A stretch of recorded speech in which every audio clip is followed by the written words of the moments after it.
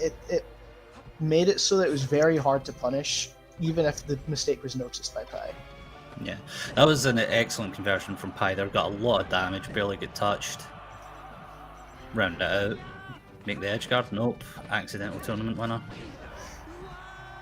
Cleans it up though. This is looking good for Pi. Yes, this might be a game. But as we said earlier, though, this is one of those. I don't want to say it. I don't know how many bingo cards there are for commentary, but it's a volatile matchup. There you go. That's one. That's the center square. One stock is not a lead in this matchup. The percent will matter though, and getting Fox out of crouch cancel percent, it's not as huge a deal because of the Shine Thunders combos, but cleans that stock up. Quite a convincing game too from Pi. I think Pi's playing well this weekend. So. Yeah, I think they got a lot of momentum off of that third stock. The extended sequence, catching a roll with the up air and then taking them all the way off stage for an edge guard. They didn't immediately clean it up. There was a couple extra openings to that kill, but it still meant that they got a lot of momentum. And Prof is answering straight back. What an answer, and a shame it's an SD, but yeah, it's quite a beautiful start there. Answering right back though. Here we go. That's pretty ballsy. See, Pi's been having this problem where he's not been able to clear up these edge guards at higher percents. This lets Prof get so much extra credit. Almost taking a stock here. Yeah, so that's a huge reversal. That's one of the big, oh no, top players just have extra frame data that I don't have access to. That's what that feels like when you're in this position. You're on the verge of taking a clean stock, and now you're 4-2 versus the GOAT himself. Yeah, I mean, that's the big difference of this match, I'd say. The edge guards just aren't really there for Pi, and that's really causing Prof to get so many more opportunities to get extra credit and even take full-on stocks, because his punish game is just so impressive in all matchups. Yeah, scary position there. Got, edge hogs because of the side B, but at least we've got another answer. Clearing things up. Pi's. That's a very unfortunate SD there. Yeah, I've seen a couple big flubs from Pi, and unfortunately that seems to be the recurring theme here. But if Pi gets a little bit, more warmed up, if we clean stuff up, then we're going to have a contentious set rather than one that just seems to iterate on a long list of Fox Styles under Prof's belt. Yeah, I mean, I like the Waveland up tilt there. It catches. It's a very hard read on tech in place, but it leads to so much more than the inevitable up air that you can do on reaction. Yeah. Went for the Armada side B to cover the side B on, but Prof shielding. It's an old option. I'm surprised Prof reacted to it, caught it out. It would have caught me off guard at least. Yeah, absolutely. But let's see if we can get some extra percent Pi. No. Spoke too soon. That's the curse. A low percent this matchup. It revolves around getting those Shine Thunders combos or getting those drill into Shine. It's quite telegraphed in the beginning, and then as Pi builds more percent on Prof, you can get the knockdown much quicker, and as Prof is demonstrating right now, can convert that into very long punishes. Yeah, and not only that, one of the distinct things about Prof as an individual is his capacity for the shine out of shield tech chase so much better than most players at it, and that's just extra neutral openings that's going to extend these sorts of leads. And honestly, both players looking to really just cut down on those neutral interactions. They're both playing fast and they're both in each other's faces. They're not looking for any extended dash dance games. Yeah. This isn't an Armada left in Foxdale. It's a it's a left and mango foxtail, I'd say. Nah, I'd say it leans closer to two fun havers. Honestly, we're not seeing the short hop retreating drills. We're seeing people running at each other and swinging hitboxes. Yeah, a lot of raw grabs, a lot of approaching drills. It's a very aggressive foxtail, and it's one that we like to see. Yeah, no, absolutely. Oh, thunders, big damage. Extended forward throw, keeps the position. This is still going. Oh, he was gonna prof him. He was gonna prof him. The shine reversal, straight. Pai's holding on for dear life here. Needs to get this kill and needs to get a nice wee opening in the next stop. It's going to be very hard for him. Yeah. Scoops. Oh well. Prof did well. Yeah. So. It looks like just a good handful of mission critical flubs from Pai was a big difference, honestly. Yeah, I mean, like there were. It was the edge guards was the biggest difference maker in the matchup, I'd say. Like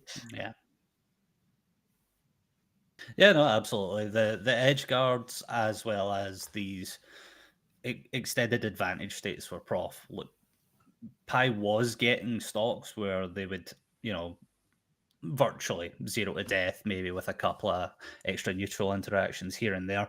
But on top of that, the amount of damage, the amount of stocks that were closed out with edge guards, there was too much disparity there. Yeah, I mean, like Pai was maybe getting some openings at low percents, and then it takes a long time for him to convert that into a kill. Whereas Prof just gets one grab, and then he has a read on the platform tech chase, and then he gets the waveland up smash, and then it's off stage, and he's very consistent with those edge guards in that match. It was very good job there. Yeah. Next up, we've got Kangu and Archie Mordo. Yeah, so these two play a lot. They play in a lot of the London locals. They play a lot of the more southern regionals, and usually Kangu takes it. But Mordo has been known to take it's hardly ever a 3-0, and Mordo's known to take a couple sets in there. Yeah, and Mordo's tournament life online on this set. Yeah, I mean, Mordo's. We have Blood Mordo. Got dealt with the UO hands yesterday, so he's got to come in there with something deep inside him, Yeah, dig deep, Mordo. We'll see if we can get ourselves a game 5, or what we have in Scotland is a tradition, and that is any set that goes to game 5, you need to ring the game bell. 5 bell. And we love hearing that bell ring, so hopefully we get a game 5 from these two. I mean, it's a fun matchup, Falco Fox. We're gonna get some. So we need to see whether Mordo's defense can prove a threat to Kangu's offense here because with this matchup, Falco has to be able to prove that he can't just be run over. You have to show that. I'm not just some chump. You can't just run and shine me and kill me. And once that happens, then the game starts a little bit more. Then we get more interactive neutral. Yeah, for sure. Cross up there at low percent, gets a little bit of percent. Big shine though, this could be damage. Good slide off though, still catches him. Oh, that's a. Oh, that's dead. No. No, it just flubs the edge guard. Mordo's back in it. Oh, more Mordos. Getting the early lead here, very important for Falco, because you have to be able to have your punish game on point as Falco here, or you just die, because Fox has Shine, and Shine kills very early. Yeah. Well, yeah, the down smash will do it. Yeah, the 2002 option. It's there's a reason it still sees play. It's just one of those good edge guards, and you know, if they're not SDI teching, they're dying. Yeah. Oh. Mordo going high there, usually the option that you see most players do early game, because it's such a commitment to cover high recovery. Yeah.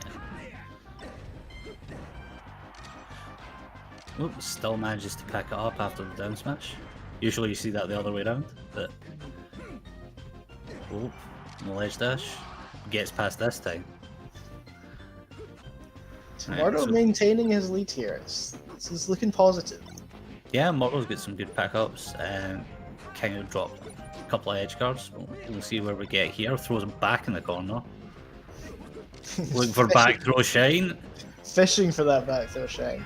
Mordo's getting a lot of early percent dares that Fox really shouldn't be letting Falco get. These early percent dares can lead to very high percent combos, and that's something that Fox should be trying to make Falco struggle with, especially at low percents. Yeah, no, absolutely. The late dare shine, at most stages you're going to get a massive extension, and if you're giving that those neutral wins in that way specifically, that's the worst case scenario. Yeah, we might be getting some overconfidence from Kangu, but then that punish was very impressive. The dash attack was a very unique DI mix-up that I quite like seeing. Yeah, the F smash was a bit slow there, but still advantage. Oh, the down smash there was excellent. Managed to catch him on the way down. Yeah, it covered all the drifts onto platform that Kangu could have done.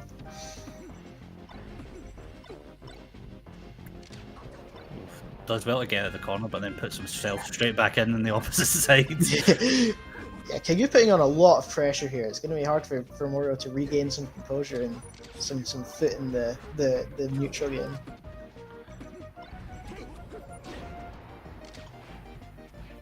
Look for the shine up smash, wasn't close enough to the edge for that.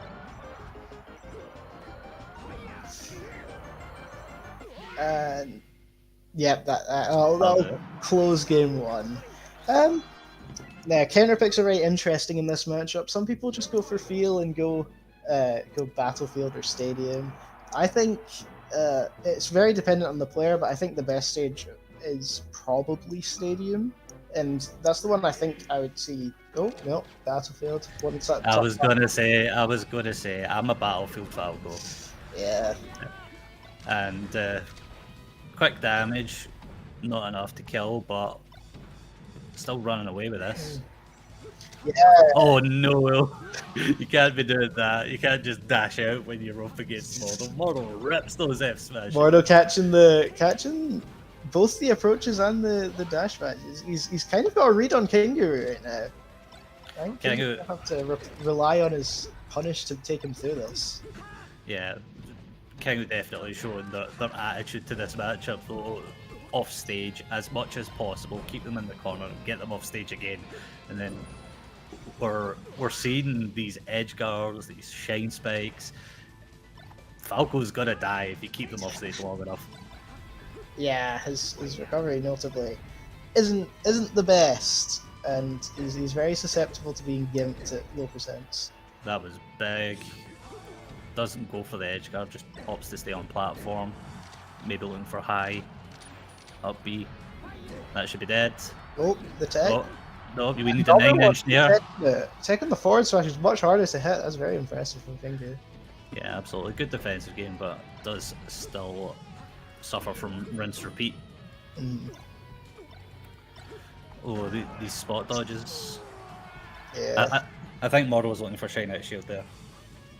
Yeah. Kangu gave him a bit more of an easier opening there by missing the jump cancel at the shine. It's a very good edge guard there, very low percent. That's quite pivotal. Yeah, absolutely. That's huge. Stock swing there. Matters a lot. Big shine. Oh, Spiky stun. No. Oh no, and again. Yeah, that shine is going to be very stale for Mordo. Just more back throw shine shenanigans. Kangu has one objective in this matchup. It's to get Falco off stage and then shine. It's working dividends for him, because as soon as he uses the up throw as a wee mix up, He's getting the correct DI every time. Yeah. Yeah, this is up 2-0, but it's closer than you'd think. I think I'd like to see Mordo take the game here. Yeah, no, absolutely. We want the bell. Everyone wants the bell. Especially in the best matchup, arguably. Yeah, I'm biased. I think it is. Oh, Huge down tilt. We love that. another 0 to Best death to subjective start down off tilts. the game from Mordo. The thing is, it's just 0 to death from Fox. It's very easy for him to make the comeback with some back throw shine. Yeah. Yeah. I mean, the high recovery there. yeah, Kangu's game plan definitely working. Just get Falco off stage, and you've got a dead bird most of the time, and you've also got extra opportunities to extend this. He's also been having the perfect reads on these edge guards. I think that there might be some Kangu Mordo reads happening here. Like he knows from prior matches that he knows that Mordo's going to go for the high recoveries. He knows exactly when he's going to do what. Yeah.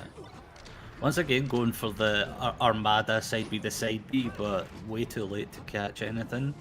Yeah. Still advantage though. That one also notably was grounded, so it looked slower.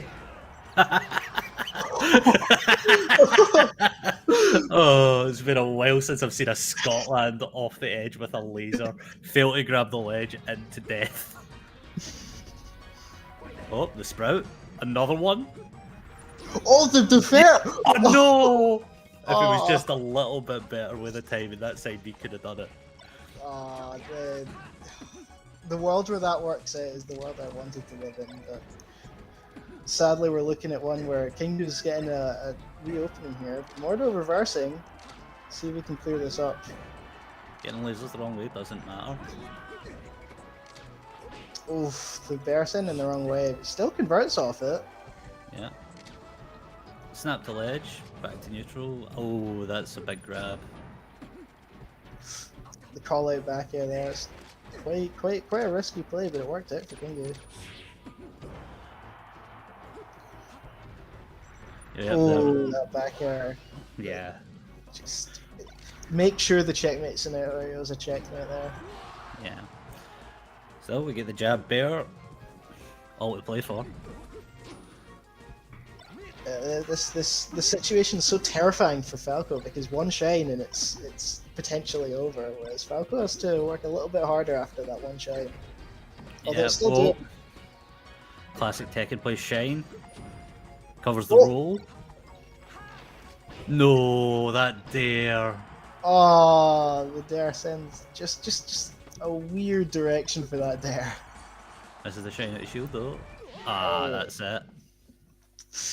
Good stuff from Kangu. Just really highlighting the weaknesses of Falco in that matchup. As soon as the bird's off stage, he can't fly for very long. Yeah, no, it was solid game plan and it was working out. Good stuff from Mordo though. I've seen a lot of things that I'm a big fan of. It's definitely one of those matchups where you need to have a lot of answers for what Fox does. You're not looking to make Fox answer you. You don't really get to play the aggressor as Falco. It's a lot of running away and establishing laser control, so you get to play your game. But I think we spent more time in sort of Kangu's ballpark when it came to the. Kangu just very efficiently was able to close space there. Usually, as Falco, if you want to be the one that's controlling the pace a little bit more, you have to shoot out the lasers just to show that it's not as easy approaching this Falco as it would be most other Falcos. But Mordo couldn't establish that space. He couldn't establish that control, and so Kangu just kind of had the ability to run him into the corner and then get those potent shine or back throws. Yeah, no, definitely. It's going to be one of those things where frequently as a Falco, self-confessed Falco main, you're going to end up below the edge of the stage. And when you don't have that mix up between the side B and the up B, it makes Fox's job a whole lot easier. And if you're a Fox that's played a Falco a good amount of times, you know when they're going to do the double jump back into these like high up Bs, the noob side B where you're trying to land on stage. you've only really got the mix-up of short, and if you're going out and you're hitting them during the startup like Kangu was doing, that's going to end up with dividends. You're going to end up getting a lot of stocks really quickly and easily. Yeah, you don't even allow the opponent to have that mix-up of will I shorten or will I edge cancel to the platform. If you have the ability to just like put out that candle at the beginning, then it's a guaranteed situation, and it's very perceptive for Kingu to call out those situations where he can actually make it out there in time, or whether he needs to read it or be a bit more cautious. It's good awareness from him. Yeah. Next up, we have the big lad himself versus 10 Quid Shoes. So, Frenzy having a bit of a shaky start, not the top form Frenzy that we're used to seeing. Everyone knows just how their height ends up, what colour they play, and their sleeping habits. So, we'll see how we get on. 10 Quid Shoes, on the other hand, has had yesterday wasn't very good for the guy. And so he has to win this set in order to make it out of pools, or he is guaranteed last place. And last place in the pool gets eliminated before day 3. And on top of that, we're looking at a situation where there's a 3-way tie dependent as well in order to get out. So really need to see a lot from Sean here. Mm-hmm. And I think 3-way ties are settled with a best of 3 round robin in this event, as opposed to just head-to-head or game count or one of those other arbitrary metrics. Yeah. So Falco Marth here. Falco's job, most importantly, is to push Marth into the corner and then rinse repeat edge guard. It's his win condition, and if he can get that situation, then he wins the matchup pretty easily. But getting that, it's easier said than done to get that situation. Yeah, not liking these F smashes from Sean. Both times Frenzy's been shielding and very quick out of the shield, looking as if they've done it a million times. It's a side B shame. I'm behind it. It works. Yeah, the F smash. That edge guard as well. The runoff fair. Everything seems very desperate from 10 Quid Shoes here. He really wants to finish up this stock.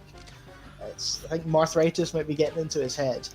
Yeah, well, it's something that you don't want to see this early on, is that feeling of desperation. You don't want to bite too hard whenever you see an opening present itself, because Frenzy's going to make bank off that with the baits. Yeah. It's another classic situation of Marth really struggling in the corner. As soon as Frenzy can start getting that laser pressure from that perfect little distance where Falco could come in with an aerial to punish any Marth approaches, but can also just laser to keep distance. As soon as Frenzy gets into that situation, it's very hard for 10 Quid Shoes to re-establish space. A little bit of a drop there, picks it back up with the tech chase. There you go, El Classical. As much as we're saying about 10 Quid Shoes, he's keeping it relatively even here. Yeah, no, doing well. Oh, he could get a lot from this situation if he cleans this one up. Yeah, that's a dead bug. That's where Marth wins the matchup. If he can bait you out with a dash back into the corner, then down throw, then very low percent edge guards is what Marth really wants here. Good answer though, laser F tilt. Yeah, see this little positioning here where Falco can kind of just pressure with lasers and then react to the option that 10 Quid Shoes ends up going for. Yeah, ends up hanging himself with the fair after the laser. Double jump out of the laser, very common option. Frenzy's ready for that. Also looking to extend this lead into game 1. Notably, 10 Quid Shoes has been going for these up airs when, after up throwing Frenzy on the platform, that Frenzy very consistently is slide off daring, which sort of reverses the combo completely. He needs to be capitalizing over these openings if he can. Yeah, absolutely. No adaptation for that in the first instance. We did see Frenzy go for the dare grab, miss it the first time. Actually ends up getting a big reversal because of showing the same option again. It's the shine up here that'll kill. That was quite a close game 1 actually. Yeah, for sure. Not really expecting this close of a match, but I'm excited to see it go the distance now. Yeah, we love our bell in Scotland. I assume this will be an FD counter pick. I'm not sure whether 10 Quid Shoes is one of those I'm not an FD marks. Maybe he is. I don't know about the run back to Stadium. Yeah. Well, it could be a historical thing. Maybe they know something we don't. Yeah. I mean, nice adaptation there, going for the Waveland grab as opposed to the up air. It's very starting to show. Big extension. Oh, that was quite a risky down smash there, but yes, he didn't get punished for it. So. Not doing much movement out of the lasers, is only really looking for the take laser mix-ups. Yeah, I mean it's working out for him though. Like he's sort of pigeonholing 10 Quid Shoes into doing quite reactable options. Falco in the corner. Marth needs to capitalize off this. Yeah. Oh. Whiff grab doesn't die. Randy F smash, that'll work. That's the plight of the birds. He's a glass cannon. True and true. Rolling out of lasers, I'm not sure I like that. Falco will eat that up. Yeah. Does get center and a grab for it. That was a very nice dash back.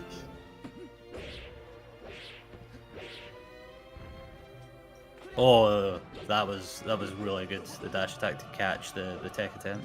Oh, missing the F smash there. Maybe an earlier F smash would have hit. Oh, and it's now Frenzy's show. Yeah. Yep, the jump back over the top of the hitbox.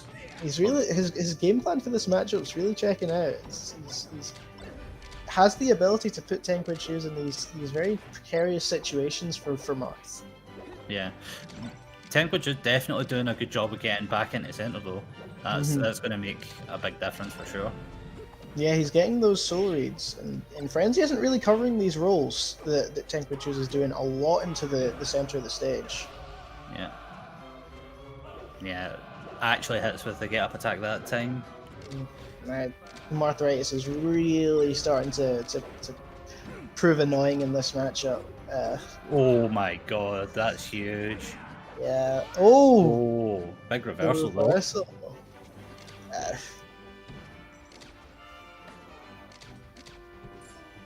Back in the corner, you.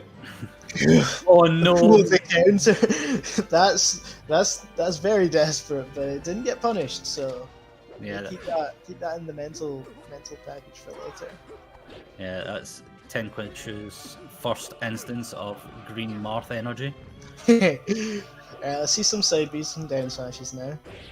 Yeah, Dragon Spliff one time. I don't think we're going to be seeing many. Oh! No! Classic Frenzy, but we've got a stock to play with. Shake it off.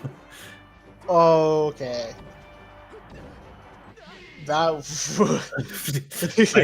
Big weight, knows he's got all the time in the world. Oh, that was a weird option there. Yep. Don't know if I agree with that up B.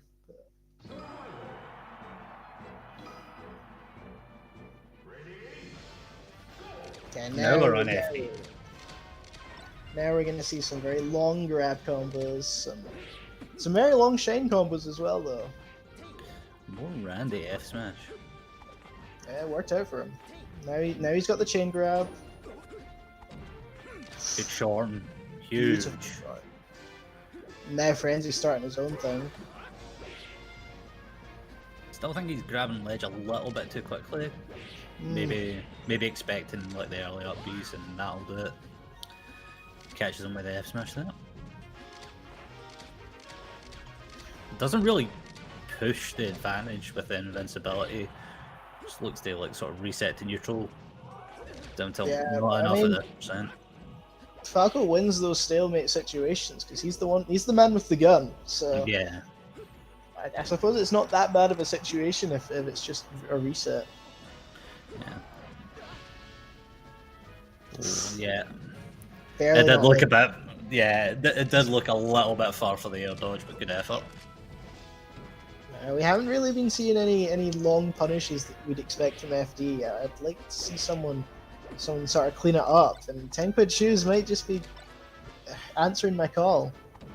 Yeah, spoke a little too soon there. Oh, good crouch cancel. The corner pressure makes it out again. Yeah, he's starting to get a read on Frenzy's options to sort of keep 10 quid shoes in the corner. Yeah. This might prove pivotal for the match. It might be too little too late though. Yeah. See, this is a very long sequence to try and finish off the board, but at the same time, when Falco's up being like that, low down and close to stage, you can just drop down and get that weak fair, and that's saving you a lot of the hassle. Now it answered up, we're at half time, game 3. Let's see if 10 quid can climb the mountain. I mean, it is Falco Marth. Anything's possible. But he needs to be a bit cleaner on these punishes. Yeah. Went for up throw tech chases at the low percent rather than the regrabs. Yeah. Oh. And now we're getting a big punish from Frenzy. Yep. In order for this stage to be Marth favored, he needs to get these long up throw chain grab combos that he's just not really getting this game. Yeah, needs to convert to death. Truthfully, Yeah. it needs to convert to death. Yeah, you can't be letting Falco get to high percent, because once Falco's at high percent, it's very hard for Marth to get the kill, and Falco can kind of just have his way with Marth. Yeah, absolutely. Doesn't get the arms tech, Frenzy covers the enemy. That's the difference. Quite a big lead on the potential last game here from Frenzy. Now he can just rack up the damage here. Oh, that was the greenest Marth combo I've ever seen in my life. It looked very pretty though. I liked it. Yeah, no, So, absolutely. We're gonna need some call out grabs here. Yeah. Oh. Opting for throw down air there, which is an odd option. Maybe at this low percent, it's what he had to do though. Yeah. I do like from Frenzy the opting not to go for a pillar into like the tech. Oh, that'll do it. Yeah, that's the end of things. Yep. No, good stuff from Frenzy. Definitely looking a lot better than they were yesterday. It's really showing who the better player is here. I mean, unfortunately, that means 10 quid shoes is out of the tournament. He's gone. But not out of our hearts, and that's the important thing. Exactly. Hope to see him in more events. I mean, Frenzy today Frenzy might be. He was looking shaky yesterday, but today he might be looking good now. And if he can carry this momentum throughout the tournament, we could be seeing the peak champion here. Quite possibly. Yeah. The question is, will we get a Prof Frenzy Grand Finals? Will we see a game time classic? The final battle, the end of the rivalry. I'd love to see it. I mean, I think these two have had the best rivalry that UK Melee's ever seen. Yeah, absolutely. Uncontestable. I mean, it's really the end of an era we're talking after this tournament, because like Prof has been in the community for so long and has been so dominant for that pretty much the entirety of his Melee life, and Frenzy's only just started to sort of pull ahead. Now Prof, with his retirement, this being his last tournament, there's a lot to play for here. Yeah, no, for sure. I mean, I'd love to see the love of my life go out on a high, but maybe it's time to pass the torch and maybe crowning a different champion at this tournament is a more fitting end. All I'm saying is that I want a game 10. And ask for it nicely. Not only that, but there's a lot to play for in terms of the other players, because this is the end of the UK PR season, and it's a toss up between a lot of different placings. You know, like Max had a couple very good events beating Prof. Fat Tino just last weekend beat both Frenzy and Professor Pro to win Crescendo. So there's a lot of good performances from a lot of good players, and this could decide a lot of placings. So it's one to no, watch. absolutely. Now we get Stranger Pie, I believe. Yeah, I think that's the next set that's up. I don't know the history between these two players. I know that probably haven't played that much. Yeah, I mean, like Stranger, the attendance is not always there. Sometimes you're not seeing them for months, and then other times they just randomly show up in Canada, and you're like, okay, didn't know this was happening. Yeah, these two have never played according to Start GG. Maybe there's some challenge locals, but I don't have the ability to check those out. I mean, these two, we're getting another Foxtail here. This is the Fox pool of just everyone in this pool's a Fox. It's kind of crazy. Yeah, everyone except Stylo. Except Styler, who has the Fox Gauntlet as opposed to the Fox. Which is a bit unfortunate for them, but maybe they'll pull out an upset or two. I think they have sure. Bonjour and Stranger to play left. Yeah. Look, very fair point to bring up. Do you know what Bonjour means? I do not know what Bonjour means. I know they changed their tag recently. Yeah. Formerly Zardov, I believe. And we'll bring this up later. This is an important discussion to have. Now, we're seeing a good couple of, like, scraps with these two, and this is the fun Foxtail. I like seeing the very clean neutral wins into 0 to death, but I also like a good scrap as well. I like a fist fight. A bunch of call-outs on the recoveries that sometimes just don't work out, but they're for data collection, so it's fine. And very quick game one there. Yeah.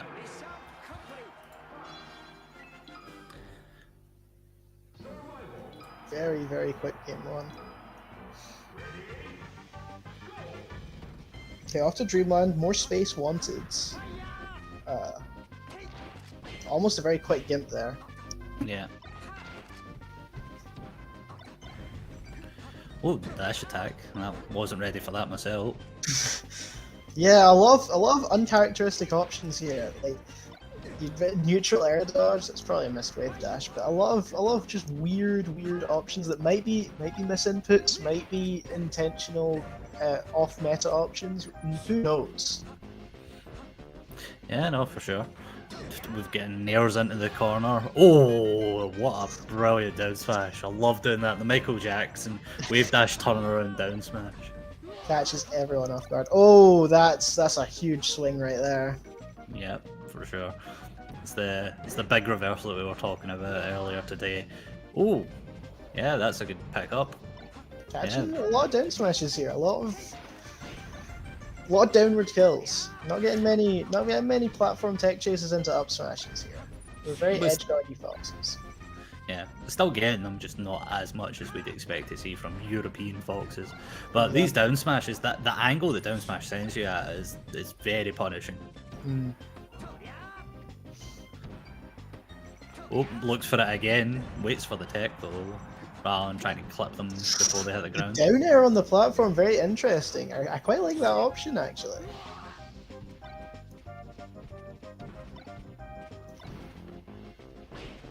This is a big lead here. Big lead here from the Blue Fox. Yeah.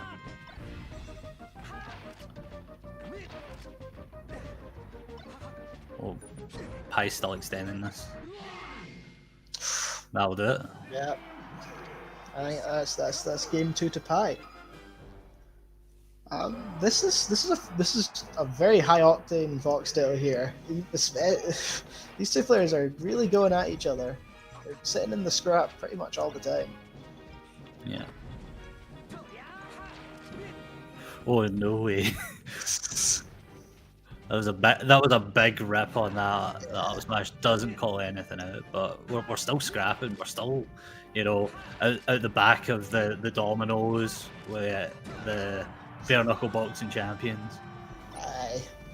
Getting in the corner of the ring. I like it. I like seeing two honest foxes just really throwing themselves at each other. Yeah, no, absolutely. Eyes looking like they're coming out on top here. Oh, good down tilt, doesn't get the tip of it though. Oh, The call just out on the waits for tournament it. winner. Yeah. Hard to Oh, get. yeah, a little bit late. Still extending this though. Oof, the miss input. Ooh, what a call out grab there. Just really calling out these drift backs that Pai's been doing. Yeah. Oh, covers the slide off. That was good. Yeah.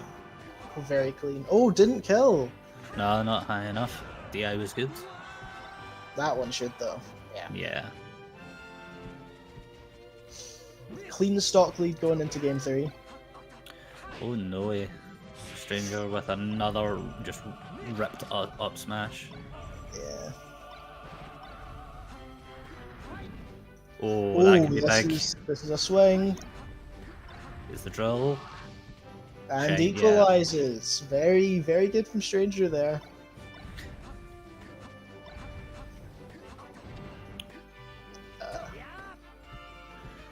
Yeah, getting real scrappy in this corner. Oh, that's it. That's what you want to see. I think Pai might have been expecting a raw up smash there, but then Stranger just calling out the read there. Nice wee wave dash back grab. Very clean. Strange interaction. You see the up smash actually pushing off the platform. Good ledge dash. Up air bait into shine. What are we watching? What's going on? We're getting some sloppy melee, but they're so good at covering for their mistakes here that it doesn't even look that unintentional. If you were to show this to a new player, they'd say, "Oh yeah, he meant to do that." And it's because they're just so good at covering for their mistakes with Fox's very good mobility and good get off me option and shine. Platform touches. Waits. Oh no. Waits it out though. Up smash connects, and then just if you've got one, why not another? Let's go for it. Yeah, one of the rare moments in the set where Stranger's up smash actually hit, and then he couldn't convert that much off it, unfortunately. Pele hitbox. Another one. And Kanabesi. I love the Pele hitbox. Never heard that term.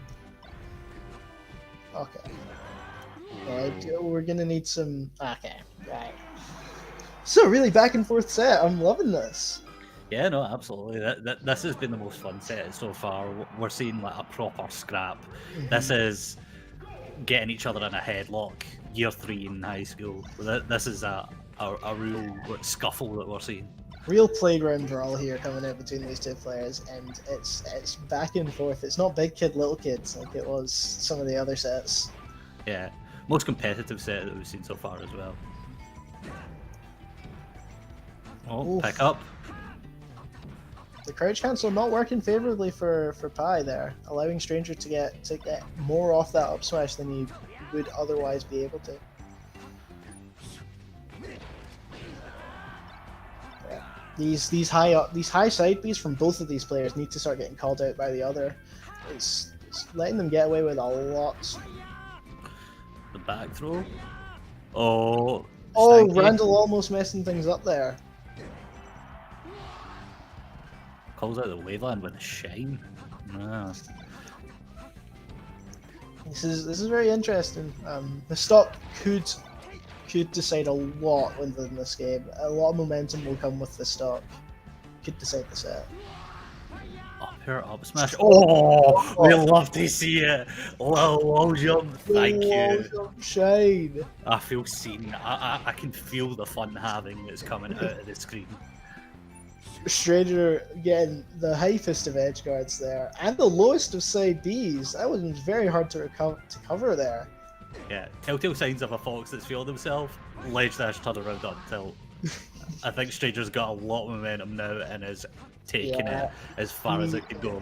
Running with this. I don't know if Pai can recover this in time. Yeah. Does it even that last of the third stock out, but Is that enough to take wind out of sails? Probably Uh, not. It doesn't look it. Doesn't look it. I mean, now what would be enough is a wee shine gimp. That would put the dread in strangers' eyes. Yeah. Oh no, misses the waveland. Some sloppy melee there. A missed waveland into and she's just started going to ledge. Oh no! Oh! What's going on? What are we doing? Yeah. Okay. Last stock. Right. Yeah. Tension here. Tension here. Pi needs one back throw, and he knows it. He's sitting in that corner. Or one of those stranger up smashes that we've seen let rip. Or the double jump, El Clasico.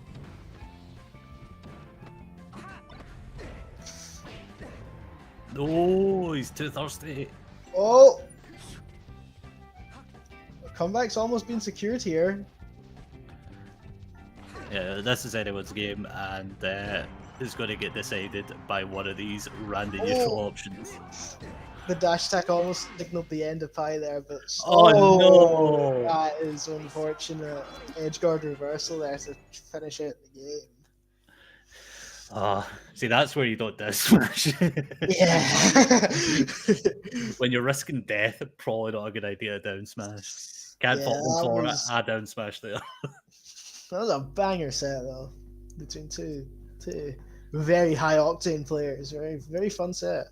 Yeah, I'm so lucky to have seen a wall jump. I feel like when I ask nicely, things happen for me, because when we were seeing Prof Frenzy, I just asked really nice, like, give us a game 5 banger, and then we got a game 5 banger, and I was like, thanks lads, you'll see it in the VOD. Right. On to a different subject though. So Bonjour is sort of the Korean equivalent of I am him, I am Okay. he. And it comes from Starcraft 1, not 2. Okay. And it is the gods. It's like the 5 gods of Starcraft Brood War, alright? I see. So these are the players that were just so much better than everyone else in their era, and there hasn't been one since.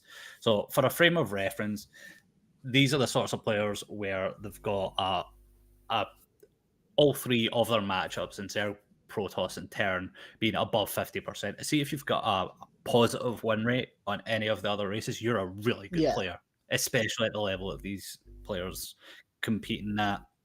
And the 5 people is Boxer, Savior, Nada, I Love Uv, and Flash. Now, think about this for a statistic, right?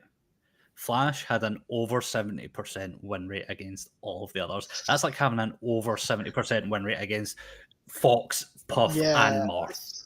You just don't see it.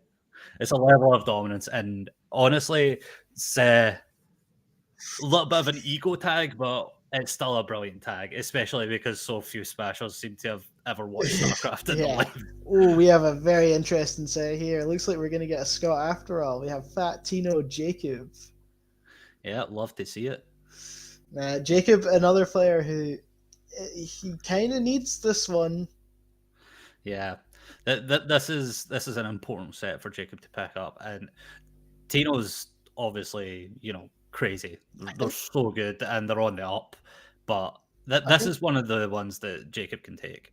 Jacob needs this set to make it through because unfortunately he didn't beat Verdant or Lil Chief. But this is a matchup I have played with Jacob, and Jacob has improved versus Falco a good amount. Whether or not it's enough to take Tino in this amount of time, that's something else to be said. But I'm looking forward to seeing it because I know that Jacob will have put a lot of time and effort into this matchup because it's came up a good few times.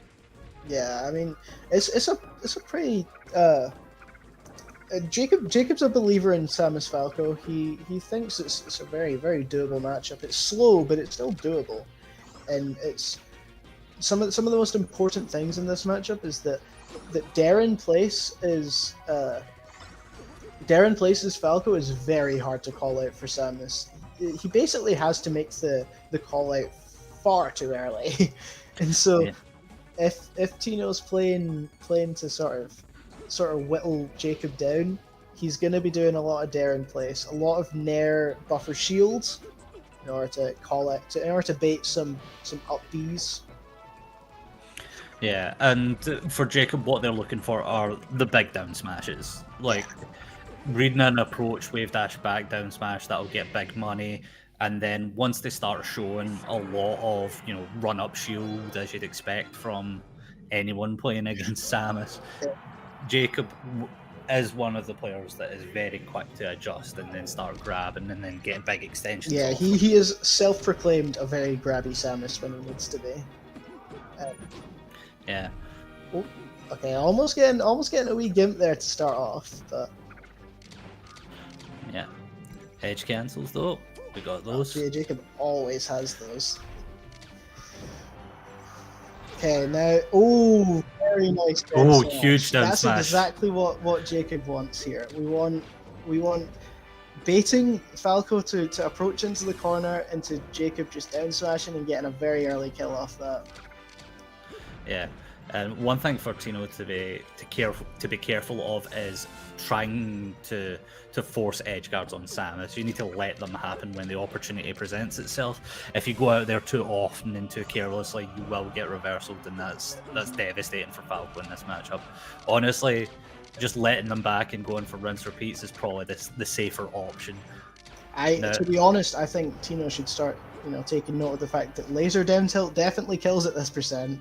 I don't know the exact percent, but it's probably about 127, 128 is probably your safe range. Yeah, well, 127, Tino's eyes should start lighting up. Now laser down tilt kills, and that should be his main kill option he should be fishing for. Yeah, it's consistent. Shield pokes even on light shield. Down tilt is the best tool you have in this matchup. Mm-hmm. High priority as well. Yeah. Jacob getting big grab. Big call out grab there. These down tilts are doing money for Jacob as well. He's getting a lot of reads here, Jacob. Laser F tilt's huge though. That's really good to get Samus into the corner here. It pushes Samus off stage in such an angle to where when Samus is below the stage, she doesn't have enough mix-ups to where it's unreasonable that Falco could try edge guarding her. Like, if Falco has a read on Samus's grapple timings, then edge guarding becomes kind of easy as Falco. Yeah, and it becomes the burn the resource game, much like your Peaches, much like your Marths, and you're wanting to make sure that you're keeping track of those resources, because if you know how much they have left, you can then start to whittle down Samus stocks a lot quicker and easier than getting them to like 187 or whatever it was. Yeah. I mean, yeah, we're not seeing much of the dare in place I was talking about with Tino. I think he's just trying to go for callouts to try and smother Samus, and I don't know if that's the optimal way to play this matchup. But I guess if Tino has the reads on Jacob, then it doesn't really matter. Yeah. Up throw Shark, always good. Still good position, so getting Samus above you, that's always going to do it. Yeah, so barely not killing there, just outside of the percent range. Yeah, so we're probably looking at 130 or something like that. Okay, this could be bad for Samus here. I don't think Tino wants to challenge those edge guards. Not in this position where a reversal would mean a huge swing in who's got the leads. Yeah, no, absolutely. Good corner pressure from both players, though. They're both doing really well to finish off these stocks when they've got an opponent cornered at high percent. Up air's really good. Don't overextend. Just take the percent. Keep the position. Rolls into center stage. Tino's looking really good here. Yeah, he's not messing around. Jacob kind of fishing for these huge down smashes in the corner that Tino is not giving him whatsoever. That's a big down tilt though. Doesn't get much because of the slide off. Oh, call out Nair there. Big grab. That's huge. The fair though. Misses the jab it was a weird DI that was kind of hard to punish with like a Nair or whatever. I think he was trying to go for the money fair into Nair. Went for the F smash. See And, now that. Oh no! Oh no! Tino, oh, Jacob! Tino. What a cheeky little down smash there to clear out game one. Yeah. So tricky from Jacob. Yeah, that's one of the adaptations that Jacob's been working in quite frequently is the spot dodge into the down smash. Yes, this is it's the AC Anon. Yeah, El Clasico, we love to see it. Taking me back to my childhood in the melee scene. Oh, the starting boost. off with a very clean lead here. Yeah. Very clean. And almost cleared out the first dog 0 to death.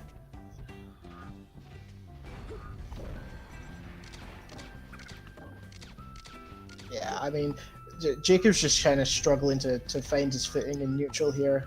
Tino's just smothering at this point. Yeah, trying their best to slow down the pace of the game, and they're getting moments of it, but the pressure from Tino is just looking really, really solid. Yeah, I mean, this is just very, very clean from Tino here. He's really playing Yoshi's as he should. Yeah. Well, we'll get a cameo from the cat. Everyone say hi to Panko. Big ups, Panko. It's Jacob versus Tino. Yeah. Oh, okay. Jacob clearing up that second stock.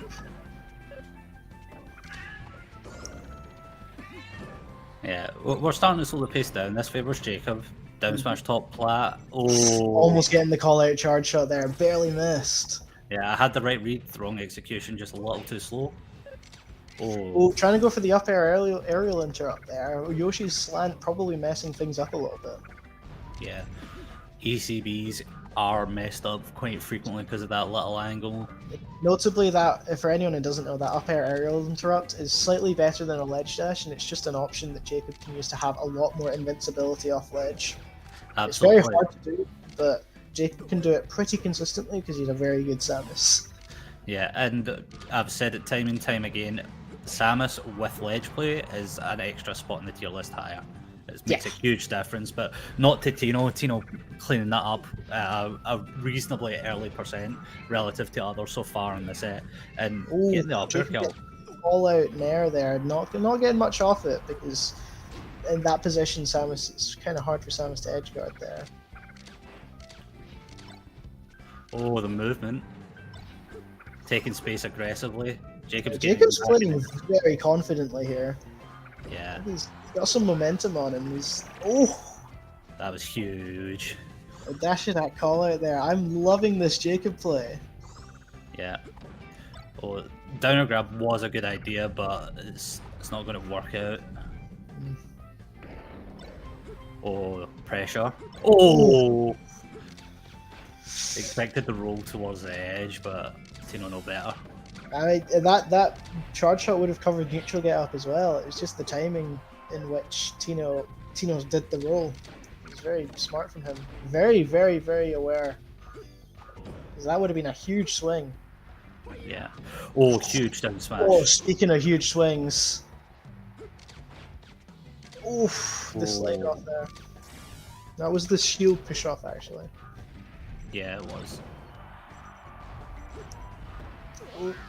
Another one of these down smashes. Jacob is very successfully turning this game around. He's slowing down the pace, which is very much in his favor.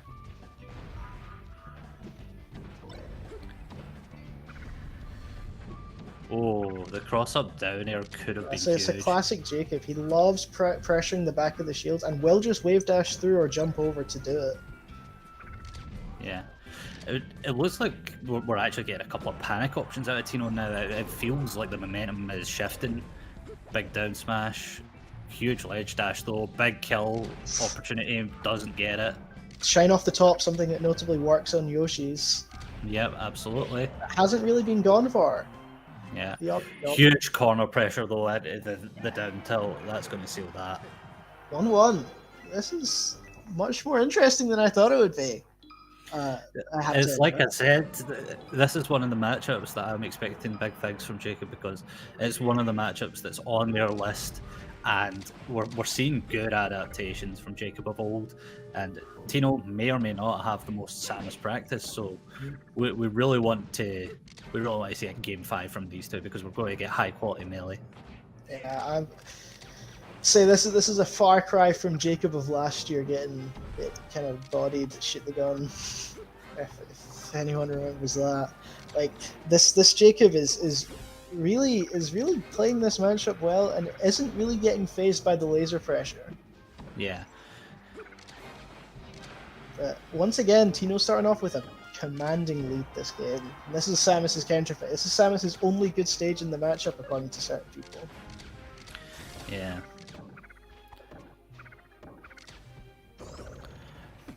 Probably wisely, we're seeing Tino like not to go for these edge guards anymore, and is now just happy to take laser damage and then clean up the stock elsewhere. Well, now he has the lead now, so anything like that is just extra credit. So it's lovely when he gets these sort of nickel and dimes rinse and repeat situations. Yeah, for sure, and that's one of the things that you're being tested on in this matchup when you're playing Falco, is your patience and your willingness to take a couple of percent here and there and not going for a big swing situation where you can get these huge reversals. I'd go as far to say that's what's changing the momentum towards Fat Tino, is he's now willing to sort of nickel and dime Samus, and he was more willing to just sort of approach the corner and make these little randy nairs and dares. He's not really up for that anymore. Now, running away with this, Tino is firing on all cylinders, and Jacob's struggling to find their footing. Oh, big damage. We'll love to see the pickups with the up tilts. That's going to be huge. But Jacob now getting a straight up here, but not getting anything out of it. So now there you should approach when you see that you've managed to get rid of the tether and you've wasted that resource. You want to get further in. Yeah, once the grapple's gone, your flowchart is to grab ledge, neutral get up on reaction to the up B, and then just dare on reaction. Just dare the up B in its end leg. It's very simple gameplay there. Tino's not really going for it. I think he's just being very safe here. And 3 stocks to 1, you have the luxury of being safe. You don't really need to go for these special gimps or whatever. Yeah. The thing about Samus though is she is quite heavy and can make these types of comebacks if Falco gets dead birded off these big stock swing moments, like down smashes near the edge or being forced to recover in precarious ways through multiple projectiles. Yeah. It isn't looking good for the bravest of hearts though. No, yeah, that's game 3 to Fat Tino. Some key adaptations there. Tino's just doing better at controlling the pace now, and once the pace is quick and once Jacob's on the back foot, Samus's weaknesses, they really start to show. Yeah, absolutely. It is a tough battle. Oh my god, that is a very dead bird. Okay, I looked away for a second. Yeah, that was a huge down air at ledge to just send Tino into the depths of the blast zone. And now with this lead, this might be the momentum Jacob needs to sort of, as long as he continues, because now Tino doesn't have the luxury of the lead. Now he has to do some more risky plays. Yeah, and honestly, that could swing the set. So now you're seeing him sort of approach the corner a little bit more, and now Jacob's capitalizing off it. He's getting all this extra credit. He's playing the lead.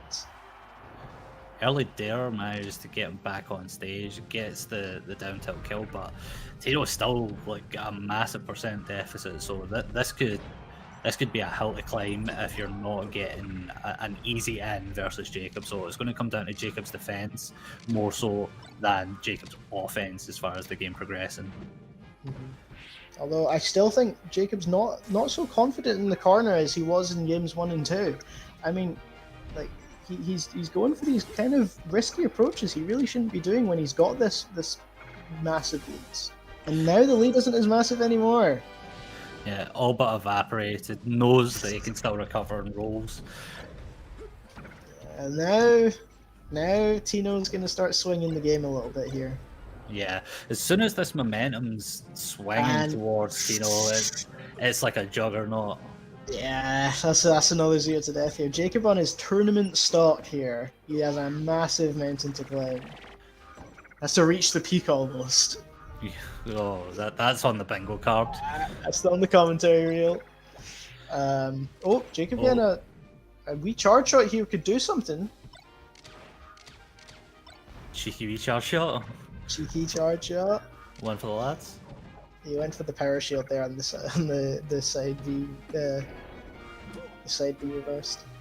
Oh no! That's not the best situation here. I don't like the idea of forcing a reflector and then punishing it with the dare, but it's not really enough. Tino looking really good, looking like he's going to close this out, so we're going to need to see Jacob dig really deep for this one. He just has to pressure this corner. Oh, Jacob making it out though, getting a wee reversal here. Last stock, we want to see one of those dares, those dares at the beginning again. No, Jacob, we've been through this. Oh no, the walk off to push Samus off stage and then daring. Oh, the down tilt is so yeah, the down tilt is devastated in that matchup, especially when you know how to play around it. But no. Yeah, Tino just a juggernaut of momentum there in games 3 and 4. Very impressive from him. So that's us. Yeah, no, it's been an absolute pleasure talking with you, young man. Thank you. The pleasure's mine. The magnanimous NPA and I myself am Bez Bezos. If you want to hear more of us havering shite, then you can head on over to Melee Mind Games if you want to hear us talk even more pish for an extended period of time. It's been some great sets that we've seen today. Absolutely. Yeah, we got some bangers here. Yeah. What was the highlight for you? What was your favourite of the sets? Oh, I think it's got to be Stranger Pie.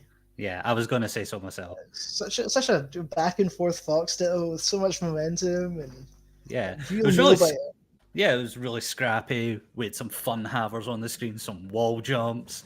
I love to see some edge cancels. No, absolutely. Yeah. So good stuff from other players here. So right.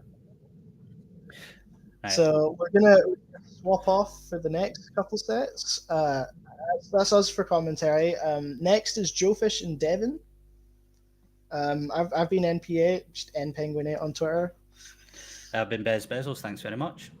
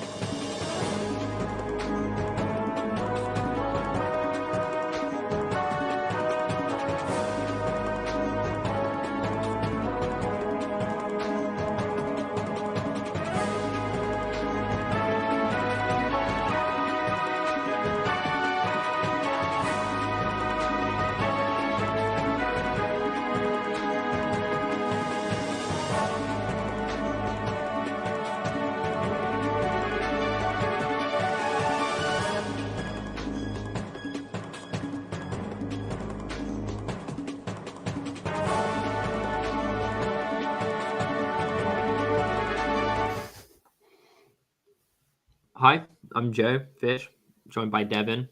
Welcome back to the Peak stream, where we're going on to UO versus Tony Bombony next, which should be a good set.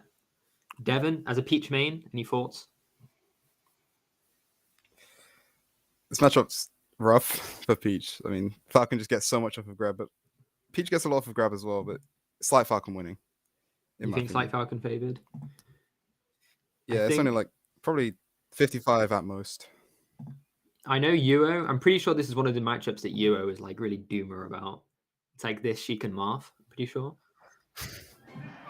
I do not blame him. It's a really rough one. It feels rough, but yeah, it does look tricky. I feel like a lot of Peach mains, including me, just blow out of proportion. I guess they started on the wrong stage. I was gonna say Yoshi's seems like a really weird starter, but I know also Bombony's the same region as Silas, right? So, and I've heard that Bombony normally kind of just destroys Silas, so he's probably pretty good at this matchup. It feels like most Falcons are just really good at this matchup because it's mostly, when it comes to combo game, it's mostly fundamental for Falcon, really. At least from what I see. It's like B&B sort of thing. It's just mostly follow-ups off of grab. I know Peach can make it hard for Falcon to combo with like wiggle stuff. Like she can get out of down throw kill confirms and stuff. But I'm not sure how much UO is like implementing that side of the matchup.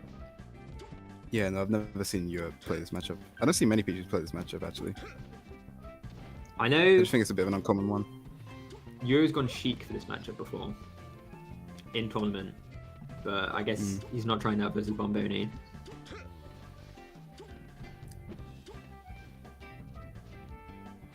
No. Looks like they're starting now. Do you know what the starter is usually in this matchup? It's usually, well, Peach bans the long stages and Yoshi's. Wait, this was the right stage? Oh, they are starting on Yoshi's? Oh, okay. It's such a Euro thing to do. I wasn't expecting this, like, at all. You're trying to use CC. I guess it makes sense versus Falcon. Yeah, I feel like neutral is just a complete mix-up of whether Falcon's gonna try and grab you or do a nair. It feels like even if Peach CCs something though, like Euro was doing CC down tilts and Bombony was just spacing around it with nair, just kind of messed up.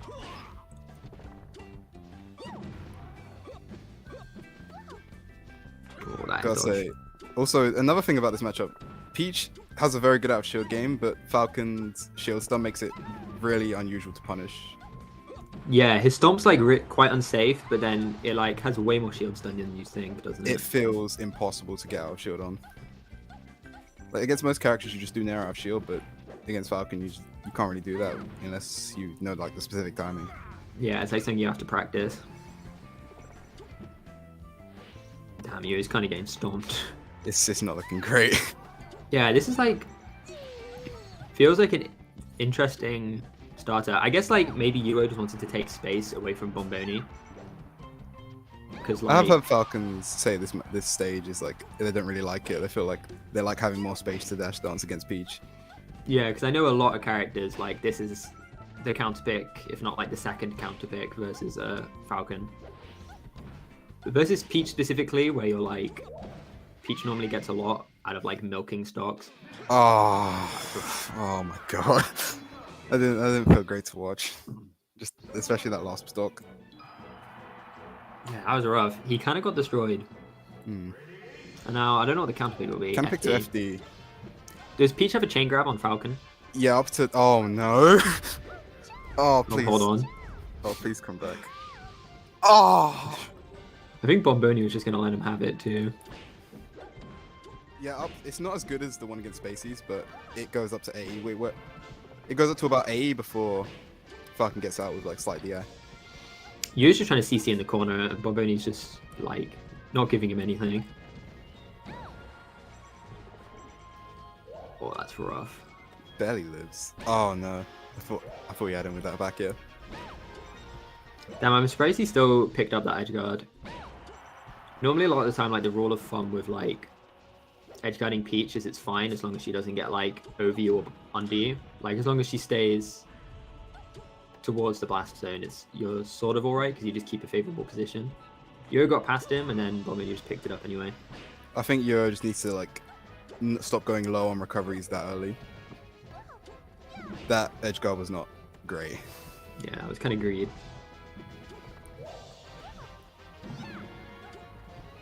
But yeah, Yo just keeps going low that early, so he loses all the mix-ups. Oh, that was a nice edge guard though. Yeah. Was that his first stock? Oh, it is. Oh, you want to probably grab there, maybe. Oh, Yeah, grab and go straight into the chain grab. CCing that high percent is not great. Feels like Bombony has not been punished for like a single stomp at low percent. It's just like all money.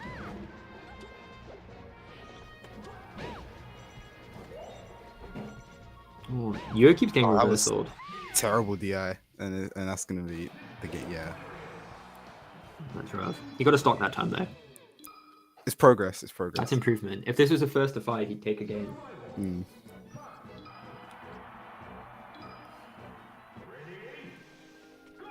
Yeah, it kind of Fox. seems like Fox. Oh no. Okay. That's pretty good awareness from Bombony. Yo hit and shine when Bombony was airborne, so Bombony just lands first and gets out.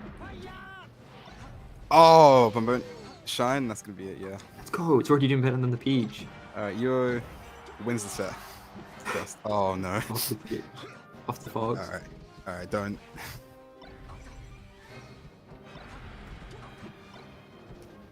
Yeah, I mean, he's actually doing all right. The scrapping's working a bit better, but I'm not sure how much of that is just Bombony like not giving the proper respect.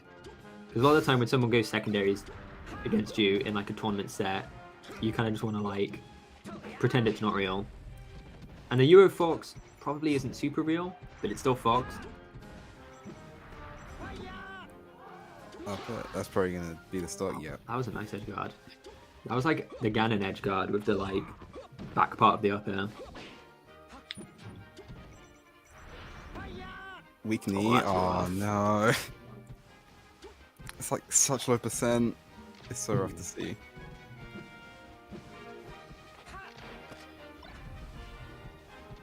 It feels like Bombony has sort of just like slowed it down. He's not just running anymore. And Euro just does not know how to get in, and he does quite a bad nair that just gets grabbed in the corner.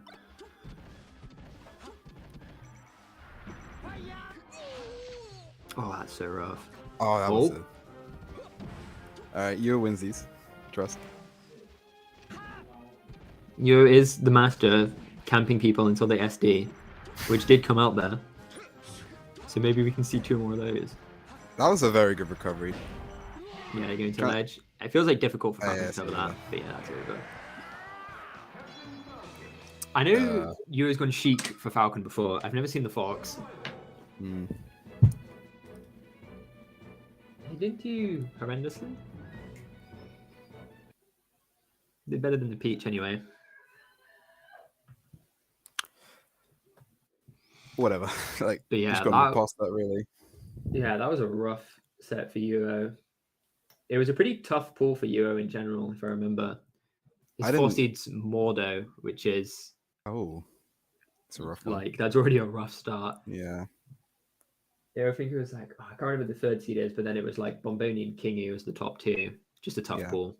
That sounds really rough. But it's actually just a stacked bracket. Like every pool is just like the 4th and 5th seed in every pool is just really good. Like obviously that's why they're here. That set went very quick. Yeah, that was a blowout. Less than 10 minutes is crazy. And he did actually take 1 more stock every single game.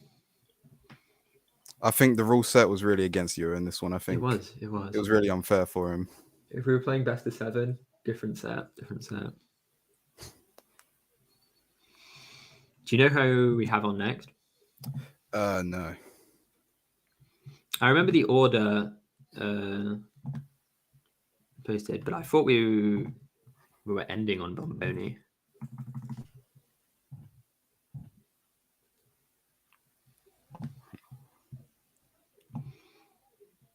According to the order, it's Fat Tino versus Verdant next. So Falco Puff. That'd be nice. I've never actually seen Verdant play. Are they the one from Northern Ireland? Yeah, they're the one who Okay. qualified through Ireland. Yeah. Yeah. Oh, it's I've just been informed Nice. that it is R23 versus Mordo. So Sheik Falco, which is actually something I can talk a bit more educated on. I'm pretty sure the last time these two played, Mordo won as well, and I think it was just like 3-0 or 2-0. So I don't know if Mordo's just cooking this matchup. I thought it'd generally be a pretty good matchup for R23 because it's Sheik gets a lot just from like maintaining good positions. Yeah. Like she doesn't really have to be that mobile. If you'd like just hold on to your strong position, like she can milk it really hard, and Falco has to do a lot of work to like break into that, which I think is like plays to R23's strengths as a player who just generally has like very good positions, like very good at positioning himself on the stage, and very good at just like holding those positions basically. I've only ever seen R23 play doubles, so I don't really have that much to say. I don't know what to say. Oh, the second best Sheik in the UK. Oh, no, I've literally only ever seen them play doubles. He is very good at doubles. But I probably have seen them play in other times, but I just didn't know it was them. maybe. But yeah, this matchup, it is very like. Oh, are we getting it straight into it? No, warm up. As you say, Battlefield's not normally the starter. The starter will normally be Dreamland. Is like the classic, or Yoshi's if the Sheik doesn't want to play Dreamland. But it's normally up to the Sheik what she gets to play because Falco will always ban FOD and Battlefield. Yeah, I just hear a lot about Spacey's just being scared of this stage. Yeah, it's actually the ledges on this stage make it like really easy for Sheik to pick up some edge guards. Like not even just like funny Battlefield ledge shenanigans. Like if Spacey's up being below stage, the Spacey can't like ride to ledge. Spacey has to go straight up, and then Sheik just like picks that up for so free. She can forward air it, she can F tilt it, she can down smash it. She can literally do like one of 50 things and they all work and they all kill. So it's like so many positions where normally Spacey's going to mix up, they're just like straight dead on Battlefield. And then obviously it's just a triplat, which is always nice. I don't know if this is good against Spacey's, but I've seen a lot of Sheiks use it against Peach. But it's like using the platforms for edge guard mix-ups. Does that help a lot? Versus Spacey's, a lot of the time Sheik just like plays off edge. Unless she's like, it's like a mid percent and she's calling out like a side B2. Oh, wait, do you mean when Sheik's yeah, recovering? Sheik recovering, yeah. Yeah, no, it actually is quite good. Fox is pretty good at covering Amps attack because he just does back out up smash. But Oh, we are Falco, it's actually a lot more tricky for Falco to cover it. We are starting on Battlefield. Maybe that's just a London classic. I wonder what. I guess Mordo would have strike Dreamland then maybe. Oh, spot was too early. R23 does miss the tech chase though. Yeah, R23 is not like a big tech chaser, but he sort of just like takes the positioning and then a lot of the time just like plays the mix up that comes after, like on what option Spacey's will do, which isn't like a bad way to play it. It's like a lot safer than the normal tech chase, even though it's obviously a lot more inconsistent. Oh, that's criminal. Got burnt. Yeah, it should be there. Still picks up in the end though. Or grabbing the corner. This is the sort of thing where like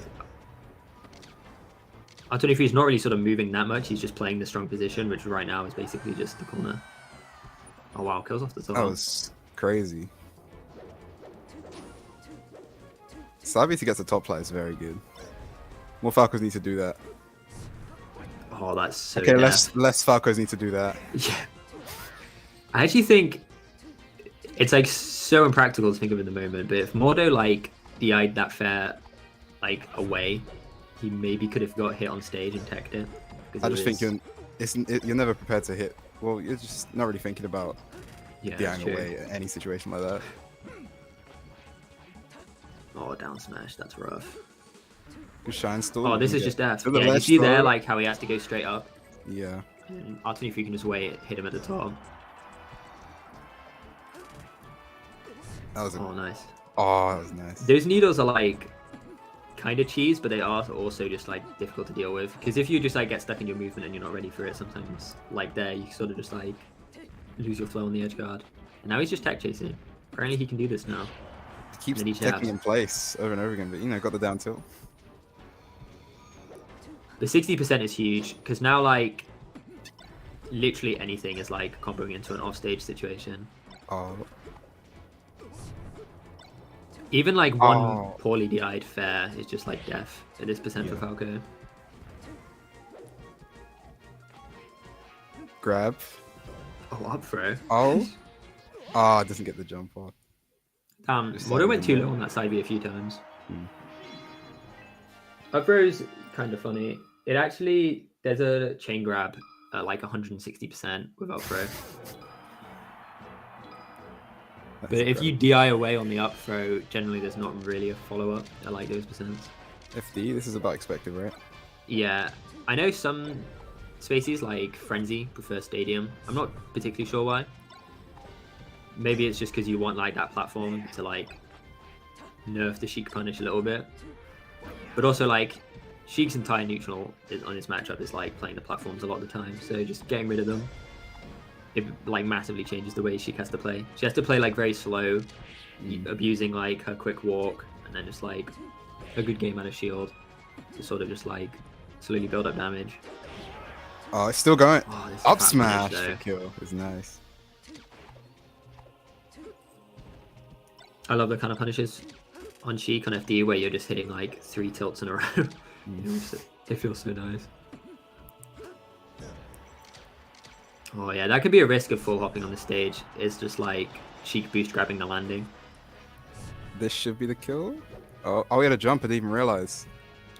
Yeah, that was really good to hold on to that. Or the up smash read. Oh, into Oh a wow, grab. he went into regrab. I thought he'd just go into a combo. Yeah, I thought a forward tilt was coming out. There's actually like a 50-50 you can play after that up smash, Oh, that was so close. where you can like play a tech trap mix up with the F tilt. But I guess R23 wanted to just go straight into the grab.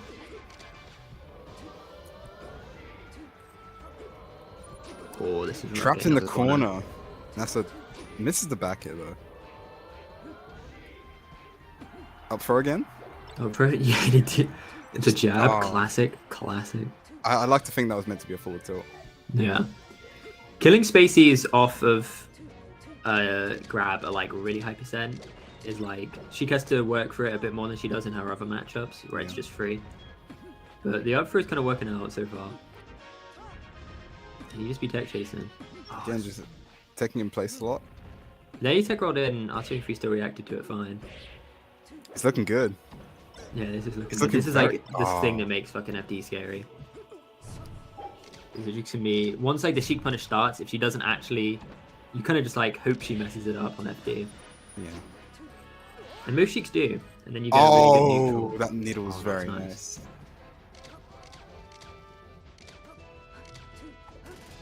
Just playing it slow on the ledge. R23 convinced me to camp more, and the way they described it, I thought was quite beautiful. Where they were just like, "I love camping because you just play for 5 minutes, but somebody has to win." That's, I love tight. incredible. Oh, Edward's back. And this is a 3-minute game that might end in a 2-stock, which is pretty rare in Melee. Oh wow, he tries to go... That F-throw F-smash is like kind of a cheese thing, but it's more on spacies than Sheik, because Sheik's fine just like going to ledge. She doesn't really have to worry about like the alternatives. So she doesn't feel pressured to jump. Oh, so R23 would have down tilt. Does down tilt hit below the ledge? No, I don't think it actually does. Ah, okay. But it's also really hard to get around. Well, R23 is up. Yeah, it's rough. I wonder if he'll switch to Stadium, which is the Frenzy. Yeah, so his Stadium. I don't know if he's actually playing this matchup really good. Like, he's doing the thing you want to do where you just stick on a platform, but like once Falco gets in, fighting Falco around that platform can be tricky. It's like definitely Sheik favored, but like Falco has the tools. But R23 is pretty much like always winning those mix-ups. Quite impressive. I thought a second shine would have come out. Oh, that punish was nice until the shine. R23 just got the good DI on it. Was that really big SDI?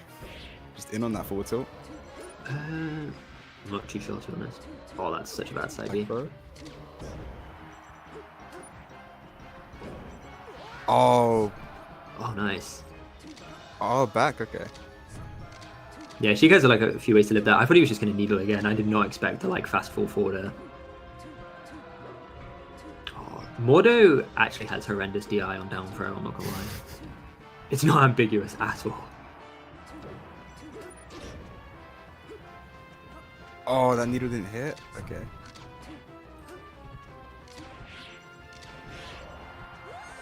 R23 does seem fine with going to the corner, like when they're really high percent. Yeah, the risk reward is like really kind of lopsided high percent for Sheik, because you're only really worrying about like Falco can't even come in with a down air, like, because that's not going to kill you. Falco, the only thing you're really worried about is like Falco coming in with a nair, like when you're in the corner. But then if Falco comes in with a nair, and you win that mix-up, you get a grab, and then that's potentially a kill for you. Ambiguous DI, please. That was better. Got out of it. That was a good shine.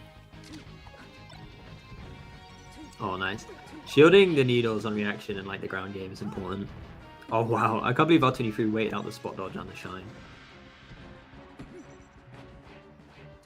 Oh, the person who's talked about that stuff, the up throw stuff around 50 to 60 is actually Ari, where it's technically a DI mix-up, where if Spacey's DI ambiguous, which they want you for down throw, then it turns into a combo DI for up throw.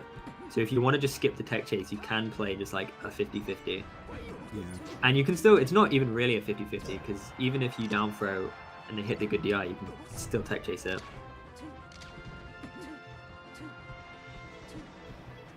Oh, just waits for the roll but doesn't punish it.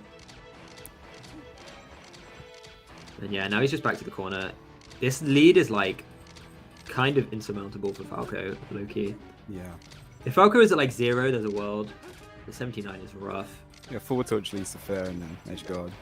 And like in this position, like think about what Falco has to do to get this kill. It's literally just like, he has to come in with something like a nair.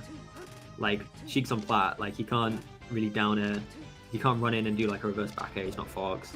He really has to somehow work his way in and then hit a nair, which is just so rough. Oh, and that's that, yeah. wow, okay. Damn, another 3-0. I'm pretty sure Mordo won the last time they played, so maybe R23 just decided he could tech chase now, and then won. R23 was just really comfortable with waiting out. That was good. That looked really hard for Mordo to get like anything started. Like he just didn't get anything started, really. Had some combos going on early in the set, but later in the set it just wasn't looking that good. Yeah, it kind of snowballed. And it's like, it's the Sheik version of the snowball, where it's not like Falcon, where like these stocks are like getting obliterated. The Sheik snowball is just like slow and painful. It's like the heat death of the universe. Yeah. As the Falco just like gets grinded down. But yeah, that's another 3-0, which is, no offense to you, the Bombony set was a bit more expected. But R23 Mordo I thought would be quite competitive. So I'm surprised R23 cleaned that out pretty easily, to be honest. Yeah.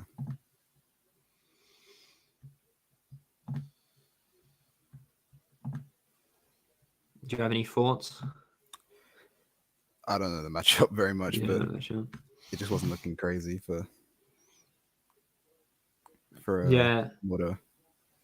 It did look tough. I wonder if R23's been grinding that. I don't know how much R23 practices, to be honest, because I know he's more interested in doubles. But to go from just like losing the last time they played to winning super solidly.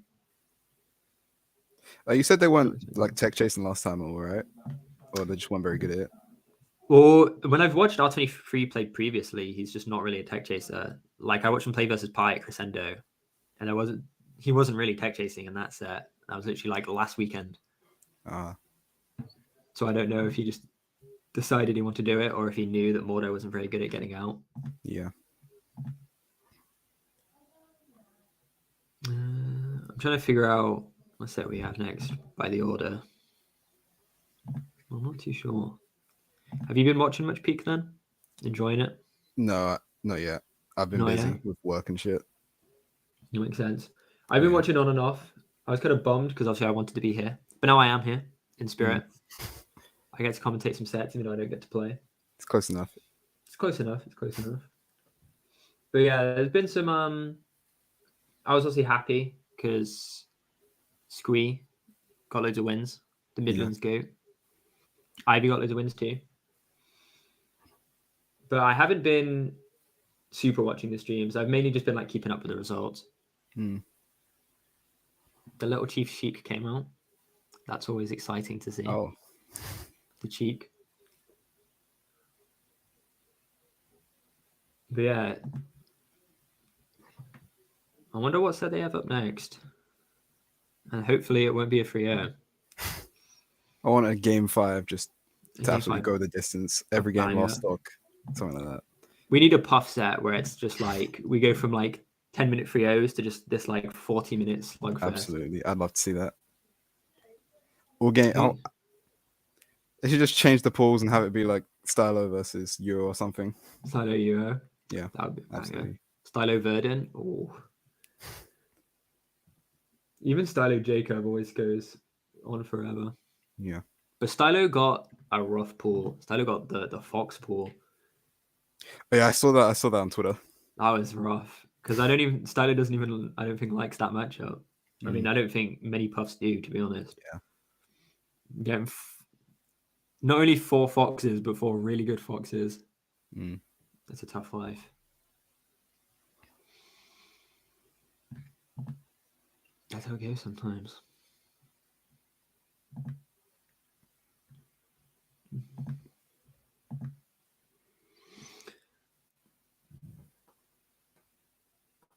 I'm trying to think what sets I want to see.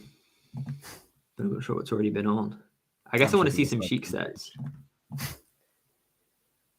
R23 Euro, has that happened yet? I'm looking at the bracket now. Let me check. Because that'd be perfect.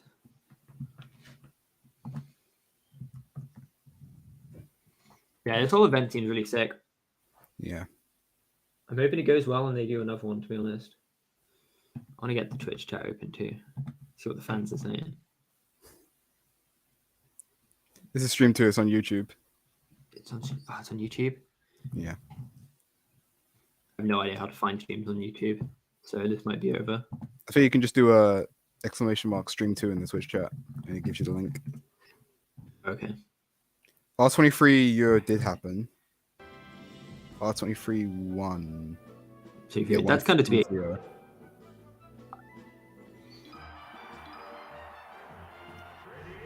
There's only 2 sets that haven't happened in this pool. Oh wait, it looks like on the stream Tino and Verdant are sitting down at a setup. So I don't know if that's the set we're commentating. But we did get a puff set in the end if this is us. I'd love to see it. Do you know how Tino does versus Puff? Oh wait, no. Tino normally does well into Kangu, right? Kangu, who was the premier UK Puff. Yeah. Tino kind of shut it down at Crescendo, so this should definitely be a matchup Tino's comfortable in. But it always seems like a weird one. Because it's another one of those matchups. Huh? Yeah. I just feel like a lot of Falcos say how hard this matchup is. Yeah. There's no combos. But you know, Falcos complain about a lot of matchups. They do. Yeah. They actually do.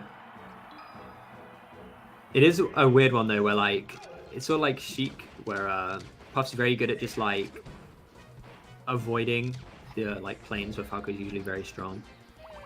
Oh, wow. that's the tech. I'm surprised. Yes. That's like the classic tech trap, but Verdant didn't even react to like it succeeding. Oh wow. Oh, wow. Rest that shield. That's some don't rest me stuff. Oh. Yeah, I was gonna say Tino very disciplined to not try and tech the first one because he knows what's coming. Yeah. Because that's how it gets you. Because it. Oh. Okay. Did they hit it this time? Just going for the normal one. That's damage though. And now back air knocks down, which is good. I mean, after you mess up the first one, it's just way too scary to go for the second one. So I feel like it's just a mental block to go for another one. Especially when you already have the lead. And it's pretty... Well, it's not a comfy lead, but it's a lead that Puff can really, like, abuse if they play their cards right. Oh, wow. Good call out on the jump with that back air. That was, like, instant. Forward air.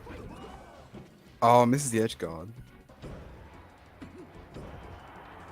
Damn, Tino hasn't been able to, like...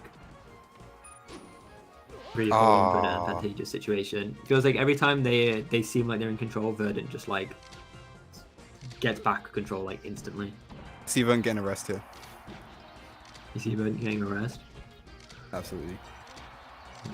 The laser F tilt, not going to be enough. That actually probably would have been if it was in the corner though. Forward air? Oh.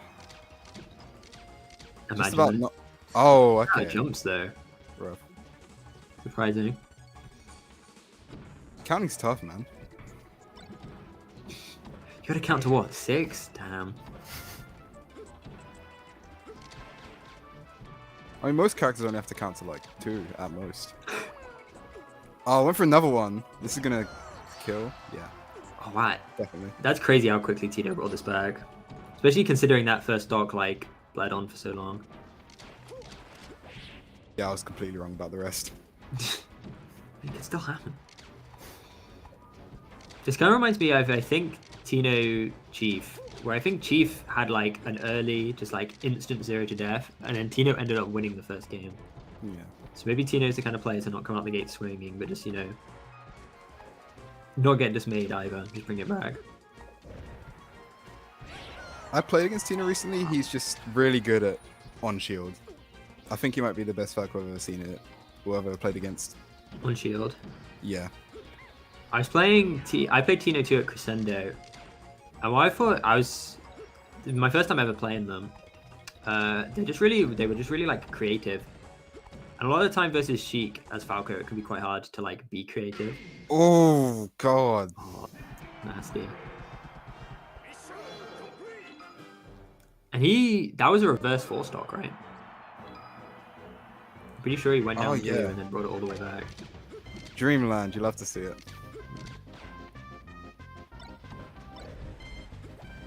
Oh, that was good to get out of that nair grab.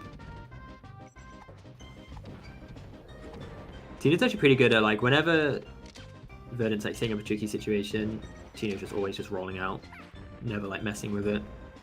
I mean, yeah, there isn't really much Puff can do to chase it. Puff's really slow. Yeah, and Falco's rolls are pretty big. Oh wow, that trading was really important for Tino. That could've been rough. Damn. Rough angle. Yeah, the up throw stuff, I'm pretty sure on Puff it's like not true, but the Puff has to SDI the lasers or Falco just gets true punish up, like true follow-ups off of grab. Like Falco can even get like up throw up air and stuff. Yeah, I get hit with that a lot. Oh, that's rough. That killed. Oh God. And this is 6 unanswered stocks, well, now answered from Tino. But they were kind of running away from it. Yeah.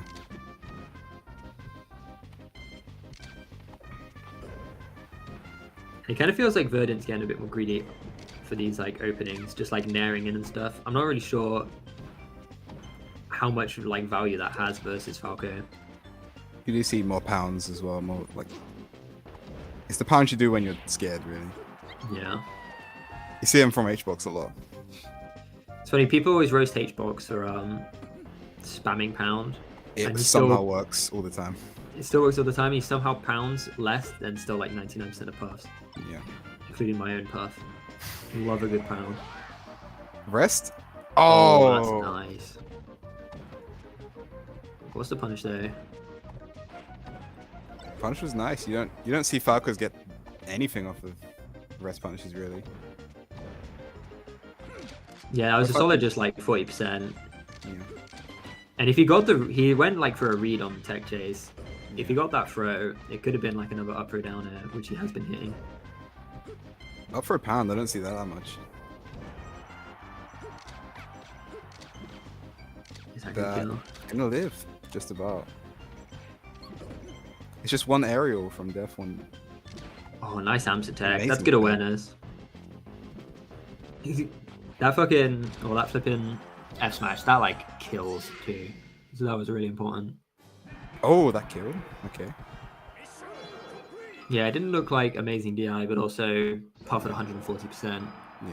Not gonna take much. And this actually could be another 3-0. Forward. Okay. Yeah, I guess this is more of like, I mean, Puffs generally do like this stage, but I imagine this is more of just like an anti-Falco pick than like a pro Puff pick like Dreamland, because you're generally just trying to disrupt like there, because of the platform. Verdant can just sit under that, and Tino like can't really pressure it. There, you said that. Upper upper. Yeah, gotta STI those.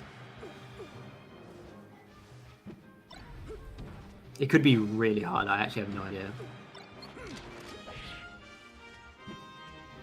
You know, he's getting really big punishes considering who he's playing against. The character.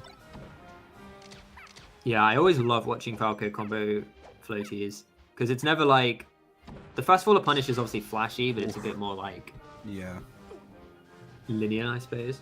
I mean, no punishes of Falco are like really super linear, but the floaty ones you have to be like very creative, and like DI mix-ups go like a super long way. It feels like Verdant just can't touch Tino. Yeah, Tino's really like warmed up. Like, we also knew they were good at this matchup because they've played a lot versus Kingu, and Kingu used to play this character, and even like recently when Kingu's busted it out. But they've been kind of running a clinic on it. Yeah. Barely living. As well as these FOD platforms, there was a time where Verdant was playing under like a really low one. It was like really good. But the FOD platforms haven't been that good other than that one. Like a lot of the time they just haven't been there. This one isn't too bad for Falco because he can short hop under it. That was a rough back here. Like neither of these platforms are particularly bad for Falco. Like you want the ones where it stops Falco from short hopping. Verdant wins these. Do Trust you me. think Verdant wins these? Absolutely. I'm a big underdog fan. Well, Puff is an underdog character, so it could happen. If there was any character to win this like free-stock comeback. But I think F Smash probably kills. Oh, wow. Okay. Yeah. That was pretty cheeky from Tino, just like throwing out that down air before Puff grabs ledge. Like, I guess Puff's not really threatening much, so like you might as well, but... I mean, yeah, all she's going to get is an up air or not much else, really. And Tino was so up at that point that even if he gets up air and somehow it converts into a rest, he could probably equalize it right back. Yeah, you just punish it because that's his last stock and he's at like 80, 70 something. Yeah. So another 3-0. We don't like to see it. Maybe it's us. Maybe we're the problem. Nah, I can never.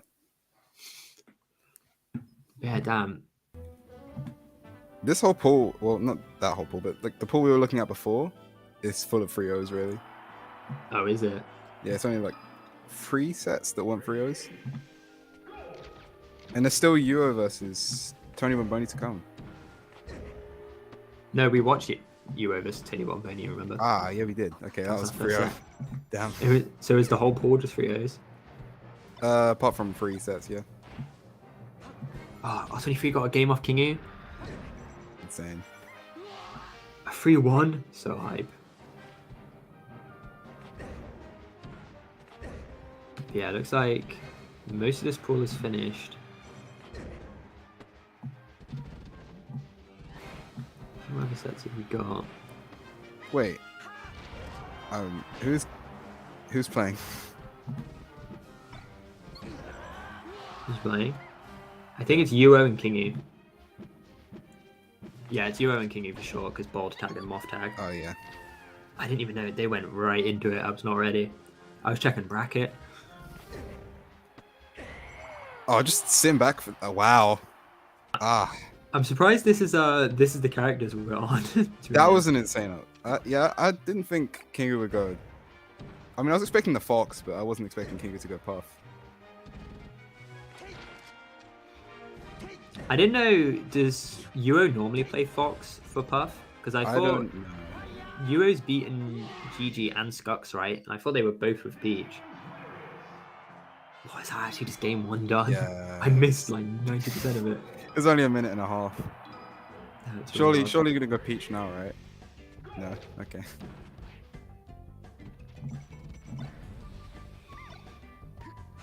And going Yoshi's, which is the old counter pick. Yeah, I figured Stadium was incoming. Okay. Can you hit those? That's It's not rough. looking good. Big up smash. Can't believe that hit. This is why Euro Oh, wins that's these. okay. Trust. That was really good. Shag idea. Would that? Yeah, would that? Oh no, that's rough. Oh my No, he died off the God. top. Oh Can my Fox god. still make it back? No. Oh no. Yoda standing still. Euro's Run up smash. thinking. This kills. Oh no.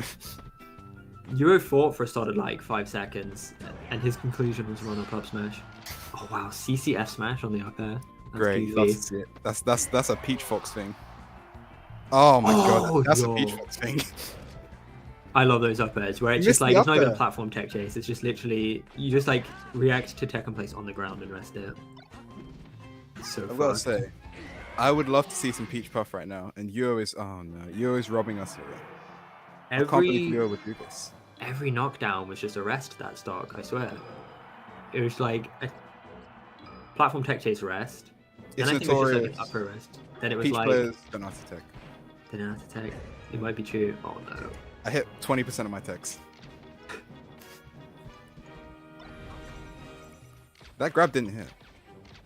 This is actually we're gonna get through like in our block we're gonna get through like 20 sets that all just gonna be 3-0s. We're gonna be to the top 8. We're gonna be to the top 8. We'll be casting like grand finals. It's just gonna be another 3-0. Euro's gonna be there. This Fox is gonna make it all the way. Euro is going to take this stock right here. Yes. Oh, Alright, I think Euro wins these. oh, that was actually good DI on the pound. You normally want to DI pound in because you just go like so far behind puffs you can't really follow up on it. If you try and DI away, it like Yeah, it just pops you straight up. pops you straight out. Big lasers. Can you greeding for that pound? Don't even think pound knocks down yet. Oh, now it does. Ooh. Oh. Me personally, I would not have this. You will not have this. I'm just surprised you didn't go. I would have liked to see Peach. Peach Puff. But I guess maybe like both of them are playing secondaries. Maybe they just wanted to have like a fun, goofy set. This is friendlies we don't know. Yeah, we've been hyping this up. Ah, this is the grab again. Also, I That don't was a think that hitbox grab grab. was jump cancelled. No, it was not. Alright. Low-key, I don't think it was, but it looked like a boost grab because characters with like bad boost grabs, their grabs look like so pathetic, and that's kind of how that one looked. Maybe I'm just used to seeing Fox's JC though. Like, have you ever seen Falcon boost grab? Oh god, have you? No, never, but have you seen Peach do it? No, She literally goes backwards. It's criminal. that's so funny. Oh. Oh wow, just lands and then straight. Didn't into DI the grab. second one, please? You're. Alright, Euro gets these kills. King was talking to me recently about how he thinks I need to play more ignorant sometimes, and that nair into standing grab, that was an ignorant grab, and it just worked. 0 to death to end the game.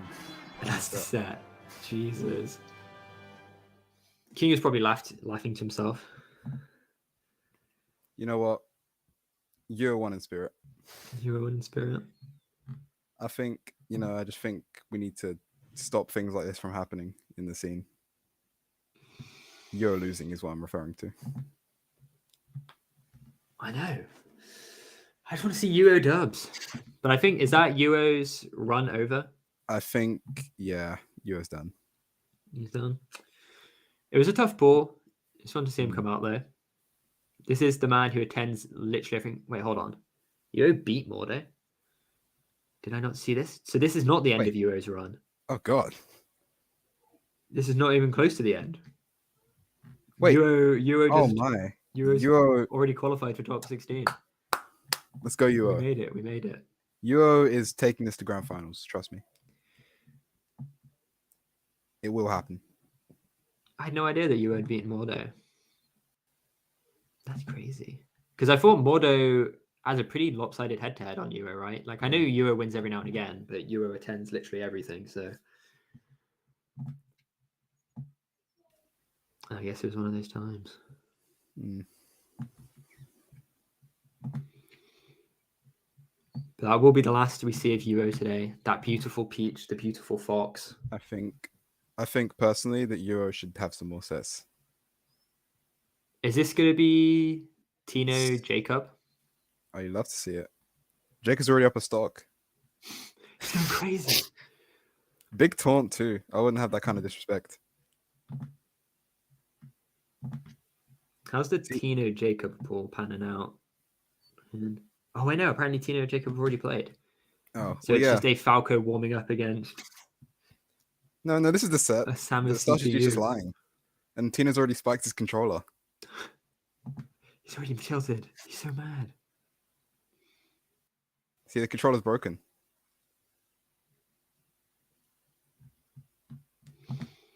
So I wonder who will be walking up to the stakes. Nightstar has never felt more misery than watching that set. No, as a fellow UO fan, I can understand your pain, Nightstar. Man. Watching the GOAT go down.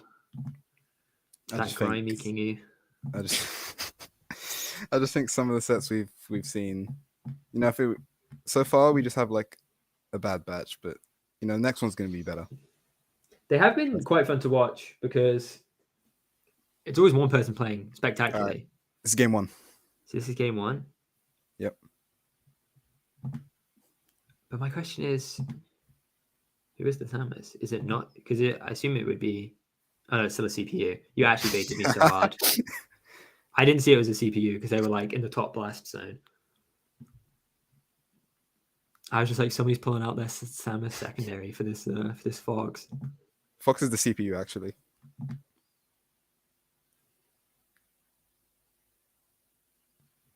So who's warming up against Samus? It's a green Fox. It's the only green Fox here, Prof. That's what I was thinking about. I just didn't want to say it. So it might be something from the Prof pool. But Prof's pool is a bunch of Foxes and Stylo. Well, obviously, he's expecting a counter pick to Samus. Of course. The only person Prof hasn't played in that pool is apparently Stranger. So I don't know if Stranger's famous for his Samus counter picks in the Fox Ditto. That's my prediction. I'm predicting Prof Stranger. He has some crazy combos though. Damn, another 4 stock. That was game one. It's looking like it's going to be another 3-0.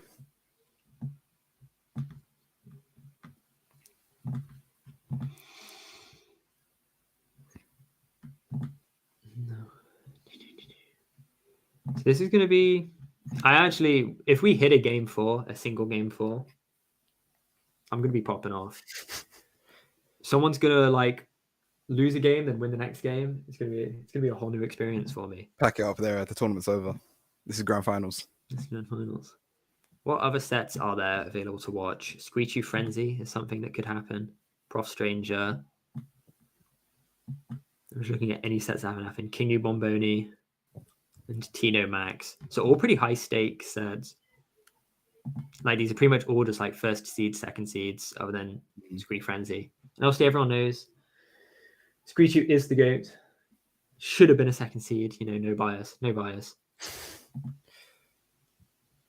Who's the second seed in that pool, the Screechu pool? It was Brand Speed. Was? It is Brand Speed. Oh. I thought something happened. Okay. Well, it's kind of a messed up pool because Screechu beat Brandon 10 quid, but Ivy beat 10 quid and Squee. So there's going to be like some tie situation. Unless Screechu just like farms Frenzy. Obviously, Screechu's gonna farm Frenzy. I think it's pretty Of course, obvious. of course. Wait, so are we looking at a Falco, Fox Falco set? Yep. I don't know who though. Oh wait. I'm waiting for those player cams to show up. Oh, it's Screechu Frenzy. Let's go. Yeah. We go to the Midlands. This, I know the head-to-head is bad because I've looked at it. And I know Frenzy has a document on his computer specifically about Screechu. He's got it on his phone as well. Look, he's looking at it. Oh, is he looking at his phone? What was that?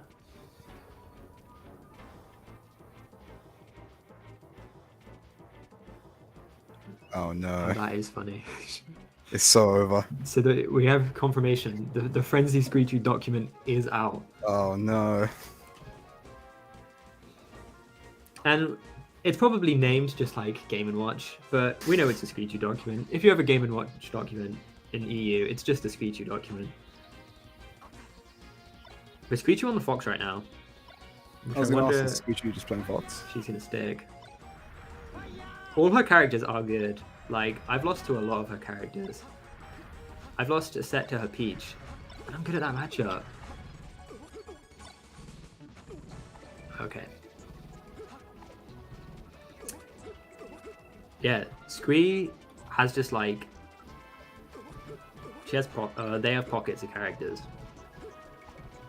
Where the Falcon's good, the Peach is good, the Fox is good. I've lost to Squee in Fox Pichu before, which is always an experience. God. Well, actually, let's get into it. I guess they might be sticking with the Fox.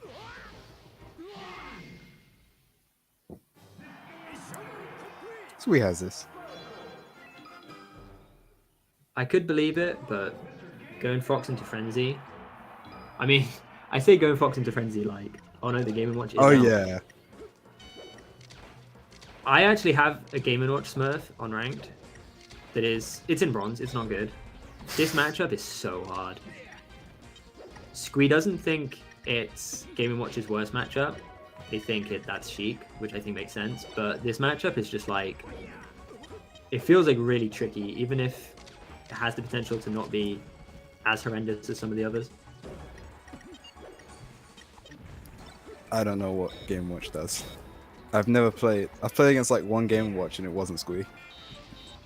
Game & Watch's main tools, their best move is just down tilt. Down tilt's actually just low-key just a good move. It is shield grabbable, but that doesn't really matter too much versus Falco.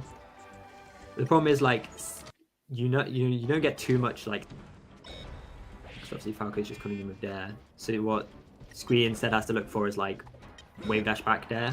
Obviously that's a lot bigger of like a call out on spacing and stuff than just a CC down tilt. So Squee has to like thread the needle on it a lot more. Yeah. Other than that, apparently up tilt grab combos at 0. Whoa! Oh, that was actually so Whoa! Wow, just like that? Yeah, that was literally up tilt into 0 to death. That's so mad. I've never seen, well, I haven't seen anything, but up throw down, up throw up F smash? It's crazy. Yeah, Game & Watch actually has like a lot of DI mix-ups. Like, because if Game & Watch does back throw combos, so you want to DI away on back throw. But then if Game & Watch down throws, you and you're DIing away for back throw, you get like the combo DI for down throw.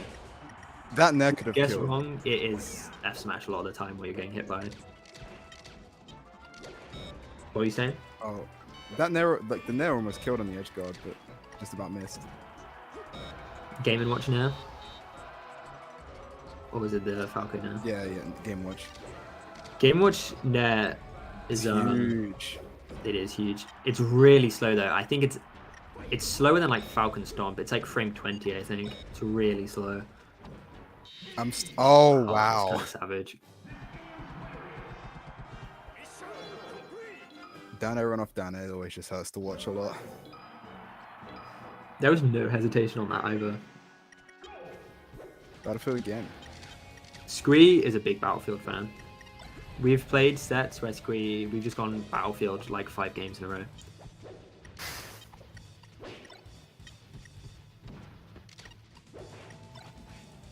I'm still so sad they got rid of his Nair. They changed his Nair in every other Smash game. So it's just the fishbowl. Oh, it's the fishbowl instead of the net. Yeah, and his up B's a part of his recovery. It's criminal. I mean, the Nair's the parachute's a part of his recovery.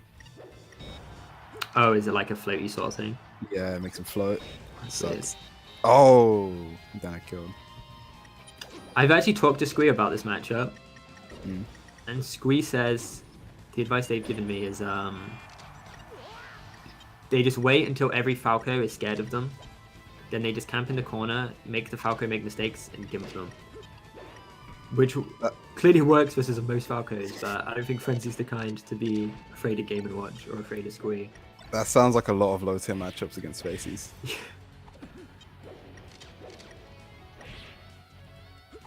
Funny enough, back air is like kind of bad from Game & Watch. You see Scree brings it out because it's Game & Watch's like only answer to CC. Yeah. Where the last hit of back air breaks CC. Specifically the last hit. All over of Game & Watch's aerials, other than I believe Nair, just like hard lose to CC. Down air's a bit weird. Ooh, up I kill. Yeah, Game & Watch light, like really light. I don't know if they're definitely bottom 3 lightest character in the game. I can't remember the exact order of Yeah, Pichu, Jigglypuff, and It goes Pichu and then Jigglypuff and Game Watch are the same at 60. it's 12. Scree brings it back to 2 stocks apiece for the second game in a row. Squee is doing very well. Wow, Oh, that's so crazy. Oh, nice. Frenzy needs to put this in the document. You actually just never want to burn your jump early versus Game & Watch. Because Game & Watch's only real gimp option is like, they hit you with weak fair. But if you just save jump, the weak fair just like doesn't do anything. And then Game & Watch has lost positioning. But Frenzy's bringing this back. Wow, that was crazy to like get to the platform and slide that off. I've never Neutral- seen that. Oh! Neutral get up grab, classic. Almost gets the forward air. Scree reads the angle, but like not quite. They knew Frenzy was going to go high, but Frenzy just squeaks over. Damn. I've never seen anyone morph kill a Game & Watch. I thought that fail was gonna hit. I was actually surprised Scree got away with that. Oh wow, that nearly jab reset, but Oh no! Frenzy slid it off. I thought another shine. I thought another shine was coming. It was gonna kill. Oh, that's it. That's it. it. Right? Okay. Let's go. No bias. 1-1. That means it's not a 3-0. It's not free out. We'd love to see it. We'd love to see it. Screechu came through. But yeah, I'm surprised Frenzy got hit by that just like neutral get up grab, because Scree, it's kind of like Game & Watch too, but Scree is not that good off the ledge. A lot of the time it's just fair off the ledge. I have been hit off with 9 off the ledge before and nearly 0 to death off it, which is messed up. I would have. But like you can just pressure Game & Watch at the ledge and it's like Yeah. tough for them to do anything.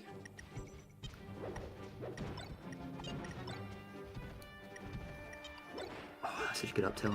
Oh, Oh, I thought. then jump early again. I thought the jump did go out. Whoa, Baconator. That's like that would have been the first. Oh, classic It's so Frenzy. over. Screechu wins the set. Oh, I'm such a Screechu fan. I'm becoming one. I'm enjoying this. Oh well, my that actually god. could be death.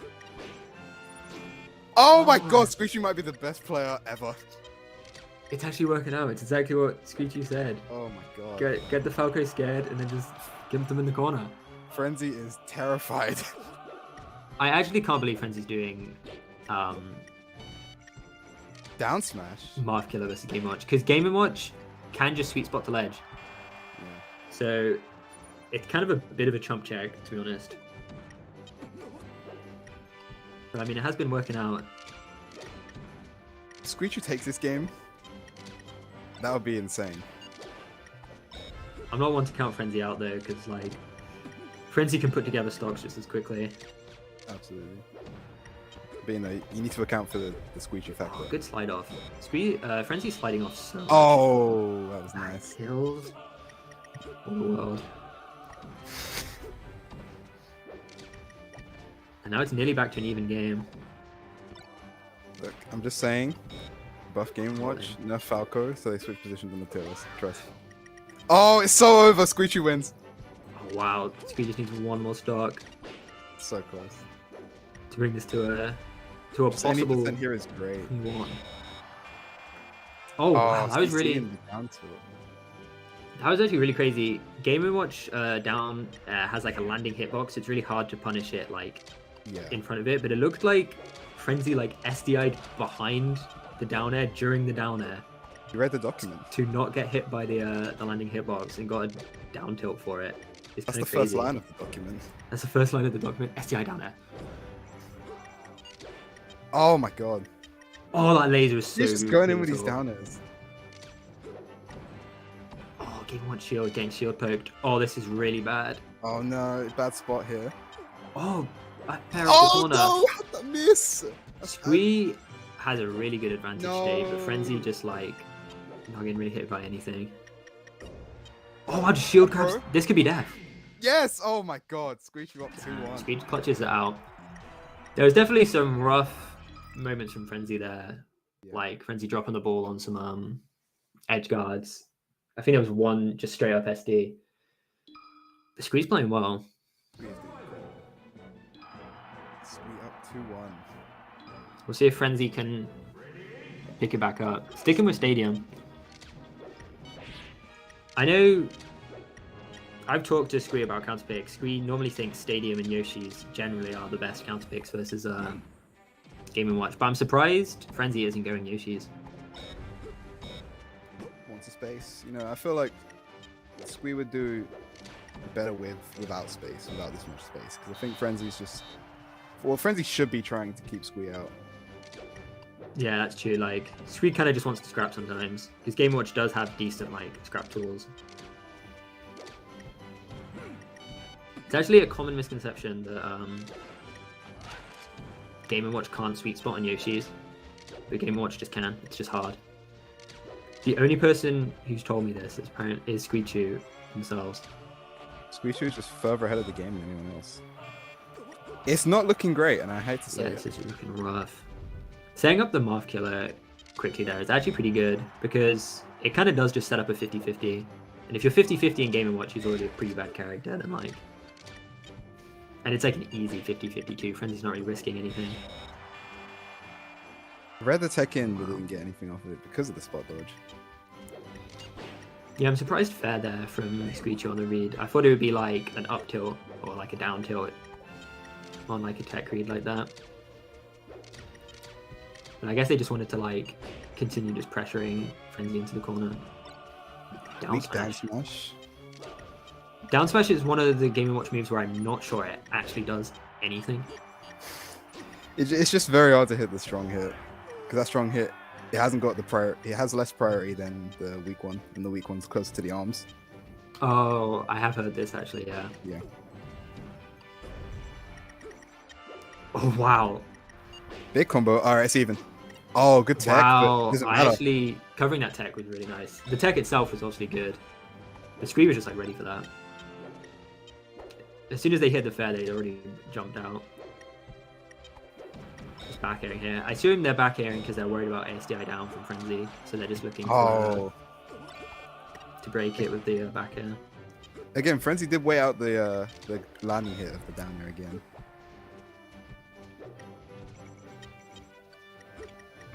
Oh, Scree just This is gets terrifying. down.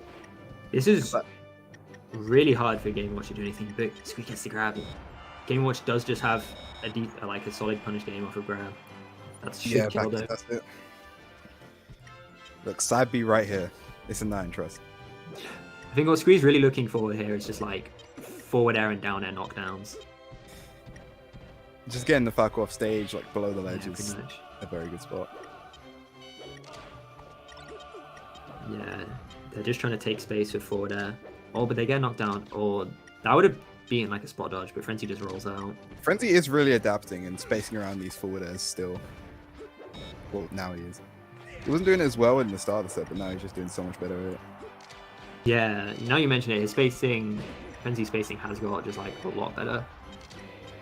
It feels like Frenzy's making Scree reach for like everything, and it's always like just missing. Oh wow, that down air just straight up beat the forward air. Whole game, that's no jump. I'm telling you, a 9 is incoming. This is actually so stressful because Frenzy has been known at times to be a bit of a choker, a bit of an SDer. Oh, yeah, just one back here. That's a rough one. Nice. Yeah, Frenzy played a lot more solid that game. That last stock, Frenzy played extremely well, and there wasn't much of it, but he played extremely well. And we actually get a game 5. Let's go. This is what we want to see. Oh wow, FD. This I game wonder watch why have FD. This game watch have like a weird percent specific chain grab. I've never seen Scree do the chain grab. I don't know if that's just a Scree thing to not want to do it. But I've never seen any Game & Watch chain grab. Oh, no. Oh, wow. Scree's normally pretty good at scouting rolls in those situations, but Frenzy gets away with it. Oh, that would have been death if that connected. Oh, big up there. Oh, up tilt. Up tilt is a surprisingly good anti-air. It's like quite disjointed, and it like lingers for a long time because it has like the 2 hit. Do you know it has no end lag? It had no end lag. Yep. I actually didn't know that. It's crazy. You can just shield instantly after the hitbox ends. Oh, that's a... On FD, that's kind of an early kill to just like tuck that away before 100. Like obviously Game & Watch can die early, but Frenzy does not want to go in. yeah, Frenzy's playing is hella patient. And Scree's playing it pretty patiently too. Obviously Scree's working themselves in slowly, but Get the eye on that. looking as much. tough. Oh, he was ready for that. It isn't going to be a huge comeback from Scree. It's going to be hard to make. I mean, that's a good start though. I thought you were saying it like it is going to happen, like it's a fact. Yeah, maybe I should. That's the kind of confidence I need to bring to this. So we took that stock quickly though, and that's what they need now. Oh wow, the tech chase after the F smash. That's really Oh funny. wow! Just read the roll. Nice. Game Watch's recovery is insane how high it goes. Yeah, you can't... Frenzy obviously tried to like check the sweet spot there, which I don't blame him for doing because if he gets that, he just wins the game off that. Oh, the Squeeze not edge going to rough. get caught. Oh, Down this is there. so much damage. This is like... There's This is a a- lot of confirms here. Oh, that time you see Frenzy Down goes tilt. way too far off the back throw because he gets the right DI, but Scree actually just picks it up anyway.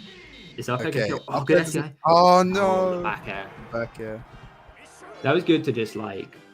The up air missed, Frenzy just didn't panic and just kept playing the advantage situation. That was a good set though. That was a great set to That was a watch. good set. I really enjoyed that one. I hope you learned a lot about Game & Watch. Enough to watch another Screechu set. Damn. I wonder... Obviously, I'm not going to say that Scree is wrong about their Game & Watch Falco counter picks, but I wonder why FD. Because we were talking about how, like, Game & Watch probably wants less space, if anything. Yeah, I feel And like Scree- Screechu was making good use of platforms as well. Yeah, when I play Scree, they're very defensive on the platforms of, like, down air and stuff. So FD kind of felt like it would be like a Frenzy counter pick, if anything. Yeah, especially because like there were spots in that game where Scree was just kind of getting hit by so many lasers and just didn't really have a response to it, apart from just trying to power shield them. Yeah, and it's not like she come off where like, oh, FD is really rough, but she come off, get the grab, and they can go to town. Like Game & Watch has solid conversions off of grab for sure, but it's not like, oh, Frenzy gets grabbed at 0, Frenzy's dead every time. Hmm. Oh, well, this looks like it's going to be a Stylo versus Fox set, by the looks of it. There are so many. Out of the four in Stylo's pool, which one is it? I think Stylo's already played against everyone but Stranger, I want to say. I'll check. Oh yeah, I think they were talking about that on commentary of the mainstream. How Stylo's got to play against Stranger. Oh yeah, Stylo Stranger. Stylo beat the Fox player previously known as Zardov. Went game 5 with Pi. And obviously lost to Prof, which perhaps he accepted. Oh, they're going right into it. How much Prof practice in like the past few days do you think Stranger has? I'm not sure in the past few days, but as far as I'm aware, Stranger has like the most crazy head-to-head on GG. Where I don't think GG has ever beaten Stranger, and it's like a really, really, really lopsided head-to-head. So Stranger's definitely good at the matchup. Oh, the up edge just missing. But also, GG plays Stylo definitely lived way. that up smash. Oh wow, that's kind of a ballsy dash attack. Misses the Waveland. It's not Oh, gonna get Stylo read that option, but just didn't quite get up there in time. I can't believe That that was was killed. abysmal DI. Yeah, but it worked out. I mean, this is a pretty solid first stock. It looks pretty competitive, but obviously, first stock of the set, like adaptation is yet to come through. We are even if we're- super up for a 5-game set. Just a Puff Fox slugger. Oh, is that going to kill? Oh no! So close. Both of them at one. Yep. Okay. Oh, that's going to tap it in. Stylo does that first. Fox at this percent is evil sometimes. Because it's just like, it's just Fox where Fox is really hard to hit. But then it's like, you have to look for very specific hits too, because like a lot isn't just going to do anything. Like Stylo can't look for like much moves other than like aerial or stage. Still, Stranger getting Oh, wow, Stranger 54%. just snuck Oh me. no! I thought. Okay. Oh wow, Stylo Alright. versus the situation. Okay. Oh, This is that going to gonna kill? though. Yeah.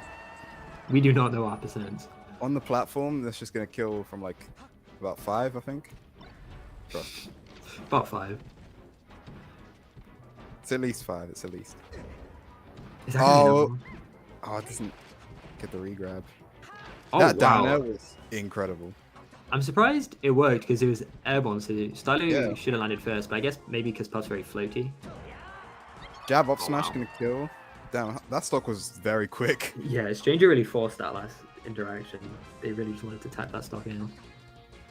Oh, Stylo Expecting really to roll rolled in. in. Yeah. I think it's good to just Stylo didn't force anything. They just I mean, it was a reset to neutral with Stylo in an advantageous position, so nothing really lost. Oh, just about gets around there. Fair. And when you're Puff getting clipped by that up B, taking One that more like jump? 16%, so brutal. You're already like a third of the way to death.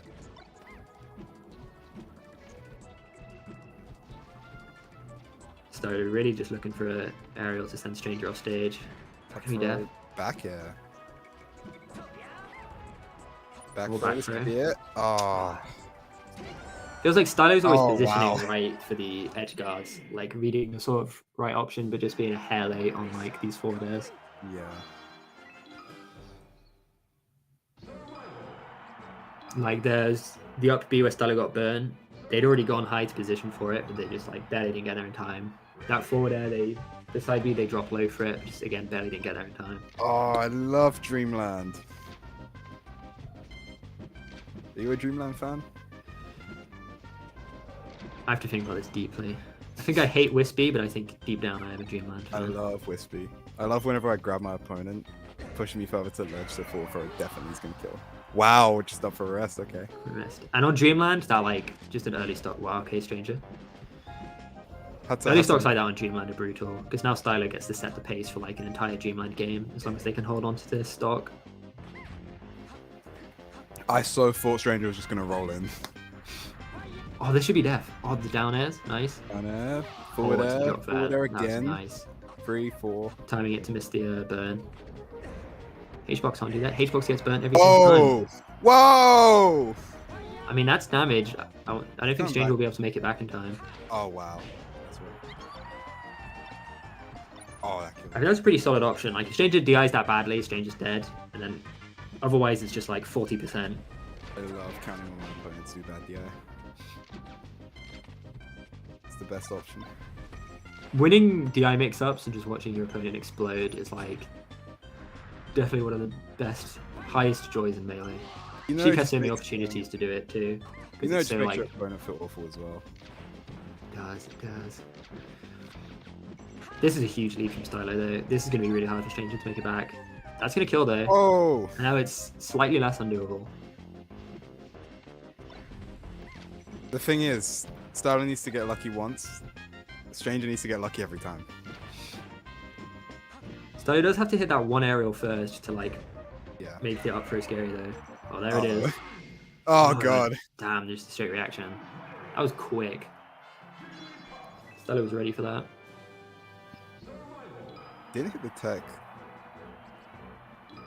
The up throw is quite fast, so maybe Stranger just wasn't ready for it because they DI'd like straight to platform. This is a great stage. Oh, God. I thought Rest was coming somewhere. Oh, that was big damage. That was forward air. Loki, I think that forward air could have comboed into a nair too, but Stranger didn't. pull the Oh. trigger. Big single health there. It Oh, is 1-1 right now. Yeah. Which means we got another. It's not a 3-0. Go. Philo is again saved the day. Up Oh throw. wow, that was really good drift back on that pound. It was like the pound was the bait. Oh, how many jumps? Stylo does have Stylo enough have, jumps? though? Yep. Of okay. course they do. To think I doubted them. Up throw. I thought. I thought they were gonna do up throw, then like a chain grab. Oh, is that death? Oh wow. Oh okay. wow, that's got to be really close to the percent where it doesn't kill. 55. That's a real shame for Stylo. Yeah. Stranger definitely knows their percents. Like they've been getting so many kills around that like 50 to 60 range, which is Yeah. what makes this matchup like from an outside perspective, it's like one of the things that makes this matchup look so brutal. Is when it's No like rest. Okay. I understand it.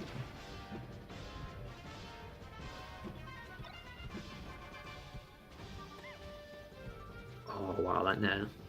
I was about to say Stylo's doing a really good job of just like drifting into threat and stuff, but then just like never being close enough to punish. Like that back air looked like a big commitment, but then they just wave landed halfway across the stage to get out. Stranger managed to pick it up Stranger- anyway. That was a huge lead right now. The thing about big leads against Prof, they just feel so big because Prof, Prof has no rest because it's too dangerous at this. Yeah, it's like Stranger gets like 6% more on and it feels so good. Oh Yeah. wow, that killed. I'm questioning So so rough many of one. my character choices right now. I can't believe that killed. Just up tilt I up can. air. It's died like 40. I mean, FD has a very low ceiling, like the third lowest ceiling, I think. I think so, yeah. Higher than Stadium and Yoshi's. Speaking of Yoshi's, this is where we are. Wait, this is Stylo's counterpick. Stylo's counterpick, yeah. I know Yoshi's is like sort of switched around where I think a lot of puffs like start on this stage now. Yeah, Because- I think a lot of people are just like the fact that the rest will kill every time, or most times, if they're not like sending the wrong way.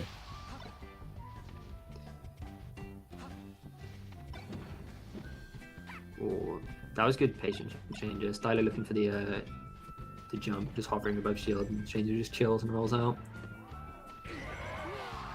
Dash attack, rest. Okay, Oh, that rest came out of nowhere. okay. What's the punish? Okay, Up throw. had it. That's already like more percent than a peach punish we get. Trust. Stylo just playing the corner. This looks really hard to get in on. Stranger looks very patient though. I don't know too much about Stranger as a player, but from like speaking to them, they do seem like the kind of player to just definitely be down to play this more like patient style. Yeah. They seem very, like relaxed. Don't seem the kind to get like tilted, hold forward.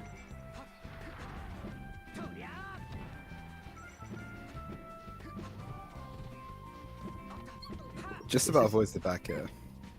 Yeah, they've been so many kill moves have come out that are just like barely missing. Oh, is that gonna kill?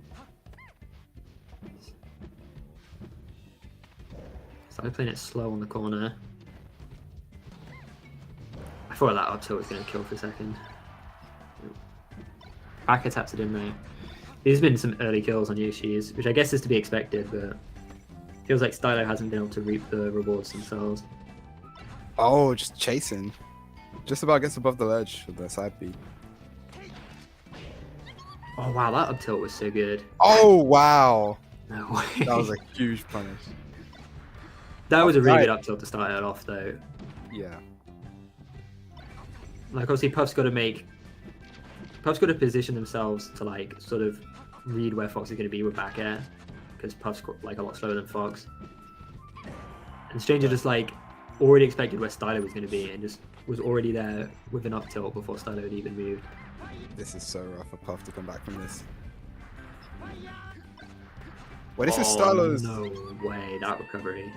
And that Stylo's kills. down. Oh, that's That game really slipped away from Stylo. It was like so close for the first like stock and a half. that Then is Stranger the, got- the set though. That is the set.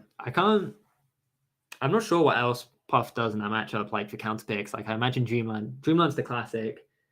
I think FOD comes out a lot of the time from like Cage Box, Yeah. but maybe Stylo just isn't a fan of like the inconsistency that FOD gives. I just think after Dreamland, Puff hasn't got too many good stages in that matchup. Yeah, it's definitely a stage list that favors Fox. Yeah. It's true for most matchups, though, to be honest. Obviously, change the rules. No Yeah. bias. I don't even. That's awesome. Okay, so we have a tiebreaker now between Ivy, Scree, and Brand Speed, which are three players who obviously Brand Speed hasn't performed as well as some people may have thought, Love brand speed. but Screechu and Ivy are going like above and beyond. Both had game 5s of Frenzy. Both took out 10 quid. Ivy did get the better of Screechu earlier today though, won game 5, which is really good from Ivy because Screechu beat Ivy at Crescendo. So good adaptation from Ivy. Does seem like a matchup that plays to Ivy's strengths, but good stuff. But Scree's an adapter, so we'll have to see if they play the run back how that will go. This is a huge tiebreaker. Swarm Engine just said it. This is a huge tiebreaker. It's huge. So do they all play each other? Do you know, or I'm gonna have Well, it. tiebreaks like usually it's gauntlet. just like each player plays each other once.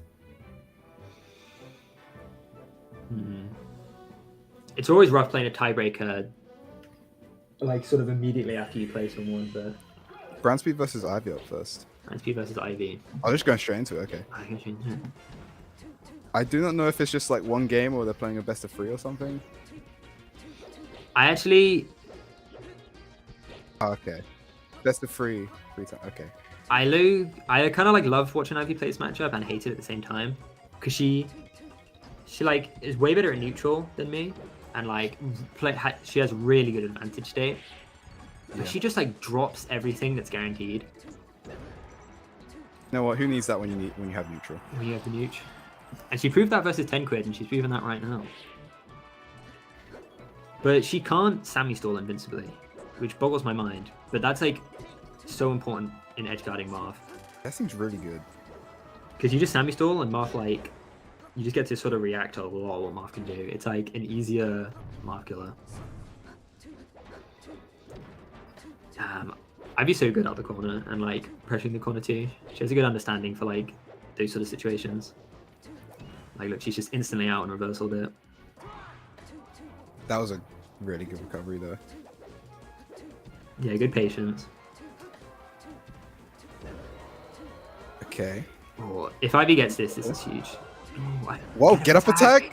It just boggles my mind. That's an incredible option. You Why usually is she just so look into good? this. And then she does get up attack. Ivy's labbed it and not told anyone, trust. I know why she hasn't told anyone. It sucks. No one will believe her. The get up Oh, attack that's is the the right Sammy stall. option. That's what it's supposed to look like. She Okay. actually did it. Maybe she's been practicing those Sammy stalls. She's been labbing and not telling anybody. Oh, that forward is great. Oh, good ledge grab. That forward is fine in knockdown percent, but like not then. Because Brand's got hit by it and so it's gonna work. Oh, she actually did an up air follow up. Damn, she's so good in the corner. No. Oh.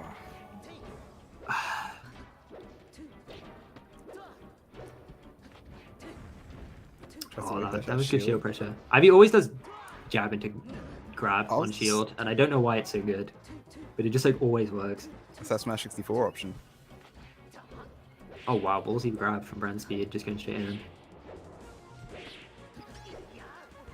Goes for a shield breaker. I think this being best of 3 kind of favors Brand Speed because Brand Speed gets to ban Dreamland, which is like the brutal counter pick from Sheik. Whereas Sheik only gets to ban like one of FD Yoshi's in Stadium, so Muff, obviously they're less impactful than Dreamland overall, but Muff still gets access to one of them. Where Sheik, if it goes to game 3, Sheik has to go back to FOD or Battlefield, which are like the starters. So she kind of loses her broken counter pick, and like the same's not really true for Muff. Jab grab instead of just grabbing now. Oh, Brand Speed just going to the corner. That's good damage. It's a very scary place to be, especially when you're above like 50. Oh, that was a good grab. Ivy's been like playing the corner so slow this whole set, and then last stock she just goes in for a boost grab, and then does the worst edge guard, but picks it up. That's game 1. It's game 1, and that was a pretty comfy game 1. Like it never felt scary for Ivy. She took the first 2 stocks and then just held the lead. But yeah, now Brand does get the stadium pick.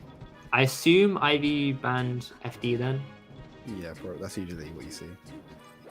I've seen more of this matchup more than I've seen my own family. I don't know why I don't know more about it, because I've seen Zane and Jamie play this so much. The general gist of this matchup is that like Sheik has to like kind of reach for openings, and it can be hard for Sheik to get the opening on like Marth. Like this stock is a good example where Brands hasn't really ever like really had to take a big commit. Like it's kind of just looked like Ivy's reaching. Whoa, that's Sheik nice. does get that open up. Sheik just makes like the one read, and the stock just like evaporates. And like the advantage is so brutal. Like Sheik has such a good advantage state on Marth, whereas Marth's advantage state is more like it's just less consistent. And in tournament, it's always scary playing against a character that can just like blow you up. So it's definitely a hard tournament matchup for Marth. That was a very odd interaction off the ledge there. Oh wow, just waits for the roll. Oh, That was that is great. That was kind of stylish. Just to pivot, not to do anything, but just to respace for the tipper F smash. That's incredible. You never seen anyone but Brand Speed do that. No, yeah, but you see like there where Ivy did like a boost grab all the way into the corner, and it looks so bad, but like she kind of has to make those commits sometimes to make stuff happen, Yeah. especially when she's down like this. But then if she hit that boost grab, that's just like a dead Marth. No, Ivy, She come on. does not have a sword. She does not have a sword. Her back air Well, kind of she's like a done. sword, but... Oh, okay, incredible. Nice. That was great. well, Marth, the thing Marth is supposed to do there, which Zane does, is like you do run instant forward air, and then they amps attack that, and then you can do like instant up B, and they're like tech locked out, so they can't amps attack it because it's so fast. Because obviously Fair doesn't have much lag, but it is What? tricky. So I can't blame Brand for just trying to go for the safer option. I looked away for a second and I just saw a mare dodging off stage. What happened? This comeback is really doable for Ivy if she just stays. She can't afford to take much more. Okay, now it's kind of hard. It's not looking that good right now. Because now Ivy's lost CC. Whoa! Love to see it. Nice. There was brutal. no need for that. And this is kind of the tough bit where now Ivy's won on Battlefield, so Ivy has to go to FOD. Like Ivy could go Yoshi's or FD if she was, but she's probably just going to FOD because she can't go back to Battlefield. And FOD's not like amazing for Sheik in this matchup. It's obviously good for Sheik. It's probably even or Sheik favored, but it's not like the juice counter pick you want. That's the best way I've ever heard that put. The juice counter pick. Yeah. I just want to play on Dreamland. That stage broken. Oh, that was a nice F smash. Oh, looking like Chief because it didn't work. Like the idea there. Up tilt? No, it's up tilt forward air. Come on.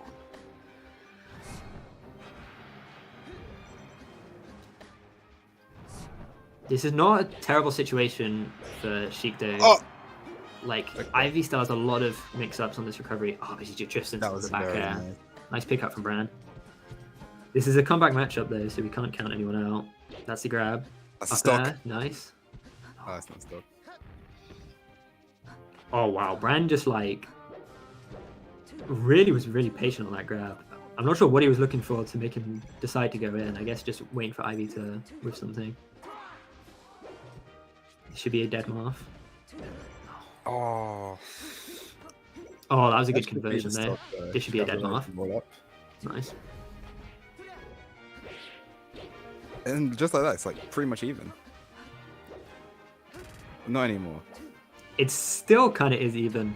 Like this percent is oh, that's the boost grab that just like now it's money for Ivy. Oh, wave dash back F tilt for tech chase. That's sick, but unfortunately gets clipped by them. No, Oh, just about. I'm not even gonna lie. That's like a gimp. She's dying below 100, just like going to ledge there. That's really bad. Big combo. No, Gets why do you burned. see no stall? Oh, it worked out. Oh, nice. Oh, That's really wow. Just like that, even again. good. That's really nice that the Shino stall comboed into forward air. Otherwise, that could have been like really bad. Oh, does Ivy have jump? Ivy still has jump. Oh, but Brand Speed covers the jump. Nice grab. Okay. Oh, the up air's too early. Up air doesn't even knock down at that percent. This isn't best of 5, by the way. This is best of 3. This is Yeah, this is the game. last game. And then we get Screechu again. Oh no! Big grab. Why can't she see no stall? Oh, just about. Missing that. Oh, that's some spaghetti from Bran. That was like Forward 2 air. drop movements in a row, and this should be death. Someday it will be How- death. Is that reverse forward air hard? It is. It's Ivy's actually normally pretty good at it, so it's a shame that she's dropping it. But it's like harder than reverse nair, but you just get like way more reward. Yeah. I was actually annoyed. Leffen was always saying that he thinks reverse nair is better because it's more consistent, so I practiced reverse nair instead. And now, since LACS5, Leffen just does reverse fair. Yeah. He just changed his mind. Now I'm stuck doing reverse nair. He was trying to bait you into doing a bad option. obviously. Basically. This is really bad for Marth. So much kills, like down tilt kills, Loki just jab kills, any stray aerial kills, whereas Oh, Marth has to like find these advantageous situations, which Brand Speed does. Brand speed, best player of all time. Brand Speed used down tilt. Uh-oh. He's a change man. Forward But yeah, air. that's just the sheep, just like such a linear kill. And now it's last stock, 0%, 0% for this tiebreaker. Can Dash Ivy through- clutch this out? Dash through dash back grab is very nice. Ivy just playing it slow. Oh, she reaches Oh. for the boost grab, but Brand Speed barely spaces outside Oh, it. it's not gonna kill. Oh, she just dash attacks at a disadvantage. That was a huge knockdown. Oh, that's such a good back air. Uh-oh. This is actually such a scary spot for Marth. Oh, just forward tilt again. He's just winning all these weird scrambly situations. That's a Oh. kill. Just up smash. Whoa! Had that. Trying to Marth kill. Get up attack. Does it again. It's actually a thing. It's not a misinput. Good side B stall. That was incredible. Yeah, they made that as like much as Oh, possible. down air. That was the platform really. Oh, messed Brand Speed nice! Up there. That's so Well rough. played. The I platform. was, so, just I, was, messed him dude, up I was so completely. scared. She dropped that like 7 times. But she picks it up. Bro, Brand Speed teeter cancelled, and it messed him up completely because then he just rolled straight after. You hate to see it. That was a crazy set. That I was went a right to really the good wire. Squee Ivy next. Squee Ivy. Yep. I wonder if Ivy will take a sec to like chill after that set. Just gotta go straight into it. Ah, okay, they are.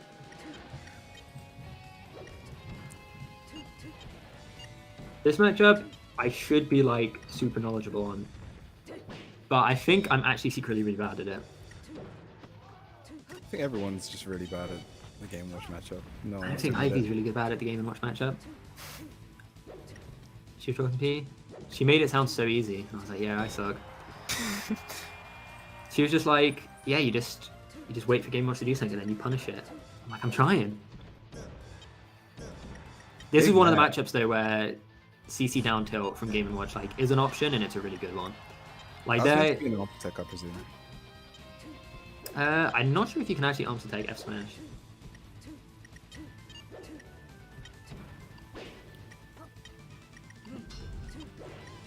This should technically be Squee's matchup too, because Squee lives in the region of Sheiks. Me, Lumos, Will. That's just like countless. Oh, good edge guard. Laying out. I'm not gonna lie, I think Ivy's already twice as good as me at this matchup. It's over. This chain grab is actually secretly hard. Whoa! It doesn't last till that long, like it's already over. It ends at 28, but it's actually randomly hard. But she doesn't really need it, low key. That kills. Oh wow. Game Watch really light. Yeah, down for up smash kills around like 60. Nice. And that kills too.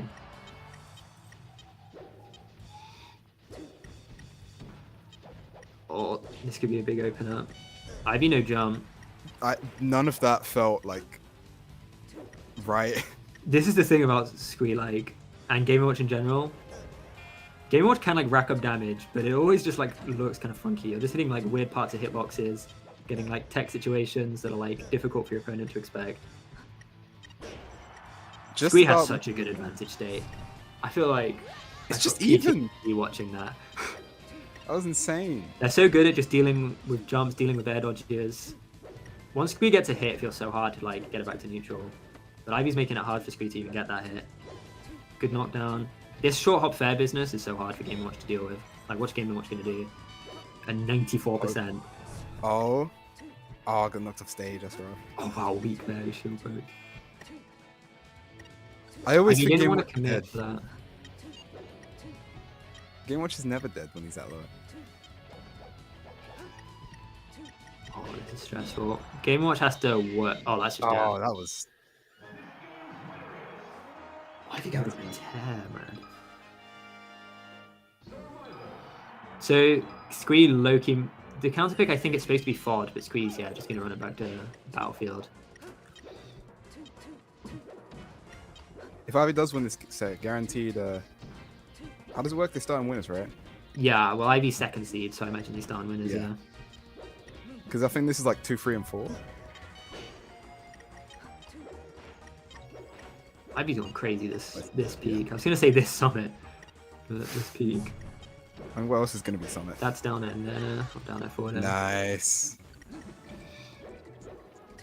Oh, this Game Watch guy. He's alright.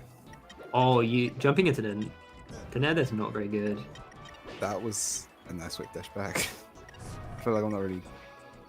Something Squee's talked to me about before is that they'll sit... If they think they're losing a game, sometimes they'll intentionally just sort of like let it go and they'll save reads to use later in the set. Phantom hit F smash. Which could be what we're seeing here. Or maybe... Ivy's just struggling to get anything started. This is kind of what we saw the last game, where like Squee just has insane like advantage situation, but it's not looking as hard for Squee to like get their hits. Well, that back air was so bad. Nice F smash. Oh wow, Screechu just up a lot. 3 stocks. Yeah, this is rough. It's not the hardest matchup to make comebacks in though, because of how early it dies. Oh, CC's the F smash. Squee just looks like... A lot of the time Squee just plays this very like defensive platform game versus Sheik, like, oh, I'm gonna dare on plats, I'm gonna like drift back. Ivy looked like she was fine dealing with that. Now Squee's just sort of just went in and scrapped, and Ivy did not look ready for that. But now she gets a counter pick, should be Yoshi's or Stadium, depending on which Squee bans. I guess Squee bans Stadium. And Squee's just straight in again. Oh, but Ivy's just going bear mode, yeah, okay. Now this is going to be hard for Scree to get in again. And Scree instantly goes back to the platform game.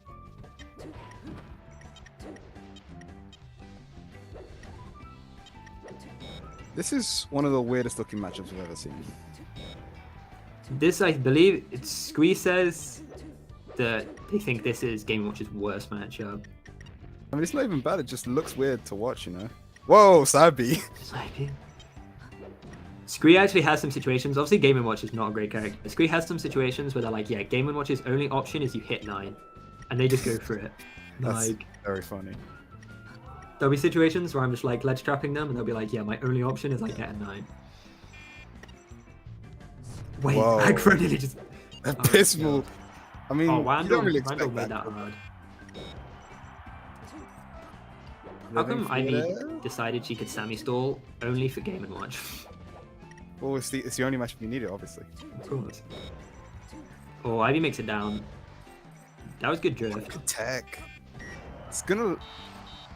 Squee's gonna live. Okay. Nice. Squee's dead. Holding onto this stock might be hard, but if Ivy just gets like one grab, it could be damage. Oh, that's gonna close it out. This is a really close game after like kind of a lopsided game 1 and then a super lopsided game 2. Shield drop up there. It's a weird option. Oh wow, Scree just waits for the shield drop. Gets an F smash. To be honest, I'm not sure how she could punish F smash on the back of shield anyway. Like I doubt she gets a direct punish even if she gets a advantageous mix up. Down air forward air is a great combo. It looks... It's good too because if Sheik DIs in, Game & Watch gets down air nair, which kills even earlier. Oh. So if she wants to avoid down air nair, she has to go off stage. Oh, up tilt. Yeah, That's gonna really kill. good. Game Watch too light.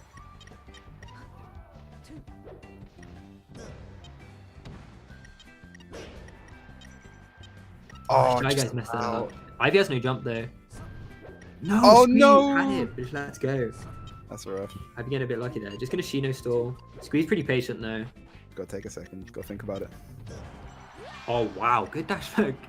Yeah, okay. Good dash back grab from Scree. Up almost like a full They stop. really read that approach. Oh yeah. Now they're just gonna play the dare game, which Ivy seemed to have a really good grip of in their. Oh, it's not looking good. Off in their stage. first set. Oh, this should be death. Down and Into net there. Yeah, that's the one. Still living. Still with a jump as well. I'd be surprised if Scree got this. Whoa. Yeah. That looked. Scree just had great adaptation, and it looked like a lot of stuff Ivy had on lock in the first game. She started getting hit by, just a bit of panic. But Scree is very good, so I don't want to say that's just like a matchup thing. If Brandspeed wins this set 2-1, then they have to do another tiebreaker. They have to do another tiebreaker. Yeah. I'm pretty sure this is one of Scree's favorite matchups. I think their favorite matchups Game & Watch Peach, and then I think in their top 3 is Game & Watch Marth. Oh, but Brandspeed's going Sheik. Oh, wow. Brandspeed's saying, look, this is how it's done. I get to watch so much of this matchup.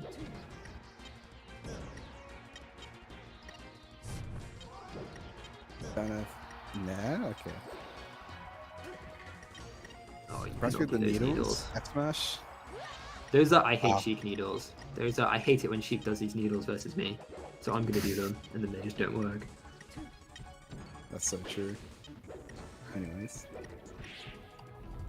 Oh, Brand is going for a lot of like grounded options that are just getting CC. You need to play like CC's here as well. if you're playing aerial, you need to play aerial with like defensive options. Otherwise, you're just like jumping and threatening like short hop. You can't just be like, oh, I'm gonna dash attack. I'm gonna dash Oh, that was so close. Squee got it in the end. Oh wow, that slide off on the fair. No. I never think Game Watch is alive. Yeah, that's like down smash is a. I think you're not going to sweet spot thing, but Game Watch can just sweet spot around the down smash, so it is kind of just like a chump check. Definitely has a place, but it's not like what you want to be going for every time. Oh, 2 down tilts barely missing. I love watching Scree play. This is what my bronze Game & Watch could be.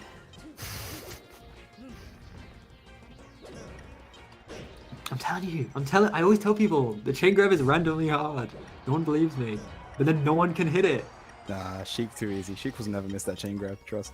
Most of the chain grabs are easy. This one is just randomly tricky. Game Watch is just a weird character. Which is a weird character. A lot of the time, one option you can go for, because knockdown is really early on Game & Watch, is instead of going for the chain grab, you just go for like down throw, short hop, up air. And Game & Watch's only good defensive option is like really jump. But up air will just catch the jump and then you're comboing a Game & Watch for no jump. So that is like, I think what you should be doing, but obviously I don't think Brand Speed's going to be going down throw, short hop, up air just yet. They just want the easy, guaranteed chain grab stuff. Also, yeah, if Squee wins this set, Squee starts some winners. Squee starts some winners, and it's a Midland sweep. Who was the first seed in this pool? It was Frenzy. Oh, yeah. Who had? Squee Squee wraps just it up. Holding the ledge. Squee's very good at edge guarding. He just held the ledge. I'd love to see it. So it should be Yoshi's again. Is Brand Squee gonna switch back though? What game off? Dreamland? Dreamland? Hold on. What are you cooking? Maybe he's just way smarter than me. We have to see. Brand Speed's mind is on a whole nother level. He's full stocking. Trust. Oh, don't watch. I have full stock Squee in tournament before. The only stage of it was on Yoshi's though. I feel like Yoshi's is just the money maker.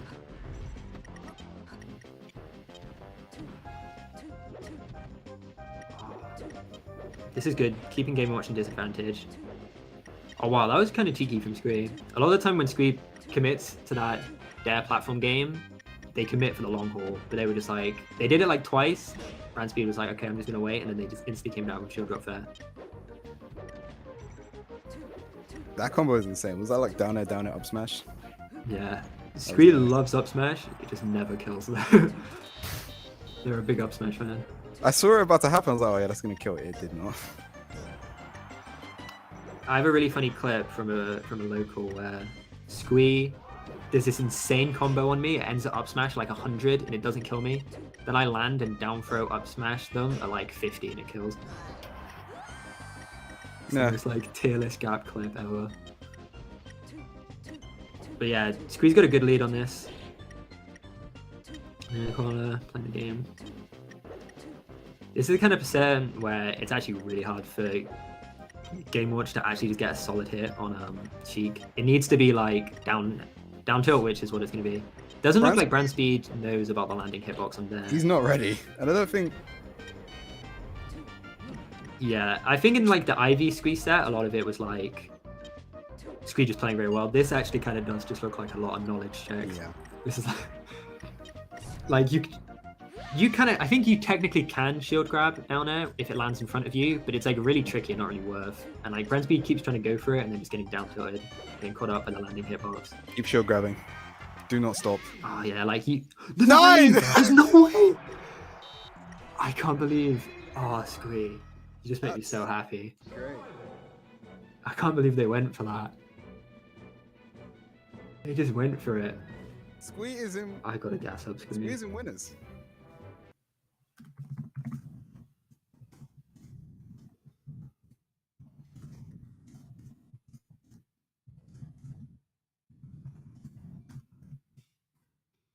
Squee isn't winners, which is really sick. Because Squee has a bit of a weird attitude with the game right now, where they don't really know. Not sure if they know if they want to like hard commit to trying or not. Because they're saying they're caring a lot more. Alright. Is that us signing out then? That's great. All right, well, that's going to be it from us, I believe. It's been fun commentating. Do you want to sign yourself out, Devin? Do you have plugs? No, I just want to say it's been great. Thanks, Silas, for letting me here. I wouldn't have let myself here. And that's all. Oh, I'm still here. Oh, I'm still here. Oh, you're still here? Oh, so I'm the Yep. only one who needs to sign out. Well, I'm going to hand you over. I believe it's Devin Silas commentating Cruise, if I know. No, I think Or it's just your line? NP8. Oh, NP8 and Devin commentating Cruise. So I'm the only one who's going. I'm really glad I got to commentate here because obviously I wanted to enter the tournament itself. I tried to campaign. I didn't get in, but it's really fun to commentate. It looks like a really cool event. I'm glad it's going well. So, and now it's Cruise up next. So if you want to see some draft Cruise, stick around. So I guess I'm signing off. Do I just leave?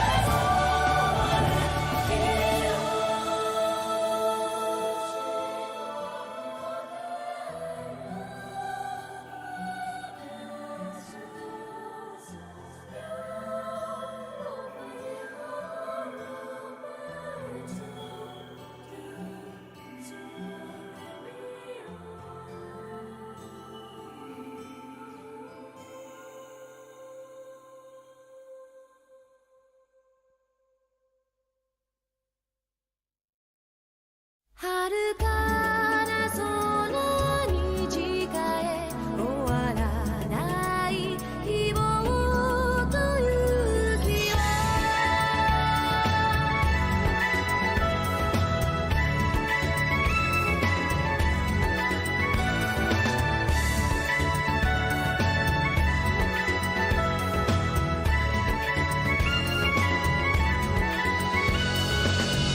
晴れたり陰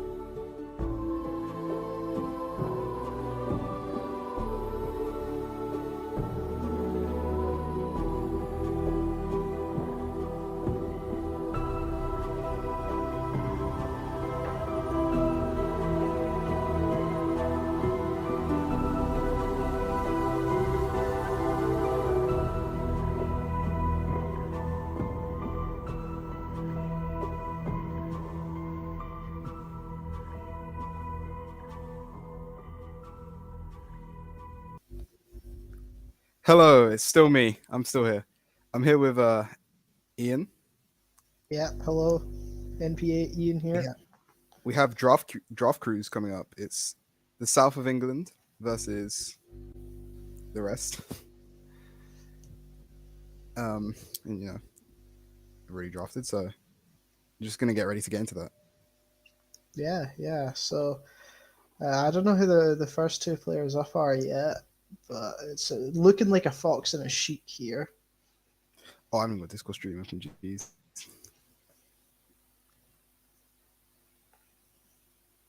So who do you think's favourite here? What's the South Coast has a lot of good players actually. Like, you have Prof there, you have all the Londoners, I assume. I'm not actually sure. I should ask for a list. Yeah. Thing. List would be nice.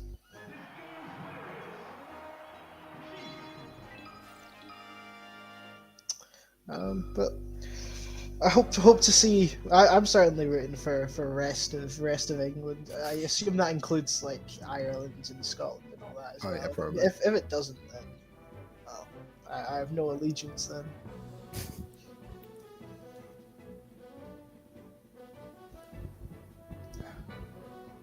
Still waiting on these players. Hoping for a nice crew battle. I think. I don't know. Like South Coast has. If South Coast has London, that's a really strong crew. I think someone's gonna have to pop off from the rest of England. Like, I don't know. This is looking pretty one-sided, I must say. Okay, so we got a Chica and a Fox here. I don't know who's on right now.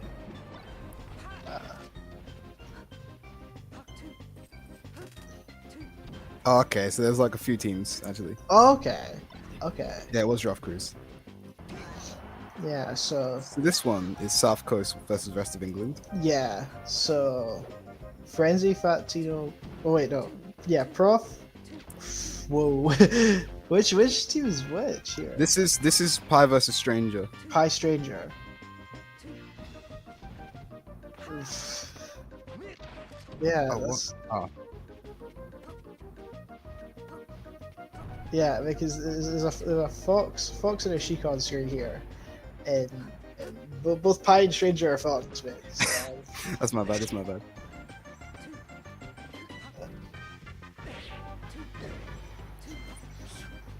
this could be Pie Ivy. Oh, no, it's not Ivy. Okay. Yeah. Yes. Pie Oh, R23. Pie R23. Okay. Okay. Well, Pie taking an early lead for believe that's South Coast there. Yeah. Wait, no. R23 is South Coast. R23. So, my bad. Shows my lack of knowledge in the UK scene. So yeah, Pie taking the leads for rest of England here. Whole stock ahead actually, which is pretty huge because I think the rest of England team having Frenzy and Fat Tino in the back makes them a very, very strong crew. Yeah. I'd go as far to say that like they definitely have the player skill differential, so they're gonna need to catch up and get a bit of a lead, a bit of an extra lead here. Pie has just got 3 stocks, so that's rest of England up by 3 stocks. That's quite a this lead early? actually. This early is huge.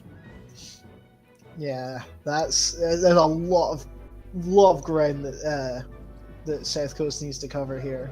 I don't know who they'd send out. Let me see again. No, I assume Max is the anchor of the crew, so they're gonna keep him for the end. Is this Ivy? I'd say. Have a look. It's Max. Max, they're just sending Max in. Okay. Well, that's interesting. It's very scary to send out like Yeah, send out probably the best player. best player on the early. team. Yeah. Oh, definitely. But let's hope Max can take a quick 3 stocks and then get an extra lead beyond that, because both Fat Tino and Frenzy on the same team is quite strong. Charge down smash is crazy. Max doesn't play like a normal player. It's weird. Up smash! Ooh, Oh my that god, was- Max is playing huge right here. Taking 2 stocks with only 10%. Yeah, I mean, he's really mounting that comeback pretty quickly. Bringing South Coast what they need. Okay. Just dash dancing in neutral here. If I'm Pi, I really want to take at least a stock here. I don't want it to equalize with. Yeah. with Oh, someone- the kill. with someone like Max, who's heavily momentum based and like, could theoretically take a bunch more. 5 Should be a stocks is stock. what you want. Yeah. Yeah. That's 5 stocks. Pi has done very well. Done his job. Another one would be great. Another one would be supreme. Anything more than that is incredible. I don't think we're gonna get anything more than that. Yeah. Just gonna get the kill. Max Clean. cleaning it up. Only lost 1 stock in the process. I mean, like, thing is, rest of England have like quite a few different people they could Yes, chuck in at absolutely. this point. Like, I think I see. No, it's Tony Bombony's hyping up his friend. Who's coming in next? Tony Bombony switching teams. Trust. I think I'd chuck in Fat Tino here. I don't know how he does versus Sheik though. Maybe Frenzy.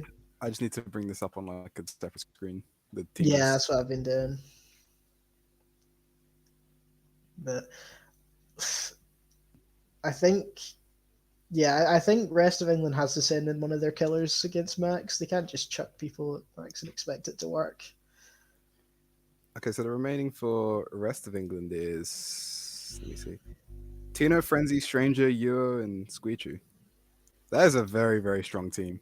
Yeah, especially because Screechu's playing pretty well today from the other sets I've seen of Screechu. Yeah. Took Frenzy to game 5 earlier is insane. Yeah, like that team's definitely one to watch. It might just take the whole draft race. Okay, I'm reading these now. There is a London team. Yeah. Let's go, London. Boo, London. You can't cheer for London. That's like the villains. I am in London, man. I have to cheer Okay. for London. You're It's my job. allowed. You're the only one. Someone has to. Who are I know rest they're taking a second. Frenzy standing suspiciously close to the setup. Oh, he's grabbed a bag, I presume, with a controller in.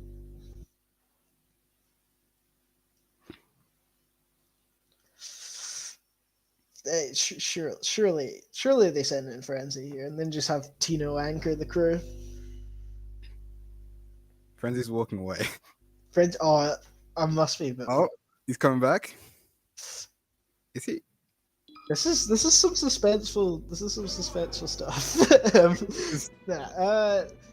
I assume it's Frenzy gonna is be here. Yeah, okay. Falco Sheik, interesting matchup, I think. I don't know. I think Max is pretty proficient at it, to be honest. But I don't think there's anyone better. Rest of England could send in.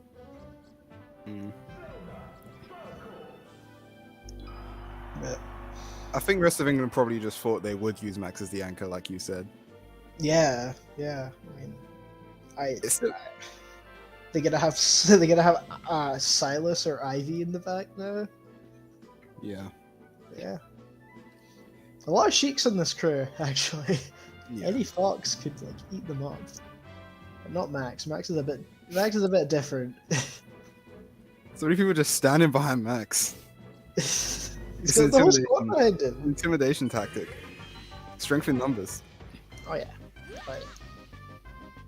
Okay. Max will start with 1, and Frenzy will start with 4. What I meant stage do you 3. think Frenzy's counterpicking here? You think we're just We're on Dreamland. Check the stream. Oh, Dreamland. Oh yeah. Okay. Frenzy starting off. Well, he's starting off. Starting Oh, off big down pretty smash. strong. An edge guard here. Let's see if Frenzy can clean it up. Max go back very well though. Still took a lot of percent though, 83. Frenzy getting the slide off down there. It's very provision at that. Hasn't really missed one yet. This should be it, yeah. Oh, big shine back here. The call out there. Very, very impressive. Side B to the top platform. I love seeing that. It's such a dumb option that just works. Max, see if Max can continue the corner pressure, get a kill maybe. Yeah. Oh, good roll up. Frenzy trying to maintain rest of England's one stock leads. But any max stock is worth a lot. Oh, he got the lot. grab. This is gonna be That's fine. a big tech chase. Wispy is gonna make this a bit complicated though. Oh, Yep, doesn't get the dropped dash back. Any max stock is extremely important considering how top Absolutely. heavy this crew is.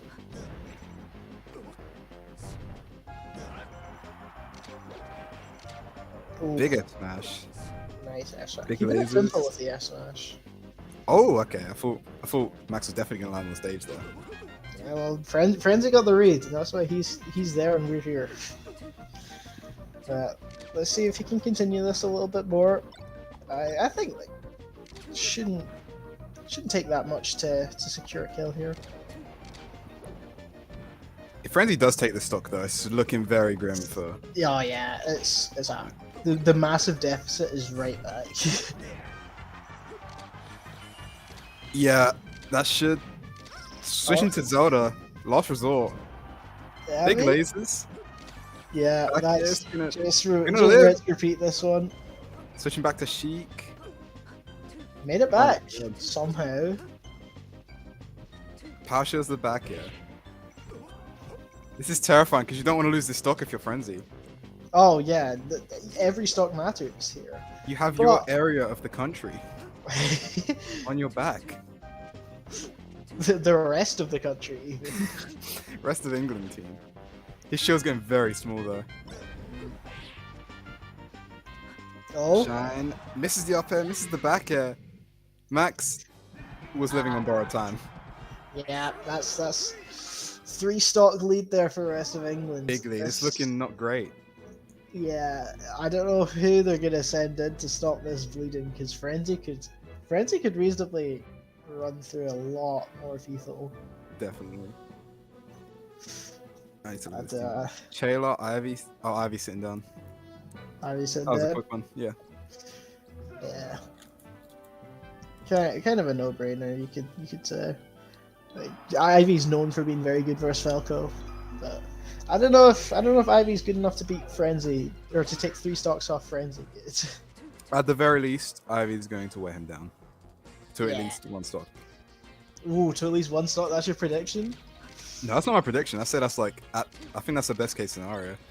Best case scenario. Taking 2 Okay. here. Wait, no, worst case. I meant worst case. Oh god. Worst case taking 2. I think that's what Okay. is being expected here.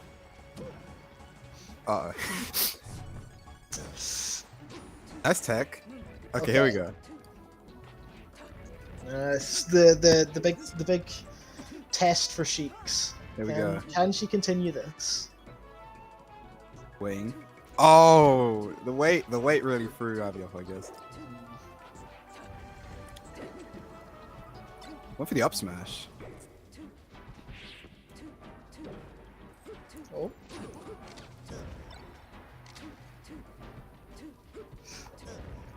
Just yeah. Frenzy is he's just so good at getting in for a Sheik. Like she just puts up a wall, but Frenzy breaks it down pretty efficiently. Frenzy getting to the ledge on both of those slide offs from the ledge, from the platform is very good. Very nice. Also, doing a wee short in there, even though it wasn't really necessary. Well, there's a lot of evasive play here from both players. This is gonna be a forward air, first stock taken. Ivy stopping the bleeding a little bit. Still a whole person lead here. I think Ivy could very realistically take both of these stocks. I think she can take both of these stocks, but she has to take both of these stocks and then some if she wants to equalize. And that's a much harder task, especially because there's a big fat Tino in the back. Yeah, South Coast is down very hard right now. That makes it 18-13. Yeah, that's... No, surely it's 14. No, I think you're right. 13, man. Yeah. It's grim. Yeah, this is worse than I thought. You know what? Ivy can still take both these stocks. I have belief. Oh, it's Big tough. forward there, and that's it. Glass One more cannon. stock. Just one more. Back throw, back air. That's all we need. All we need if you're an Ivy fan. If you're a South Coast fan.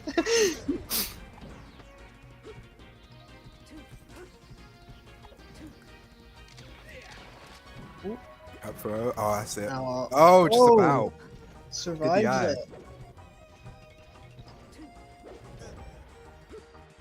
Ivy really needs to take this stock. Oh, I was about Oh. to say, if Ivy could just get a grab, something could happen. What a call out, crab. No! Oh, Goes for no. the noob up smash, the 2005. It's still very possible. It's not possible. No, it's over. You know Ah. what? Frenzy still is holding on to a stock here. Taking 2 frenzy stocks is still very good. Silas, Tony Bombony, and Chaler left. Who do they send in? Is the question. I feel like that's their 2. Wait. Let me read this. That's like their 2 plus players are gone. Yeah, What's I up, don't Luke? really know who they chuck in. Like, Maybe Tony Bomboni, I believe. yeah, Tony makes sense. I was gonna say that was probably like the best option right now. It's still pretty grim. You know, Mm. Falcon Falco. It's not known as a good matchup for Falcon. Oh, hold on, switch. Tony Bomboni is not sitting down anymore. Silas? Silas, love to see it. Okay.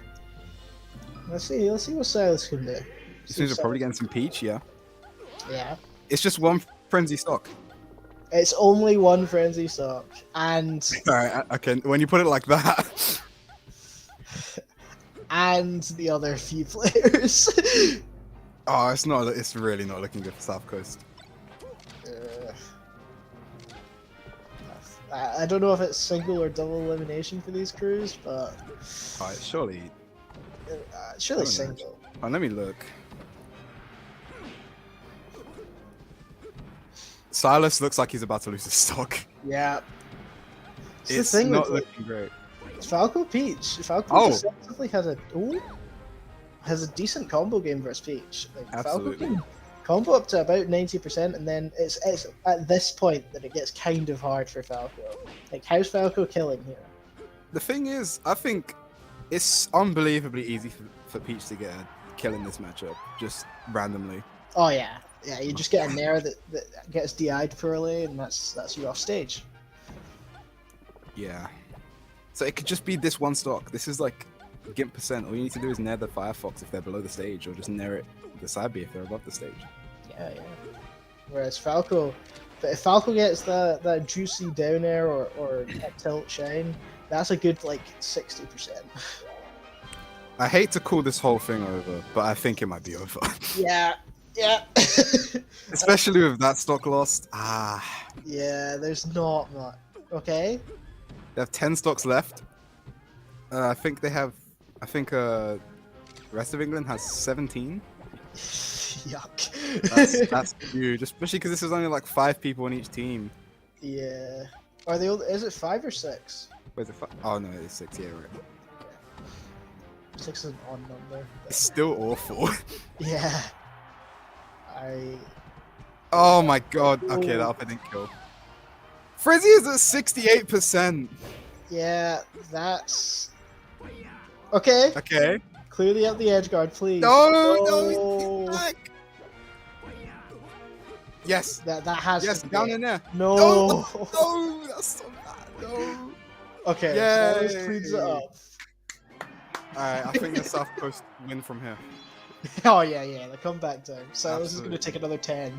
You know what? None of this matters. London's winning. You think? Well, Absolutely. You wish. I wish. I believe in South. I believe in rest of England. There is a crew that's like not England, like not from England crew. Yeah, there's the rest of UK crew plus. No, it's not even just that. Xy's in there. Yeah, Xy's in there. Bonjour's in. Yeah, it's just a Just a not England crew. And you know what? London's still winning. Yeah, not England has some hands. Okay. Squeeze coming. I think I don't know how Game & Watch Peach is as a matchup. It's not really one I I've looked think- into. Joe Fish said something about, I don't remember if it was Screechu liking or hating this matchup, but I think it's like. I think Squee does like this matchup. Okay. I think Squee can do it. Like, Oh, Squee can definitely do obviously. it. Yeah, I think Silas can take a stock or two. Oh, they're playing. I didn't even realize. Oh. Jeez. Wait. Stitch from Silas. it's gone. Nothing. All right. That was very good turnip work. I enjoyed that a lot. Yeah. Big grab. I don't know how Oh, Game & no. Watch's throw is, but like, It should lead to Nair from like. really, okay. It probably stops around here. See now, like I can't imagine. Oh wow. Yeah, I'm Okay. talking like I know anything about this matchup. I played it like twice. I've never played it. I've never played Game & Watch Peach in my life. I don't think most Peach or Game & Watch players have played this matchup. Okay, Chandler, the anchor. Shayla. Yes, Shayla sweeps. Look, this is it's Tony Bombony. He's back. Oh, Tony? Yeah, no, he never played. Oh. He sat down and stood back up. Oh well, surely. Never seen this matchup ever. Probably have. actually. Falcon does pretty well in this Game & Watch from what I've seen. I'm assuming most top tiers do. Yeah, but like especially. Yeah. Oh yeah. Okay, Tony Bombony is okay. He was using these edge guards, these up air edge guards against Yo in the bracket. He's using them now. He's still very good.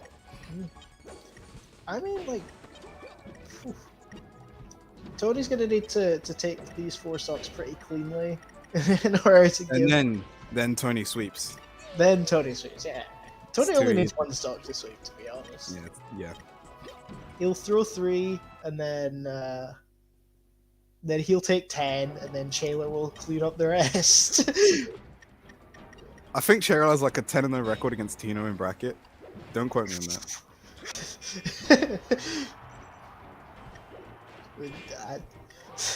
Oh, I thought he was just gonna get Gim there. Off that. There was definitely the chance. That was very good recovery, Oh. just a bit too short. Yeah, it dodged everything. Whoa, just waveland grab.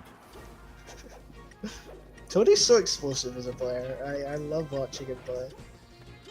Then again, I remember it watching was like funny videos. before I even started playing Melee when I was still interested in it. It was like the only Captain Falcon player I'd ever watched play in a UK stream. It was Tony Bombony, and I loved him. But like I never saw him play after that. Really? But like today was the first time in like 2 years. Oh, it was fair when he played versus Hungry Box, and he almost got this. I this didn't watch that. Amazing. He almost got this like. It was like 3 up airs into a knee to finish game 1, and the knee misses and he dies for it. Yeah, I think I heard about that. Whoa, big knee. Alright, Tony takes this. I think he has to. I don't Oh, think. Tony does take this. Tony doesn't take these. Oh. Oh, that was a good fast forward, but it's still off stage. And that narrative. Squeeze could take that. Squeeze have 1 stop Squeeze left. things up. Squeeze doing pretty goddamn well. But let's see Shayler come in. Let's see Shayler come in and See, and take a Rest of stop. England. Rest of England forgot to account for the Chayler factor. The Shayler diff. You know, if Shayler takes this stock and then goes even with the next person, I think he can be happy about himself. I mean, I don't even know how. Yeah, I mean, it's looking kind of grim. I believe, though. You know what? This set is just for who's losing to London in the next round. I'm just saying. Oh, I mean, London. I'm a big London fan. London has Kangu and Prof. That's a good team. Mordo. The whole team is good. They got Skips. Skips. They is got insane. Skips is insane. Jacob Bear though. They have an insane team. They have Mordo there as well. Mm. Bransby and Mordo's- Tempus. Yeah, there's no one in that London crew that's like, oh yeah, this person's holding back. Like, they're all pretty. But that's the same with the rest of England. Oh, let me look at them again.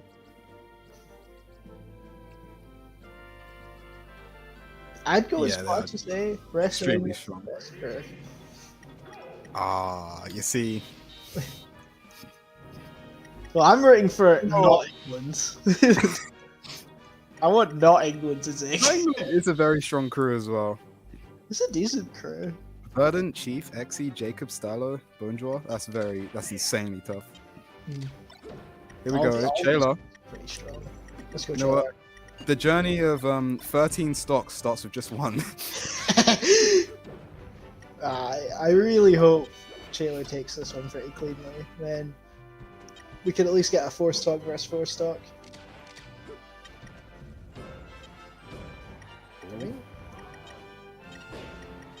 Here we go.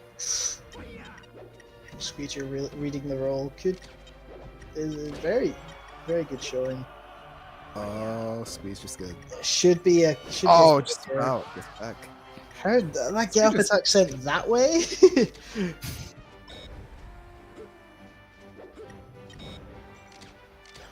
I don't really know how Taylor gets the kill here. With a backer. Oh There yeah. we go. There we go. All right. As I said, the journey of 12 stocks to 3. I believe. You know what? Chayla wins these. It's a bunch of fast next? callers and a peach. UO. You? Big UO fan.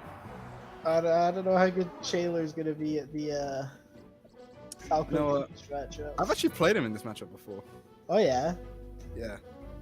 How did they I go? won. I think it was like. I think it was. I don't even remember how he played. It was so long ago. It was like September. It was like September. Yeah. Okay. Well. And I don't know UO is how- better than me. Yeah, you is a very, very, very good player. But yeah, but you know, let me tell you something about Chayla. There has never been a man to feel less fear than he does. This is true. But I counter. We counterpoint. How much fear does Euro fear? Well, probably none. Exactly. That's a fair point. It's pretty much even. Oh no. Oh, you went for the craziest forward air. See, I hate to say it, I would have hit that edge guard. Yeah, well, Euro cleans it up anyway. Is that Sean? I think that was a shrine. That's. You has a dot eyes, by the way. Oh, The back air sits the wrong way. that's heartbreaking if you're. That's a rough one. That's just shocking. Oh, that was like the laziest approach ever. Oh, Whoa! oh, you was trolling. No. You doing that? Oh, big turnip. Alright. You know, he only needs one stock anyway, so. As long as he has a stock, I have. Yo is about to. Yo! Oh! That was crazy. Taylor's kicking a little bit. Whoa, Not counted. much. But I've seen him use all 4 special moves. Man, the side view is amazing. That was an up smash? I didn't even realize. Look at the I saw sequence him, of like- moves that you just used. Whoa! I saw him like. Oh my god, this is crazy. How could you, man? Yeah, all Come on, this funny business, but Chayla's about to win. Come on, Jayla. Chayla's gonna win. I I wouldn't believe- have it, Chayla. I would not be happy. He's back, double laser. F smash. Oh, the X smash missed barely. That's unfortunate. Ah, CC down smash and Into the blender, Jayla goes. And that's the crew battle. that's just Can't round one. Can't say if this is a surprising result. Unfortunately. Next up, London versus not England. London versus not England. The constant battle happens every day. I don't know where. I mean, I don't know. London's such a strong crew. Like it's Bondra's a good player though. So is I believe in Scotland. I'll always believe in the Scottish players. It is just a very strong team altogether. This is true. I hope we get Jacob and Skip's Sam still. For some reason, I've watched those two play against each other a lot, and I don't. No, I watched them play like twice, I think, for some reason, and I can't understand why. I don't know how it happens. All Samuses love the Samus Duo, and they'll take any opportunity to play it and talk about how amazing it is. I've watched way too many Samus duos in the UK for some reason. I don't understand why. I mean, it looks kind of fun. I mean, I think a lot of people really like hate their duo for some reason. I don't know why. Well, to be fair, a lot of the duos are pretty bad. I think the Peach duo is my favorite matchup. Really? Yes, So absolutely. I think the Falco Sure. duo is awful. It's garbage. It's just like okay. Are we so done? That's Okay. us. That's us. We only did See you. one crew battle. I think the rest are on the mainstream. I've been NPA. It's been fun commentating with you, Devin. It's fun meeting you. You too? My too. Twitter's npenguin8. If you want to follow it, I don't care. I don't even have anything to plug. I'm just saying. Again, thanks, Silas, for letting me be here. Yeah, wouldn't yeah. have. Thanks, Silas. Thanks all the Peak crew. I've had a blast commentating. It's been real fun.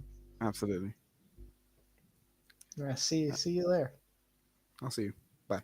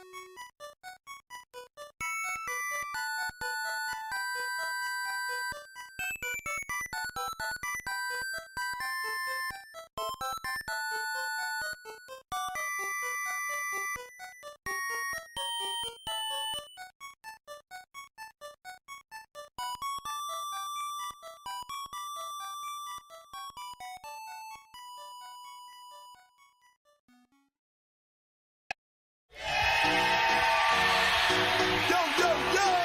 Check this out, it's party time in the house. Everybody, I'm wondering how you're feeling out there. You feeling good? We're gonna put on a show out there for everybody. Check this out. Somebody say ho! Ho! Say ho, ho, ho, ho. Say ho, ho, ho. Ho, ho, ho. Scream! Hey, say ho! Ho! Say ho, ho, ho, ho. Say ho, ho, ho. Ho, ho, ho. Scream! What you gonna do when they come? I gotta redeem. What you gonna do when they come? I gotta believe. What you gonna do when they come? I gotta receive. You gotta do what? You gotta do what? I gotta believe. Hey, yo, everybody, just check out the way I live, everybody. Yo, yo, everybody, the time you've been waiting for, here's the party. Here comes the dude, and now he's running up and down the street with the Jews. Sonny's my life, she's like a dice. I can't tell which way she turned till I slice. Whatever trouble he's in, he just gets up and begins. It ain't no problem for the man. But I would do it like that, because I want it like that. No other difference is the fact. You gotta do what? I gotta redeem. You sure about that? I gotta believe. You gotta do what? I gotta receive. But most important, I gotta believe. What you gonna do when they come? I gotta redeem. What you gonna do when they come? I gotta believe. What you gonna do when they come? I gotta receive. You gotta do what? You gotta do what? I gotta believe. H to the E to the R to the O, and here comes your hero. Ho, here we go. To the A to the R to the A. The rap was the name I rap every day. Now it's time for the rough fat night, and let's all pump up the night. Waking up was the name of the game for me. You, and you. What's his name? He grew up in this town. Check this out, come on and bring it down. Kick for top, I got the funky flow. M-I-X, the flow into the bone. You gotta do what? I gotta redeem. You sure about that? I gotta believe. You gotta do what? I gotta receive. But most important, I gotta believe. What you gonna do when they come? I gotta redeem. What you gonna do when they come?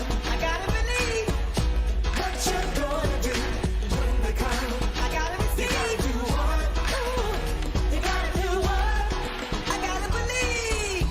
What you gonna do when they come? I gotta redeem. What you gonna do when they come? I gotta believe. What you gonna do when they come? I gotta receive. You gotta do what? You got that right. You gotta do what? Somebody say ho. Ho. Say ho, ho, ho, ho. Say ho, ho, ho. Ho, ho, ho.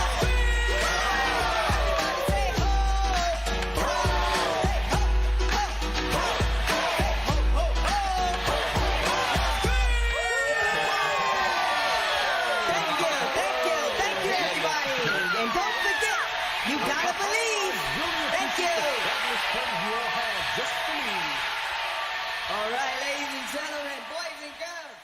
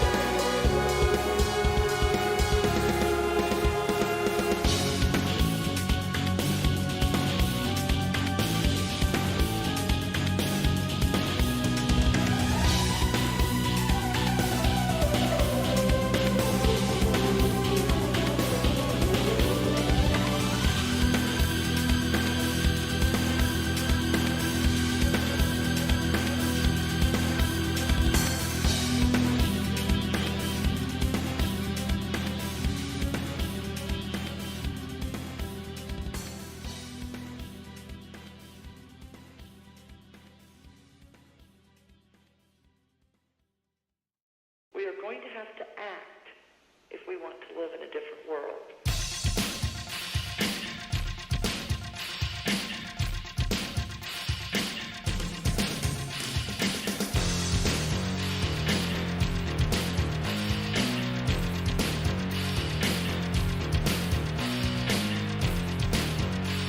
We are going to have to act.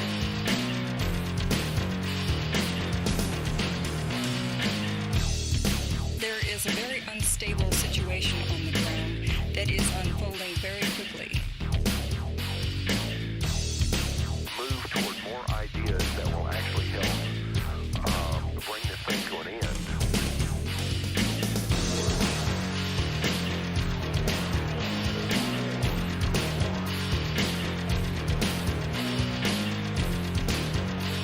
We are going to have to act. We are going to have to act.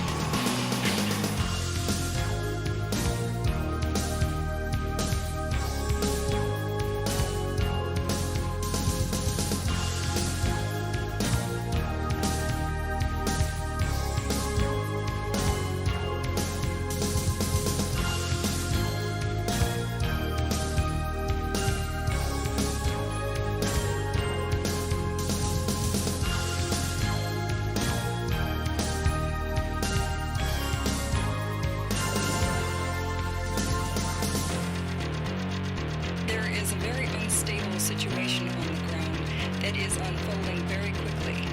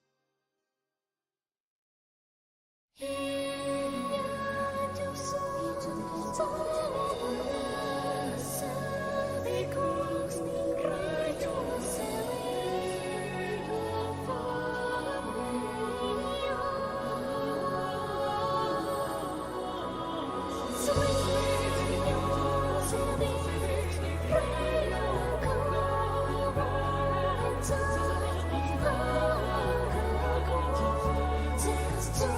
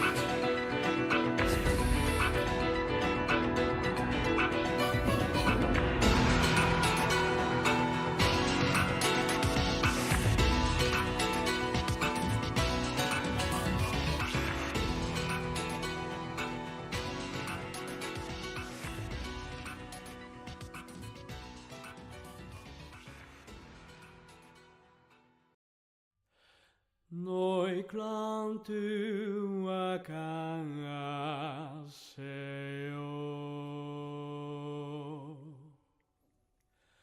Noi hope tu akangaseo.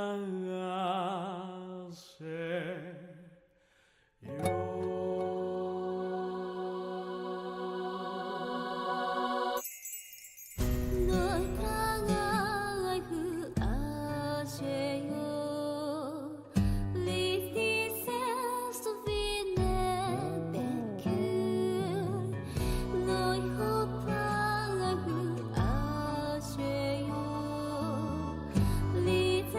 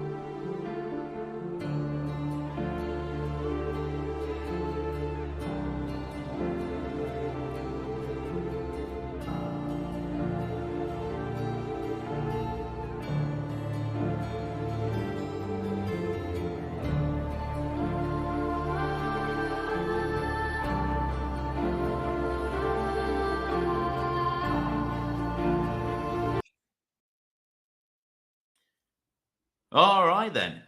Hopefully everyone can hear me and welcome. It's not the best Saturday night here, weather-wise, but in terms of Melee, we are hoping for an absolute showcase tonight. I'm Mole, if you're not for the unfamiliar, and I've got June with me today. If you'd like to say hello. Hello. It is me, it is June. I'm here with Mole, who's been on the stream before. You all know Mole. If you've seen Mole, if you've met Mole, you trust him. You don't trust me yet, but we can form and build trust through this experience together. And Mole's going to help me with that. Oh, yes, yeah, I know, June. We had a great time at Fate 2, the York lot. Get to know the York Okay. lot. It was nice. I think there's some York Leicester crossover. There's a little bit of cross-pollination that I enjoy. We sent we sent a little man over there to go to university, and he has nothing but good things to say about you all. Well, and very for me nice. as well. Leicester, great place to be as well. But all right, what have we got lined up for us at the minute? We had some good sets earlier today, actually. We could just talk a little bit about some of those. Who did we have? We had Prof and Pi. Pi had a good win there. But Prof actually took the set, rather. Pi got one game. But, Doing that, being able to achieve that in the moment, though, under that pressure, IRL versus Prof, when the upset is on the table, like, nice, good stuff. You can't be a closer all the time. no, not all the time. Not all the time. Kangu versus Mordo as well, Archie. Maybe not the finest performance again, but Kangu took that one. Unlucky there, Archie. But Frenzy Get on top of you. Frenzy versus 10 quid as well. Unfortunately, yeah, lost not able to make it this weekend. But 10 quid his replacement coming in, and yeah, again, not doing too well against Frenzy, but what we expected to see. Later on today, who have we got coming up? We got Fat Tino and Verdant. That's who I'm expecting here. So that'll be a good one, definitely. Two real hard hitters from England and Ireland there. I mean, two of our premier spacies screaming at each other through their controllers. I think they're not going to be angry on their faces, but you're going to see the rage in the game. And I'm excited for that. Indeed, yeah. And then we've got Kangu, Yuo.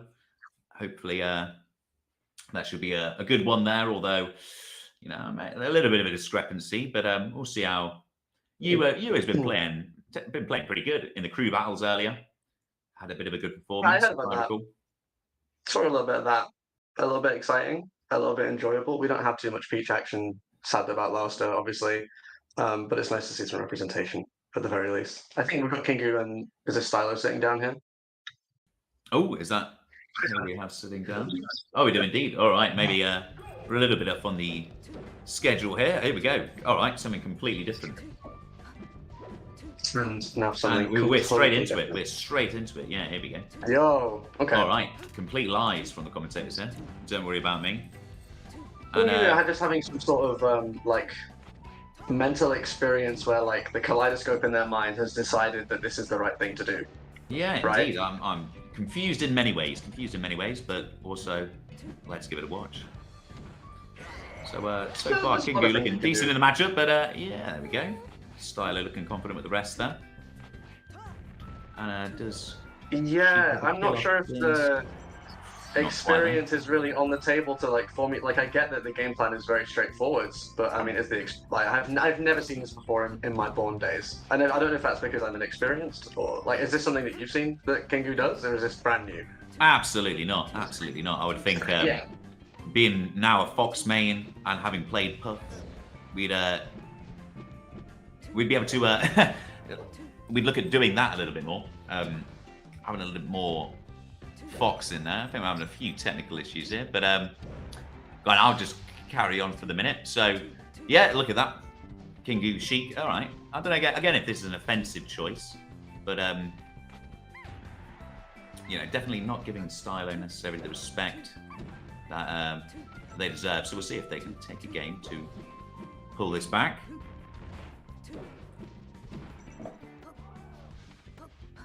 I mean, Sheik being being ahead here, there's so much you can do with needles and stuff like that.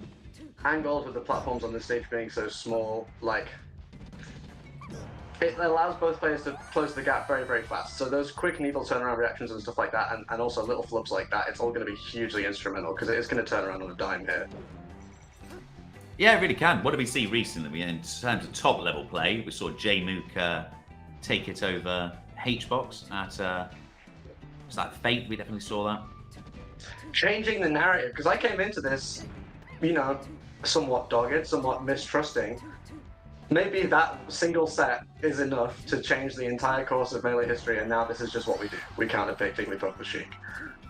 Yeah, potentially. I mean, I saw this with I've only seen, I think, Pluck beat H-Box once. I'm sure Pluck's B and O. There we go. Oh, no, what was that?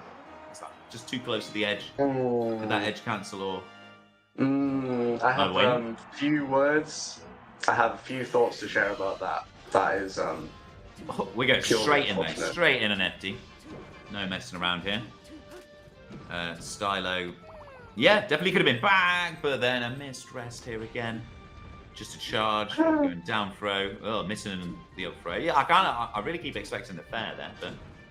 This is what I'm saying. It's like you can do it, and maybe the matchup is different now, or at least the perception of it is different now to give them the mental edge to believe that like this is relevant, right? But if you're missing stuff like that, then see, look, we're gonna get another attempt here. Nice. Very nice. Yeah, making it look quite simple actually with that down throw, up her there. I mean, sadly, that's what you want to do. You want to make it look as boring as possible, as Sheik. And like, if you're not hitting the basic stuff, there's no way that you can source it up. And how are you going to source it up when you hit her and you take your 10% and she flies over the horizon and you just wave goodbye? Yeah, I'm liking these crouches now actually. But yeah, still just a bit confused. Bit confused here by the Sheik choice, but again, whilst winning the games. Yeah, I mean, at the same time, we are saying this, but like, nice Sheik though. Like, Wait. definitely compelling neutral game. Has a good awareness of the matchup, possibly from playing Puff for so long, I would expect. Maybe Wait, seeing so now something. I'm even more confused. I'm seeing on the overlay, we've got the first game was won by Stylo. It can't be Stylo Sheik versus Kangu Puff. Are we tripping What timeline are you in? major balls more? Have we been tripping balls perhaps this whole time? I am not too sure. We may well be. I'm pretty sure I saw the Sheik win that first game because of the missed rest. And Sheik start. Okay.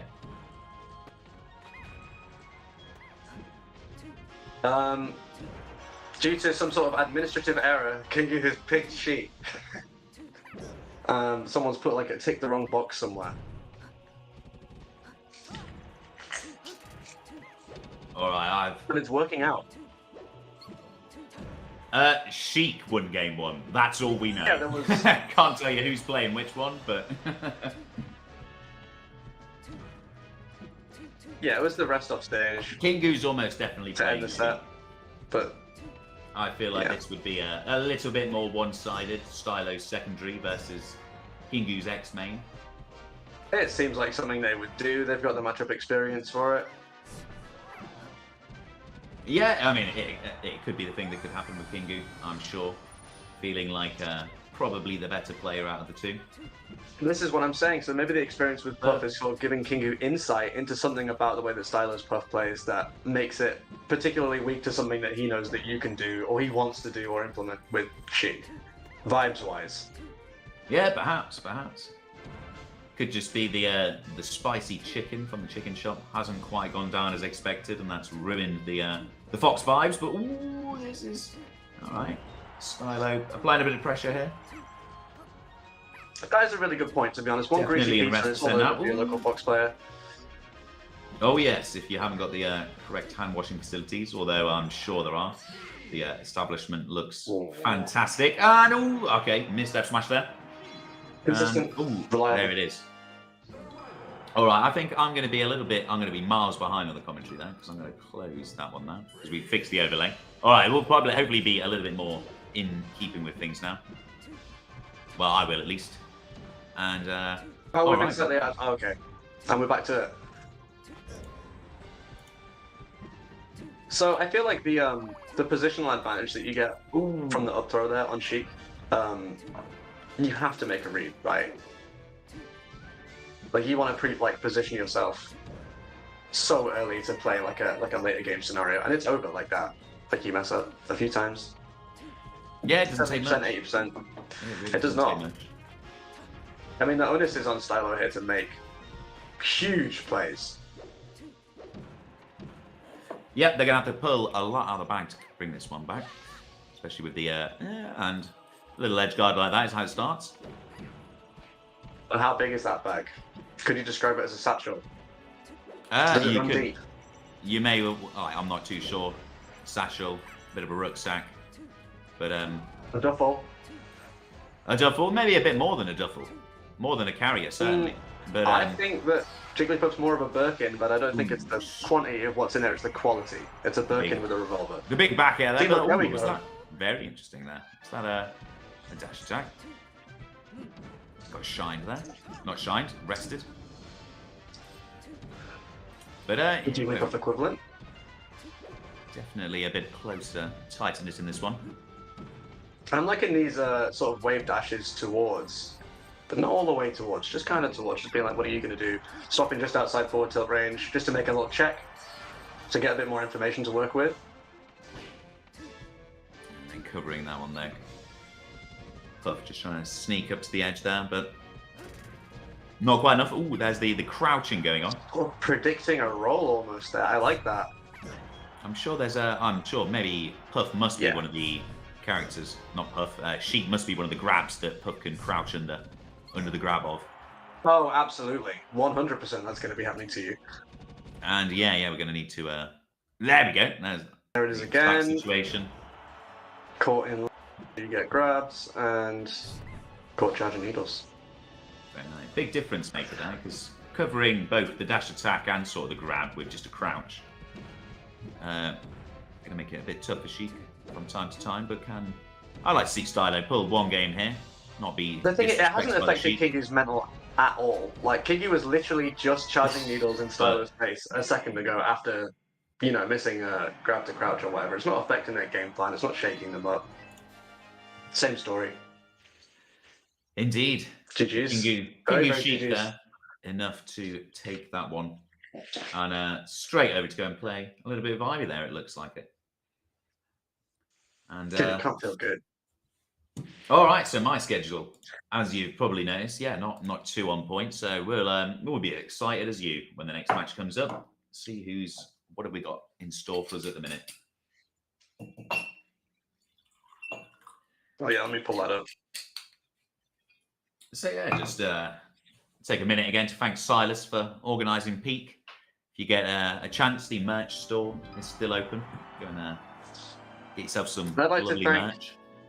Silas for putting the UK Summit style event together and just carrying it as a concept so hard, and for their Pichu farming so much for them to give them the mental energy to be allowed to do that. Oh yeah, absolutely. I think we're in there. I think we're straight in here. Oh, we are. Max and Really Ivy. well done, look at that. Sheik did to wing. Straight in there. See, I saw a regrab attempt there, and that terrifies me more. Oh yeah. No. I've seen a little bit of that. It was a grab on a platform there, but okay, what's going to happen here? Uh oh. This is there was no all right, no agreement in place at the minute. cowboy. I'm gonna take you to the red. Oh, it's over. Ooh. Oh, okay. My turn now. All right, let's get The the. percents be big. The numbers be big. Nice. What an air dodge. The smash 4 moment. I think it's Max. Yeah, I'm going to clean that one up. I'm pretty sure that's the way round. Go on, correct me in chat if I'm just talking Yeah, nonsense. max base green. I would expect. That's what I've seen so far. Don't know any disagreements there. Ooh, look like the cheek of that up tilt then. The cheek of it. Lovely little flashback there to make some coverage. Very, very normal combo. Capital N normal. Oh, the realm of abnormality has been broached. It has somewhat, to be honest. Stage. I'm expecting a lot of the attention might be on the main stream at the minute. We've got Frenzy and Lil Chief playing over on the main stream. Maybe a little bit more a draw than a Sheik Ditto, but maybe you're a Sheik Ditto connoisseur. So you're over here. Maybe you're checking this here one out. because you want to be Big- here, big- and that's big- okay. Exactly. Big Max fan, big Ivy fan. I'm sure they exist. So Max looking to get a clean stock lead on this one though. But yeah, we're going to see a lot. Oh, I was expecting the grab there. So if you're watching at home and you're rooting for one of these players, we're rooting for the same one that you are. Trust us. Both of these Sheiks are playing Sheik, and they're going to continue to grab each other, and they continue to down each other on the platforms On the platforms. until it messes up. Is that, Yeah. I mean, I'm not sure how consistent that is. No, I'm sure It's you can definitely DI away cute. on the platform. Like, I'm pretty sure it goes quite far on the ground though. On FD, if we see an FD counter pick, then yeah, but you know you're in store for definitely. But that might be the choice for Ivy actually. To be fair, go just for a horrible chain grab match. You know, try and just win in that situation. It's the lower seeded player. I mean, if you can get them to agree to chain grabs and stuff like that, then that's kind of what I think, in my opinion, that you should go for. You should try and get those cheesy neutral wins and just make it happen. And then Yeah, when you get the maybe- momentum off of that, when you see that they bleed, it's so much easier to pull through. Just dropping off the stage there, but yeah, I'm not even sure I see that kind of conversation happen much anymore. I don't know if chain grabs are just assumed to be on the menu, but Oh, it's over. They're just on. yeah, we're Yeah. in straight back to Battlefield here. Straight back. Which I like. Look at it's nice Yeah, to yeah. for yourself. Rather than going Let with these people treat themselves. some hole of chain grabs. You just don't want to do it to yourself either, I imagine. Getting chain grabs is just unpleasant for both parties. You need to Well, be not actually both a parties, very but you know what I mean. confident. Yeah. A very, very confident, potentially an egomaniac to assume that, you know, I didn't think that the Leopards Eating Faces party were going to eat my face, so I voted for them, but then they ate my face. Yeah, a little bit. That's, yeah. Can't have your cake and eat it, unfortunately. But, alright, a little chain grab starting here. Okay, ending it quickly with the F-tilt. F-tilt fair. I like that down arrow to the stage from the ledge. Very Amazing coming nice. from the platform. There's nothing left for you in this world, son. Should be covered. There we go. Ugh. He's out of there. Ivy making great use of this top platform. Yeah, it's a good Just hanging stage out. for Chic, definitely. Lovely top platform. Lovely, I find a way of conceptualizing the top platform differently. That, you know, Battlefield is very defensive. That distance is actually massive. Needs to be thought The of. amount of resources that a Sheik player, a Peach player, you know, anyone with a character that's not Falco basically has to spend to get up to that top platform, creates a very real, very legitimate positional advantage that is worth fighting for. So a lot of the time, when you see people scrap for center, they're scrapping for the whole middle of the stage, top to bottom, as opposed to just center underneath the platform in these matchups where it's not viable to expect people to approach these positions like every time like reliably, because it's so reactable. Exactly, Just yeah. like that. It really is. Mixing up your ledge dash, a little ledge dash jab getting caught out. Indeed, but again, one grab could turn a lot around here, and it's a grab for Max. And it's definitely. another grab. And here the grabs come. See, there it is. And percentage See, I wouldn't have known if you hadn't told me, is the thing. evened up, but that's there, what you that's get. how I lost to Joe Fish as well. Come Not on, that dude, that was I'm the so only sorry. thing, but that's going to happen to someone. Yeah, you feel like you're about to close an edge guard out, and then, oh, my character's the one losing its stock, and then, oh, okay, now the chain grab's coming on Max's end too now. Hopefully, ooh, I'll be able to Should've close spent this one out. More money on your controller. Indeed, not quite enough. Ooh, right. Alright, Again, alright. that one grab, and suddenly the percents are less relevant than you'd want them to be. No, I think Ivy's playing that back amazingly air right now. Look looks at that good, confidence by doesn't the it? ledge. Yeah. So ready to close that. No Absolutely. notes. Closed very nicely. And both looking maybe a tad not necessarily too confident there, but oh, what's coming out now? Oh, here we go. You see the head shake. Okay. You see the head shake, and we see why the head shake. It is because the fox is out. That this was. I mean, fair. I saw the Fox do pretty well against Tone Bombone.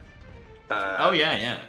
Button presser, I believe Max refers to this abomination as. Presses buttons. Well, you get spoiled on Sheik not having to press any buttons, so it must be novel for him. Yeah, I'm but sure I he's having a think bloody fantastic time. I think his opinion is you have to press buttons with Fox, but you don't have to press brain. So I don't think that's how it works. okay. Lol.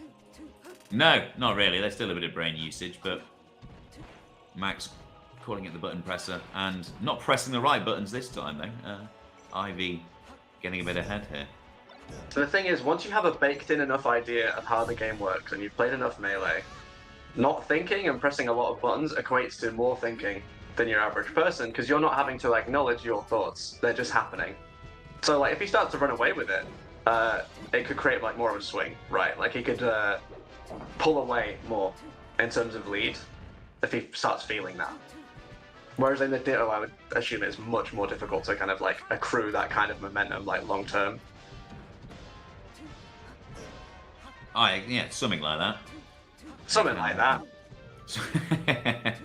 We've got a.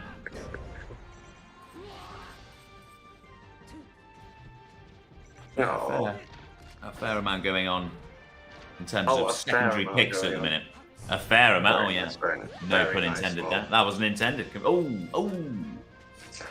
Someone's got to compliment you for these things. Indeed, even if I don't notice them myself, but we're all square again on this one. Ivy, Just hitting maybe a the bit wave shocked back by the there. choice. Obviously, doesn't want to get too rattled by this Fox choice, the disrespect. Going for the But- up smash read is a little bit rattled behavior. A tiny bit rattled, but the tech chase, it is hard, especially amongst the rattle, but button presser presses the correct buttons in that sequence. Let's see if he And, can press the buttons again in the next, because that's really going to be the deciding factor of this match. Does he press the buttons right? Yeah, well, I think that's sort of what Max is referring to with this slightly offensive name for the Fox. Oh, That, no, some of the course. punishes, yeah, you just land that drill and there you go. Just you just press the buttons. The buttons are there. It's in your court, the ball now. And Look, what it really depends yeah, is- Ivy will off stage there.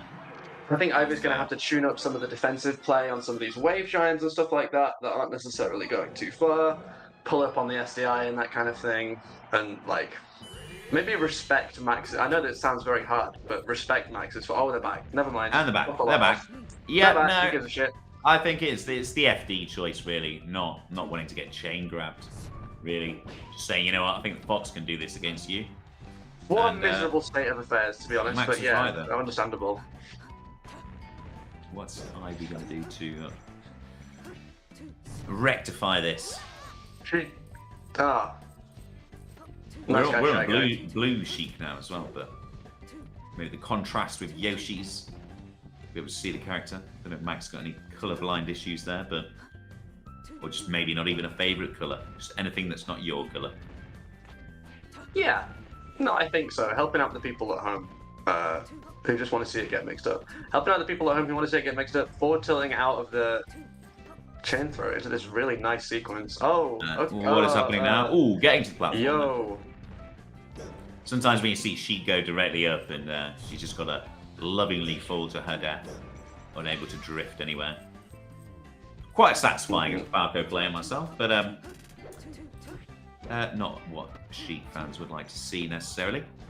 Yeah, I mean, once you see her commit to that jump, it's so, almost quasi locked in where she's going to land, the kind of frames that she's going to have to be in to make a decision next with such low drift like that.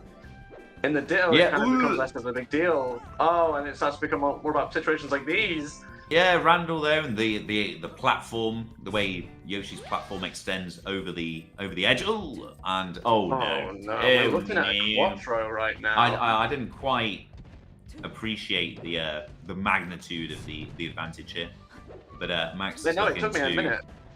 say, "I'm the best Sheik." Oh, You're not yeah, chain I mean, grabbing me the in feeling FD. is You're here. getting 4 stopped. Unfortunately, you're getting 4 stopped, Ivy. That's no, we That will was see. purely But vibes based. they had a good first game there, and have a look, see what the adaptations Max made were. That they were enough. They were enough to really bring that back bring that one back quite handily, indeed. But More than enough. I think the mental momentum that you gain from going in with what is ostensibly like a secondary, even a secondary that you personally meme about, so you're creating this culture of like, haha, let's not take it seriously, and then you go in tournament, you know, that has a mental effect. And Fox has a mental effect. I think so much momentum from the last game. I'll give Max the benefit of the doubt. It was a two-pronged attack, the Fox. It was to avoid the chain grabs mainly, I think, on FD, really. I think absolutely. That's Max just doing it for the fans back home, you know, doing it for the audience, doing it for the fans, doing it for the flip-flop wearers out there. Just saying, yeah, don't bother with that. Cheek ditto, chain grabbing. Don't want any of that. No, But, you don't want to have to live in that world. It's so powerful to have a secondary where you can say to your opponent, "You're coming into this matchup, I'm so ready to do these things. I'm so ready to do these punishes, and like, I'm just taking that away from you now. Like, whatever it was that you were going to rely on, you just can't do it now. And even if it's on the character select screen right before the match, like, it changes things. Like, it fucks people up. The closer to the match that you do it, even. All right, who we got here? Yeah. Oh, we've got some people coming up. We do indeed. I was just checking out the other stream for a minute. Oh, we got the Chilean flag. That is the Chilean flag, right? I'm not tripping. Yeah. Oh yeah. We got Prof UO coming in the minute. Is this? Let's do it. What I was expecting at all? Not entirely, but that's all right again. Prof UO. I'm not good. This one shouldn't be too contentious necessarily. I'd bet my house on Prof, to be honest, but. Might not come to that. You know, just take everything. If the debtors come, if the bailiffs come, then I'm putting it all on Prof. Oh, That's all I'm saying. As much as I'm trying to resist doing my my very best Welsh accent right now, which is restricted. Indeed, yeah, it will. I don't know. Give it a go. Why not? Shows the Welsh. Don't say that. Don't say that. Oh, don't say that. Wales. Have you got any lighters? Do you know I love Stereophonics? I do. I just think they're the best band. Oh yes. Oh yeah. That's pretty good. Know the valleys. Oh, thank you. No, and that's it. Sealer, we can't go back. Not during the set. Not in reference to UO. Not in reference to real Welsh people. I'm not trying to hurt anyone with my impression. That's We've what got I from hot Wales. set on the other stream. Wow, this one's just warming up. I'm seeing a Pi and R23 going to last stop game 3 at the minute. Pi looking to clutch out the set, but R23 saying not today. It's going to happen over there. Over here, we've got okay, Prof just getting a drink by the looks of things. Got that H2O, a little glass of water. You sincerely cannot play without it. Texting a friend or tweeting. So many times, it's not about the water at all. It's about having something to do with your hands. It's about having a little prompt. Ooh, that was the Steve Davis. He used to have a glass of water, and he wouldn't actually drink the water. He'd just pretend to sip it. And what? Yeah, mind games of the 1980s. But yeah, snooker mind games are going to come into play here. Yeah, yes. I've watched a couple of Steve Davis trick shot compilations in my time, and you know, it reminded me of Melee in a great way. Oh yeah. Yeah, I mean, people say that Melee's like jazz, Melee's like chess, but I think really Melee's very much like snooker. A bit more like snooker, yeah. The turns or it's like you're getting punished. I'm not going to elaborate. Not going to elaborate. Leave that one. No, I don't think I need to elaborate. I think the people at home know what I mean. Yeah, if you know, you know. If you don't, if you know, you know. I think, I do think that a little bit. No, if you have actual credence, if you have a rationalization to give, then, you know, please share. Oh, I thought, yeah, it's more about, you know, when you're getting comboed, it's more like Smash 64 than it is Melee. Because obviously, imagine if you could shout at the player as they're, you know, taking their shot. That'd be a little bit more like Melee. Because there's a bit of interactability. But, just looking at the handballs here, and you are looking, you know, looking smooth with the flow cancels. I'm into that. Yeah, he's looking good. You guys can't. No, see but at the same time, though, I do just want to take a very brief second to say I was not expecting you to have a genuinely compelling, you know, metaphor between snooker and smash. And the 64 thing, you know, you take your turn and you get to go again if you get it right. Like that's actually has legs, Mole, and I liked it. Oh yeah. No, I've thought about it before. I've said snooker's one of the most punishing games. It's more punishing than melee could ever be because when you're losing, you're not doing anything. You just sat there watching the opponent as they pot their balls. But Prof, explosive start. Prof, Yoshi's potting that ball. UO going back to the guns. Reached the peak, changed up the strategy, if I recall correctly, on Spacies. But loves Yoshi's normally, but this is why it's normally considered not the best choice. But Use the bullet. Oh, missing a little wave shine there, getting a bit of a full hop, but it's okay. God lord, do you see how he accelerates that amount of that shield? Those defensive situations like instantly turned around. He's kind of playing both of them.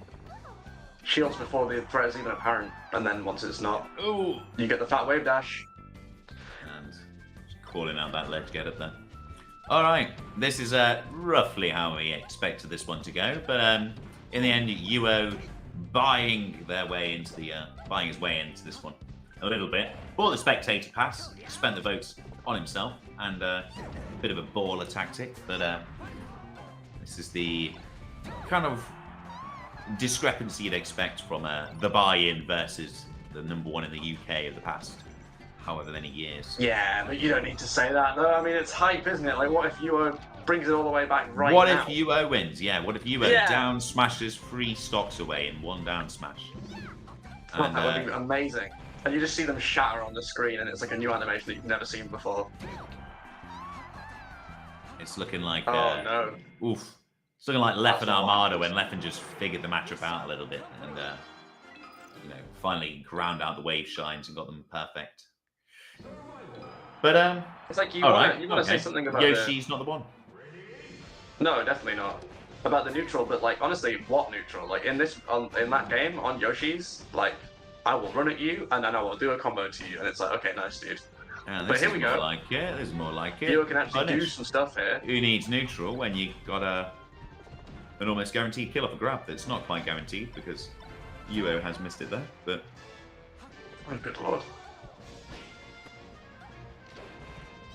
Again, I think it's pretty good chain grab, but it's not going to be everything here. I think Fox has plenty of counter play. I could start. I mean, the wave shine up smash one of those parts. The float-ins are so aggressive all the time. It's so confident, and I really fuck with it, and I really love it. But Prof is just so ready. Like, oh yeah. There's never gonna there's never gonna be an interaction where you're pushing into the corner against Prof with a floaty with Peach or whatever, and it's like, oh, I'm gonna do an aerial and then we're gonna dash attack. That's not gonna work.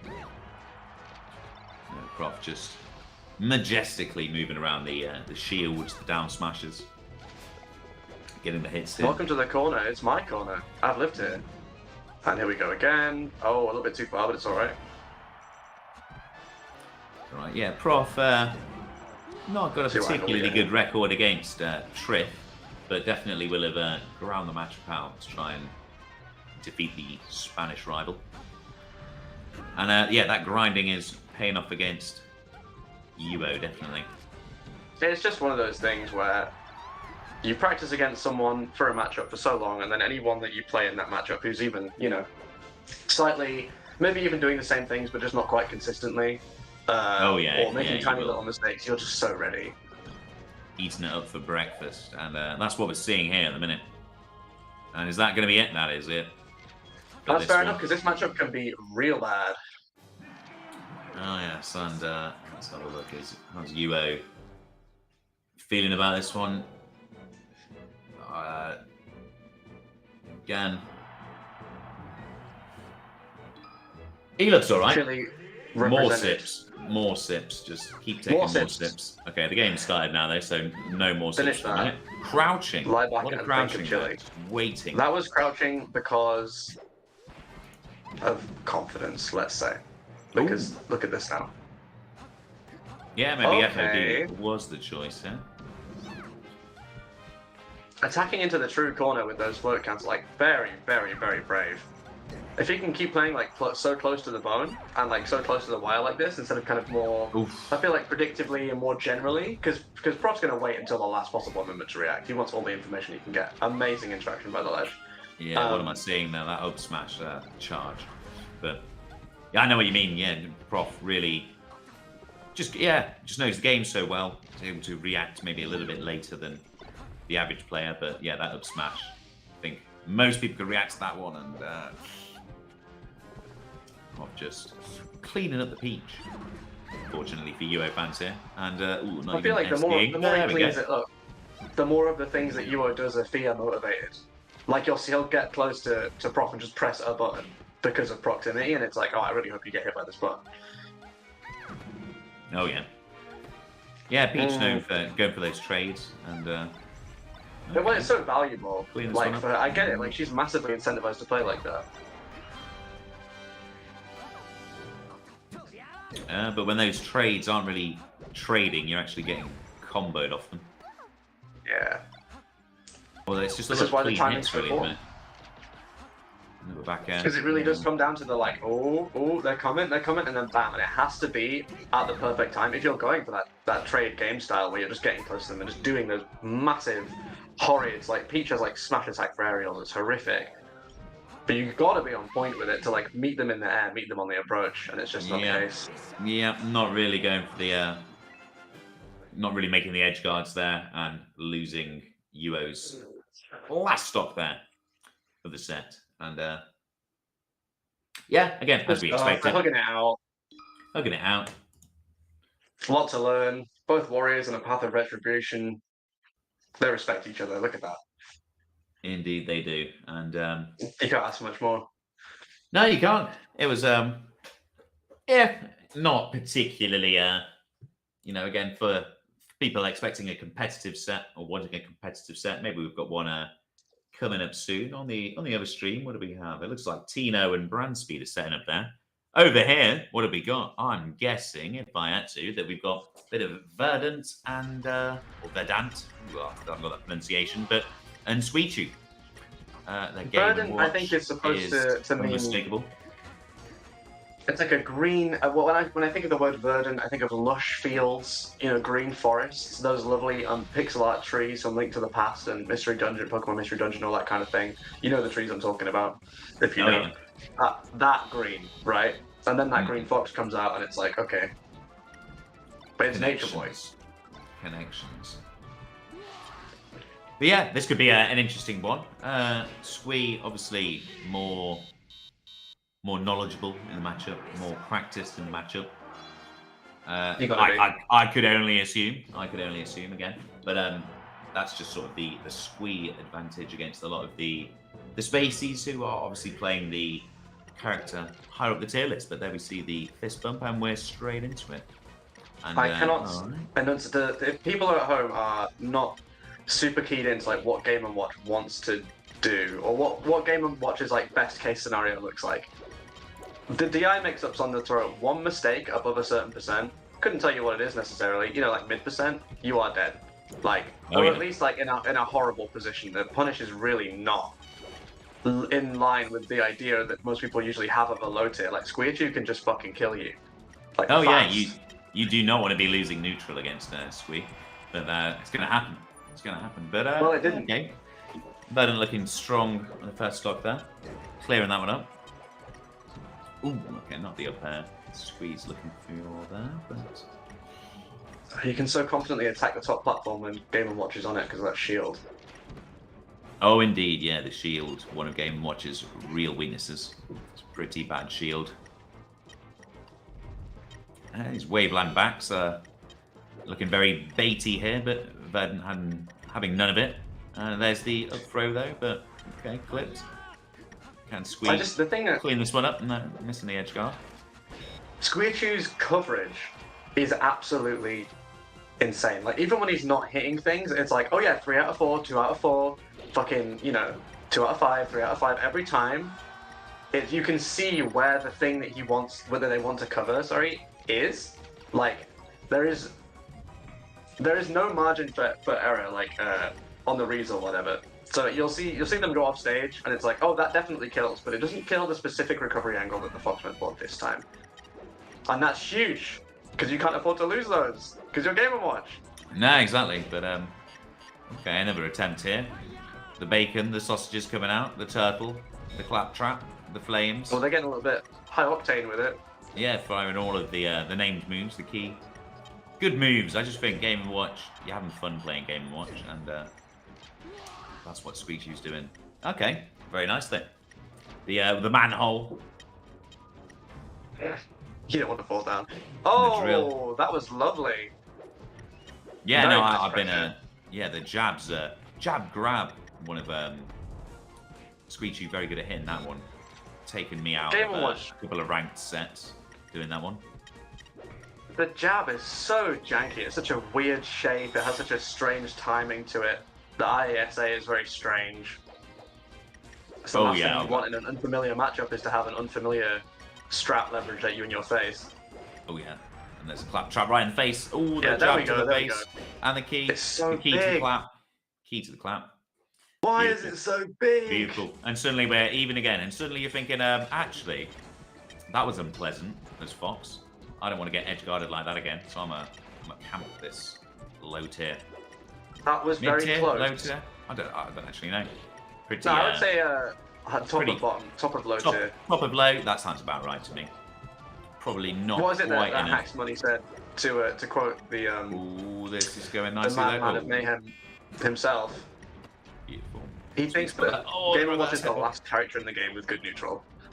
Oh yeah. Okay, can Yeah, tweet yeah. clean this one up though. I think this is going The to come through. bacon. I think this is going to come through Yes, the bacon plan. the chair. Yeah. Look Take at a that. seat. The Take a chair. seat, my friend. The chair. Oh, Take he's a gonna have to seat. sit up. Oh, I love it. I love it. Beautiful. All right. Well done, Squee there. Fantastic. From game one against. Yeah, Verdant had the lead throughout most of that, but pulling it back again. That edge guard. Oof. And There's starting no strong on this room in the one. world for a Firefox position like that. There just is No, not. no. You can't get around the briefcase. Ooh, briefcase. Is that what it is? Briefcase Is it not manhole. a credit card? The credit card. Oh yeah, I like the credit card as well. That's the one. I was trying to remember it. I I use think it- of it, yeah, more of a like a clap trap, like a crocodile's mouth shutting almost. This is so for years and years I was playing Melee just kind of not super looking at Game & Watch's aerials. It took me a long time to figure out that the back has a turtle. A long Oh, yeah. time. And there it is. Oh, Oh, I my thought god, it there was it is. an apple pie, sort of spewing hot apple out of it at one point, but no, a turtle probably more realistic there. But all right, I think I the thought something very percentage is similar. racked up, but the Nice power food is shield. not being finished currently, and 86% is enough for Fox to clean that one up. 164, and Fox is still going, but Ooh. the Sheesh. the double hammer, the gongs. The very I don't tip know what of one's that called, hammer but is a sincerely useful tool.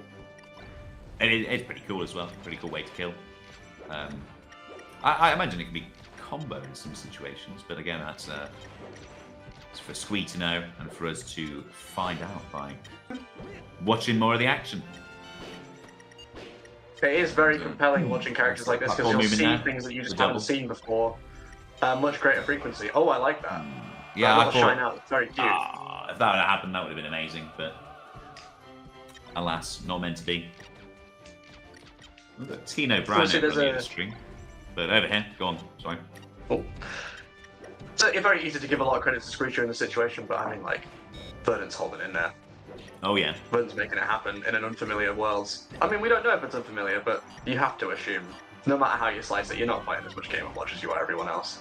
Well, yeah, it's just not as much in the end. That's why I always think Squee must have played this matchup more than anyone else in probably Europe, I imagine. I don't expect so, yeah. Oh, What was that that is- movement? The reading the towards. weird, like, you know, I don't know how you keep that down. Is that crouch cancel or Oh look my at that. gosh, Split the up. whole Suddenly, sequence, straight don't ahead. see I like that. Verdant just getting a little bit like, okay, let's Oh, the finish this dash now. grab, and that... I'm not sure what's Yeah. changing, but oof, still light enough to be taken out by the up air there. Pretty low percent, but again, Squee. There's no way that they can do this. Once you're in the Like, coming corner, back from this angle. you don't get out. You're just not getting out. They've You're got it. You've just just not got it. getting out. You're just not. And it's 2-0. 2-0 to Screechu. Verdant, he is picking some recovery angles that are not Game & Watch friendly, and Uh-oh. We see What a bit is of a that? change up here. What is that? See, I knew Verdant as a Puff main, actually. A lot of Puffs that end up preferring Fox. Don't like the playstyle of Puff, as it turns out, maybe. But, yep, Dreamland. No, they're on point Puff. with it, though. This should be a good little counter pick here. I like the up B to cover the sort of, if you're going to hang out above me, then I'm going to hit you for it. And you are going to go far enough away from me that we are going to reset. And that's safe. I'm happy with that percent. And that's a good decision, I think. Yeah, we're going to see a lot Especially of in a back match airs. like this. And obviously from Puff, and a lot of, obviously, the briefcase, the forward air from Game & Watch. Because they're both just massive moves, aren't they? But the flames sending Puff to her doom. How to get burned. Yeah. Up into the sky, but burning. So also in somewhat of a hell there. But I know, this whole time key to I've the been manhole. grimacing because of the assumed pressure of just playing Game & Watch, and I'm just the whole time in my mind I'm like, yo, this Ooh, only a 6 there. Only a 6, not enough. But yeah, every Squeeze is decision that you very make comfortable is in this so match much more too. important. Oh yeah. Oof, looks like a reverse hitbox on the manhole. It's got all sorts of weird little bumpy hitboxes about, and Squee utilising all of them. But Verdant closing this one up a little bit.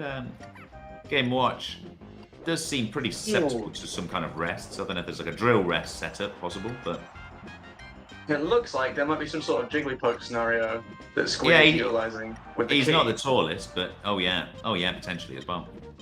Yeah, both of these guys have pretty terrible shields and big aerials, so I've made comparisons, but yeah, they don't really play that much alike. But Squee taking a big lead on this one. Oh, the manhole. The manhole's my favourite Game & Watch move by a mile. Such a absolutely. Cool little pop-up. I mean, if you can't wave dash down tilt, then I can't play Game & Watch. That's all I'm doing. No, exactly, yeah. And it's good wave dash as well. Oh Ooh, my and the, gosh! The scuba diver diving deep for sending Puff all the way up, but not quite all the way up. Not far enough. Anyone know what percent The that kills Dreamland out in effect. Dreamland? Yeah, someone put that in I need data.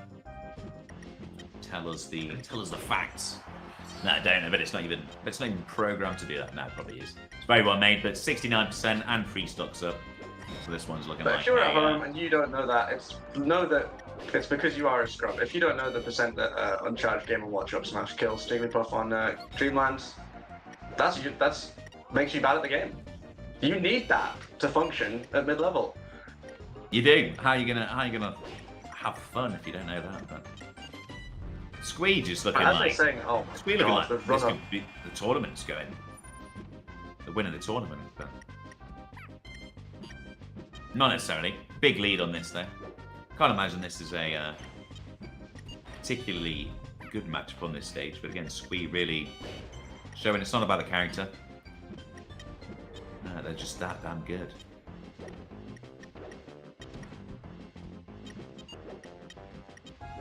Just really keeping Puff away, trying to grabs back airs, just getting forced into the corner. This blue man is a scary blue man. And the flame there, oh, that looks a bit weird. It's a bit strange to me, that one, but... Oh! Alright, you know what? A rest, and suddenly, we're all square again.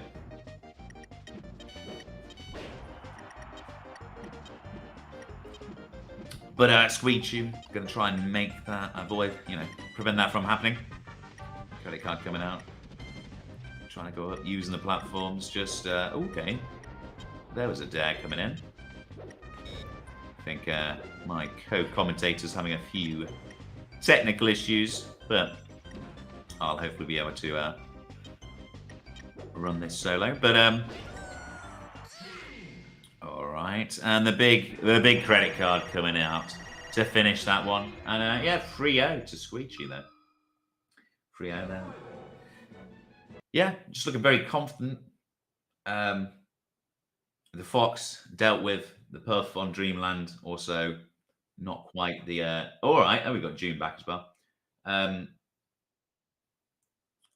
But yeah, just that I expected that one to be a little bit closer there, but yeah, no, it wasn't. But yeah, Dream's back, sorted it out. What was that power cut? A little bit, a little bit. That's Sod's Law. That is. I was going to enter a net play tournament a while ago, but started flooding my house. That was Sod's Law at that point. I am Very sorry unlucky. that your house flooded more. It was terrible. Yeah, I'm sorry. Your That was power went great. out. June. Oh, it's fine. I'll live. And yeah, what have we got going on the other stream? We've got a pretty good match going on there. Looks like is Brian going to take one on Tino? Yeah, all right, very nice. 2-1 up, but Tino got the 2 games in the counter pick. To deal with that one. Yeah, getting a bit later into the evening now, 8 o'clock. A few more bevies down me myself. So I don't know if everyone else is doing this evening, but it is a Saturday night. We have the carnival over in Leicester actually today. Shame about the weather here though. Yeah, sunny day, carnival, beautiful, but rainy day, sort of bit of a dampener on it, unfortunately. You seem like a carnival fellow, Mo. I could imagine you being very jovial in a carnival environment. Sort of the buy me that one, win that game for me. You know, to your significant other. Oh yeah. Oh, this is the Caribbean. This is the Caribbean carnival. This is a little bit different from that sort of thing, definitely. I've never even heard of that concept. Oh yeah. No, it's definitely a good time, but it's not really the sunny vibes that go well with that. But all right, who have we got? Nothing loading in for us at the minute. So again, we're waiting to find out as much as you. We are indeed waiting for that game. Shout out to Fizzy. Well done on Slippy again. You know, people. Yeah, cheers. Thank you so much for all that. It's just cool, isn't it? It's Pay your cool that it works. pay your Fizzy tax. If you've got a lot of disposable income and you're chilling in the Melee community and you're wondering how you can contribute, just subscribe to his Patreon. Oh yeah, that is the one thing that you can do. Or donate to Shine. Yeah, and just forget about it a little bit like I do. It's below that sort of that £5 threshold. It just sort of gets looked at on the bank statement, and I think, oh, that was probably just an impulse purchase at a shop, and it might as well be. You know, what do they say? Like, don't drink your coffee, pay Wikipedia instead. What the hell does that mean? The cost of a cup of coffee, you could be supporting Wikipedia. My name's Jimmy Wales. Sorry, Yeah, Jimmy absolutely. Wales. Love this stuff. Here in but- my garage, I've been supporting Wikipedia. No, yeah, I can imagine Plenty of that. the monetary benefit that hundreds and hundreds of people giving just a few pounds to a cause in good faith changes lives. Oh yeah, It's yeah, like, yeah. Wikipedia, they need loads. That shit's let someone else help them out. Pay your, make sure you're subbed. Get that Prime on Phoenix Smash. Subscribe to London Melee Archive. Do all that kind of stuff. Support in any I way think you it's can. time for Melee and Wikipedia to team up. Frankly, I think it's the partnership that we need. Yeah. Yeah, hopefully All we're those all Mate ads could have been Wikipedia subscribe to ads. Chala as well. Chala's there. Go to Arca Melee for Exy. Exy running that one in the building. Who else we got? Help Silas out. Go and buy some merch. These tournaments, they are not free to run. Go and support Fraser and Goo. And do all the things. All right, we've got Sheik and Amarth lining up here. Lil Chief Ivy, maybe at a guess from the colours. Maybe I can. Have we got the If you're enjoying the tournament. Little Chief R23, actually. Ooh. Oh, okay. My colours here, but yeah, this should be a good one. It There should is be a still good 2 one. days Actually. left to buy merch. So if you suddenly decide that you like all this that's Here we going go. on right now, even more than you did prior, then you can still buy all that. Yeah, Let's get into it. spend a bit of cash. Some of the everyone's loving the merch at the minute. Well done, Nadia Worm. I think that is. I'm not too sure on the Twitter, but I'm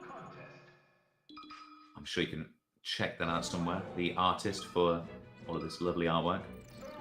It is massively appreciated.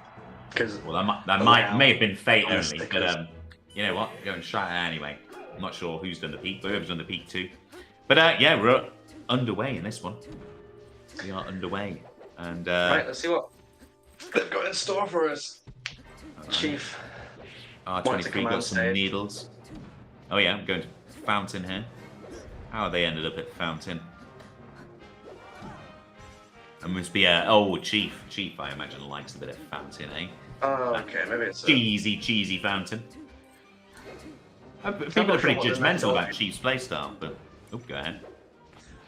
Yeah, I feel like the platform shifting heights creates, half FD sometimes, which Marth likes. Oh yeah. Oh. Ooh, both playing a bit of rhubarb there, but that's all right. Ooh, and both waiting on the Angel platform.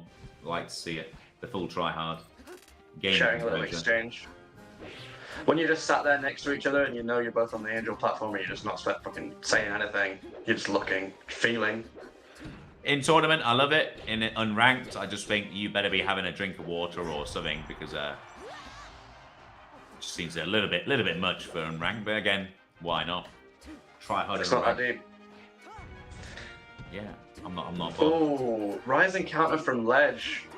Really, really early on in the set, I would assume to just gather some information about how that's going to go. Looks like R23 wants to react to that instead of getting caught out. And that's their prerogative. And old square once again. Yeah, we'll see a bit more of the strange options from Little Chief. Hit me with a very nice side B. Going for very, very confident options, like just position myself in front of you and then I want to grab you. And I'm going to do it. I like that. Looking for the F smash to the F smash. Of course, to the F smash. Just prioritizing all the biggest reward options all the time. So we get a big swing off it. When the platforms are that height, a lot of tippers happening. A lot of good things. It's worth it. Yeah, definitely. What's gonna? And there we go. Another F smash. Yeah. Ooh. Okay. Very nice. Getting caught by the flames there. A little tiny bit clown shoes, but up smash on the top platform is definitely a choice. Ooh, making it back there though. And love those retreating beds. Oh yeah. Keeping him safe. And yeah, R23, can you get any extra credit on this one? Alright, needles missing. Ooh. Okay. The Sheiks love hitting the needles. Oh, you gave me a name for the needles. Is that stream friendly, or can you share that little nickname you've got for the needles? Well, during the conversation that we had about the needles, I can't remember this interaction that you're describing to me. What did I call them? I don't care if it's stream friendly, just hit me with it. You called them the Russell Brands. Russell Brands. Yeah. Or did you compared someone to them? Because they like needles, yeah. Which, stay safe, Russell. Hope you're off that rubbish. No, he's doing great. He's doing life guru stuff and just saying a lot of words. You know what? Saying a lot of words, indeed. R23 speaking a lot of intention out into the ether here. Indeed. Chief always going straight to the phone. Straight to the phone. It's very much, there you are. I can see you on the screen. This is a perfect information game. I'm coming to get you, son. Oh no, I just mean between the games, just gets the phone out, has a little look. I assume it's notes, but sometimes it just seems like a bit of a phone addiction. It's just like, I've been playing Melee for too long. Get that phone back in my hand. But I don't know. What's the gameplay rule? Alex just deliberating something anyway. Just refusing to play, I think. If you're gonna play like that, you can sod off. But another Alex in the background there. Alex Square. They're having some sort of realization.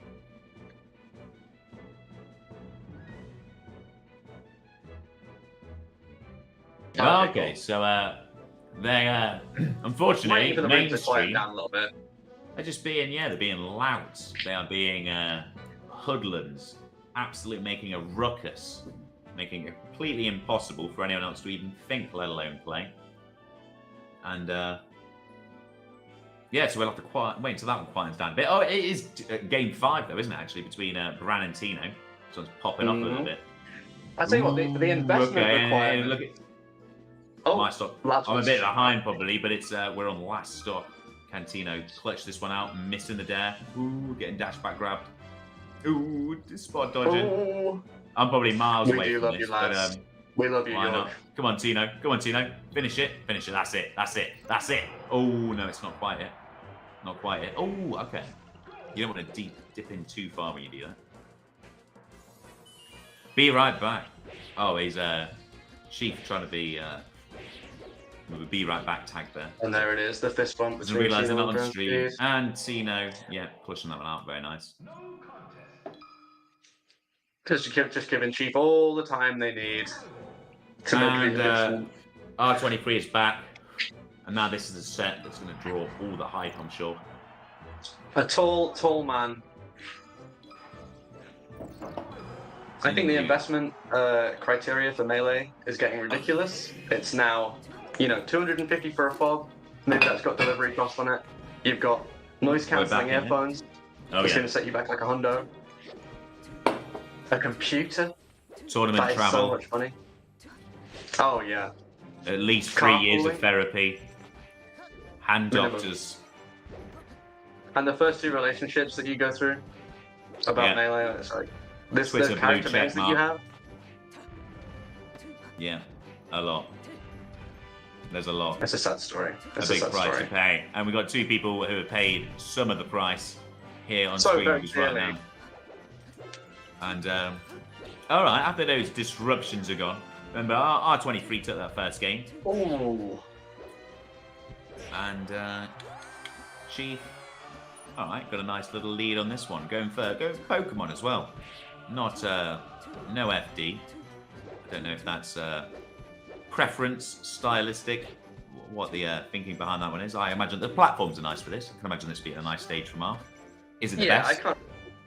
I'm not too It's sure. difficult to play the matchup sometimes when you don't have a platform to play around. If you're not super used to just doing those extended combos on FD like every single time, having that be standardized for you. Yeah, just having This that is a nice nice little program. F smash, I win option. Yeah. You can imagine that your opponent will mess up their tech somehow on a platform. That's very comforting. That was a lovely get up attack. Pushes all the way away there. Oh yes. The And, reverse? ooh, a little edge.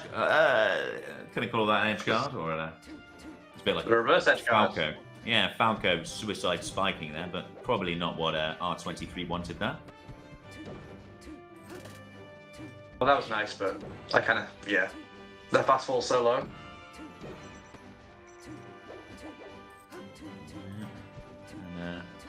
And, Chief just waiting about a little bit there. And waiting for the air dodge. And here we go, we see the platform coming into effect. Chief obviously a big fan of the up tilt. Why wouldn't you be? Why wouldn't you be? We hate to see it, but you probably love to get it as a marker, so. I mean, this is, as the Sheik here as well, this is what you need to happen. You go down, you come back, you do one combo, you do like, 70 to 80%, and then you can sort of play as if you have a bit of momentum again. It needs to be one big punish, and he's proven that he can do it, so let's see here. Ooh, slow go up there, but the roll. All right. Dashing into the grab. Oh, that roll into center. The needles hit. The needles hit. He loves the needles. The Russell round. The Russell.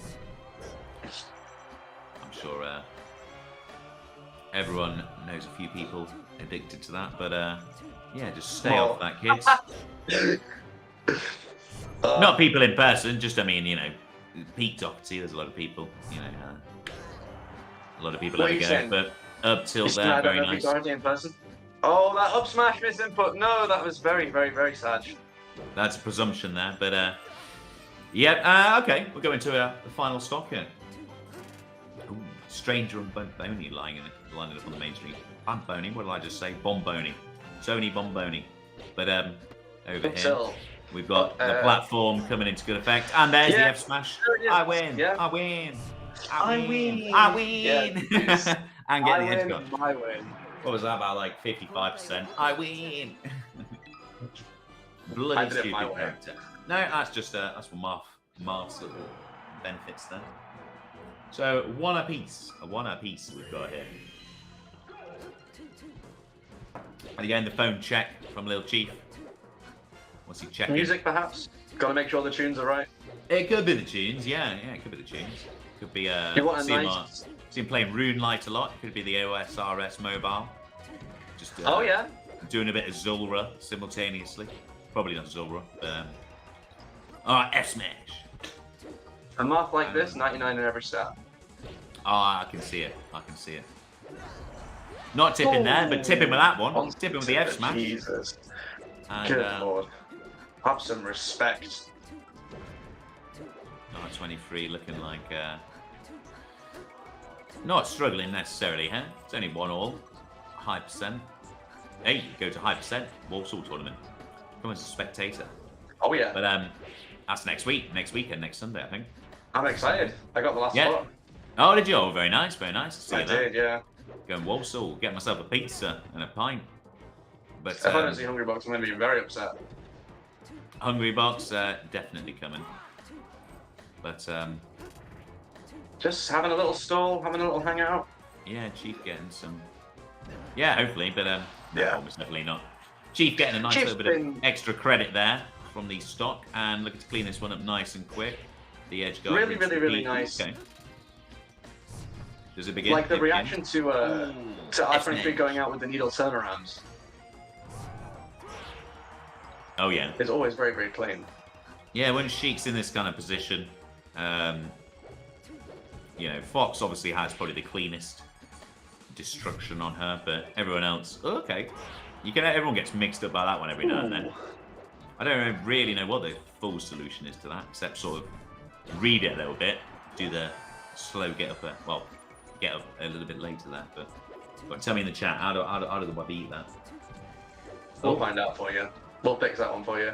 I think here, I like what Little Chief's doing with the health bar effect. So it doesn't look like the options that they're going for. I wouldn't say that it even feels that math, right? See, they are just trying to get an assload of percent and just win neutral over and over again. What? Who's that Little Chief? You're saying that's the strat? Yeah. Just rack it up a little bit. It seems that way encoded. If it's, you know, if I'm talking out my ass, then so be it. But I don't feel like they seem like unconfident or phased. Like it doesn't feel like they're dropping like long portrayed combos, portended combos rather. Oh yeah.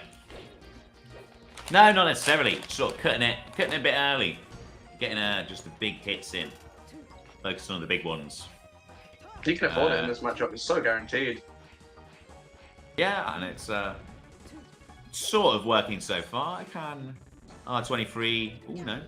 Oh, look at that. I can mash harder than you. I'm a better masher. I know the grabs. Ooh, probably not winning enough. Smash there. Up tilt, I would expect. Up tilt. No. Forcing to break their controller.